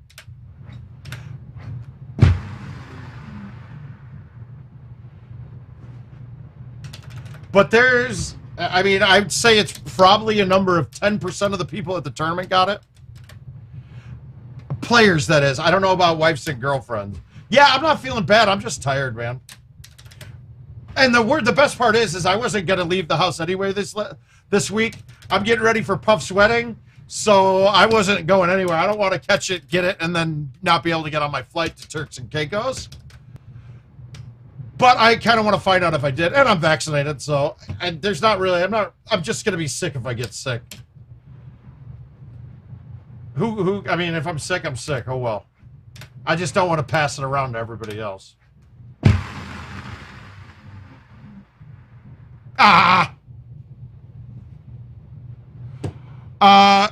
Sobel's vaxxed and he got it. And then otherwise everyone else I've heard of was not vaccinated.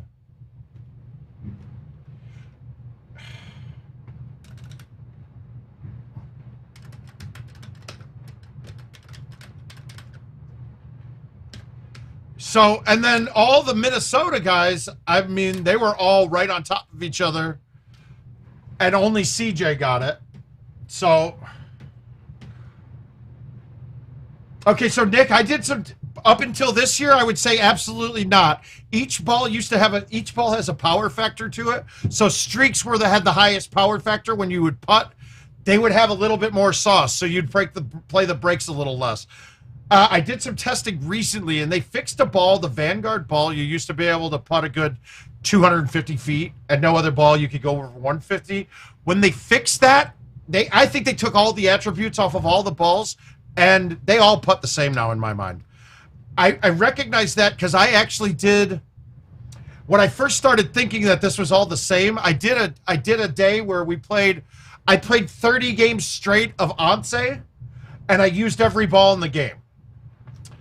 And I don't think I missed a putt the whole time. And you would think if the balls were different, I'd miss putts differently. That made me start thinking about it. And then I did some testing on it. And all the balls were going the same distance now when you putted them. So that tells me that they're coming off the same, which means that they're all the same. I don't have anything 100% factual that tells me that I'm dead right, except for just the testing I did quickly on it. And I'm pretty sure I'm right, though. I think they all putt the same now. But here's the part of this so I tried to get Ask IT, and nobody knew. Well, first of all, they didn't do it on purpose. Have you noticed how we don't have really rollovers anymore? Nothing was done on purpose to fix that, but I think that was part of them fixing the Vanguards. They just took all the attributes off of the ball when it's on the surface. And by doing that, we basically got a secondary benefit, an ancillary benefit, that we don't have rollovers really anymore because there's no extra power boost on any putter. Like happiness, happy if you feel like happiness is to you. Okay, that's not a fun setup. Let's just pray. Here we go. News, talking this and that. Ah. Give me all you got and don't hold back.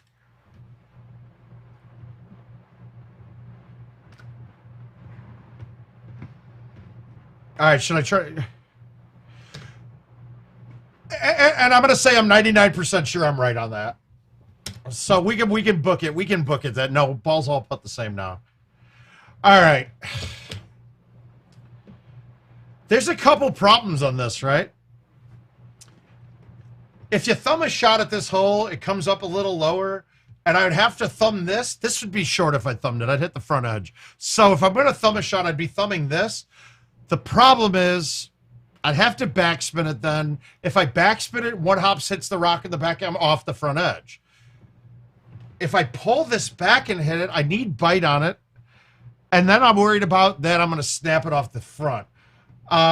I think I can make it with this if I thumb this, but I got it's risky.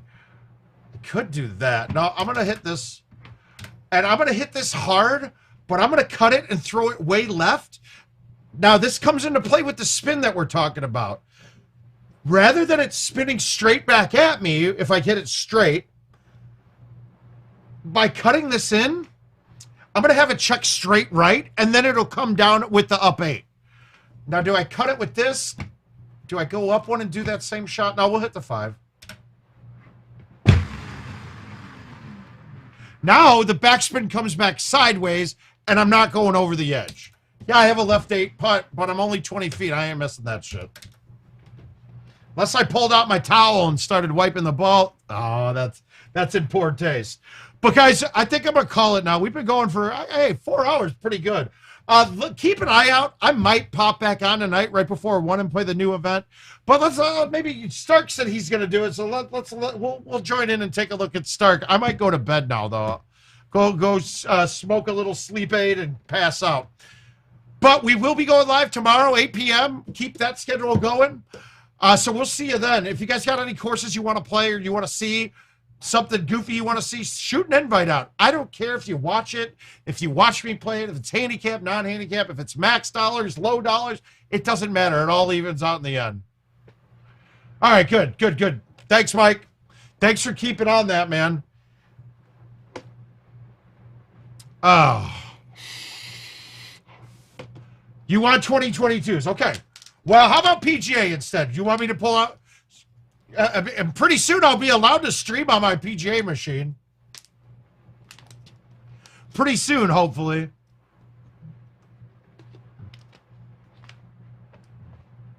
Ah. All right, give me a rugged link. Hey, guys. We got Rusty's going to go live here, too. So let me throw you guys a link to his. And you guys got some more tea to watch and chat about, dude. Right at you, you began to smile right on through. Well, if you haven't, just hop in the Facebook page on the Golden Tee fan page. I'm sure he's going to put a post up there. But he's getting me a link. Here it comes. Shit, how do I get this over to... how do I get this over to the chat from my phone? Okay. Yeah, he's going to make a post at GT fan with his link. He's going to start doing it there. I probably won't be joining you. I'm going to go lay down. And like I said, I like to stop in. Guys, I can't watch other people stream. I just want to say, like, oh, don't hit that shot. But with the delay, it's like, fuck, I missed it. Okay, so his YouTube is You Don't Know Me. Let me put it in here. So search for You Don't Know Me.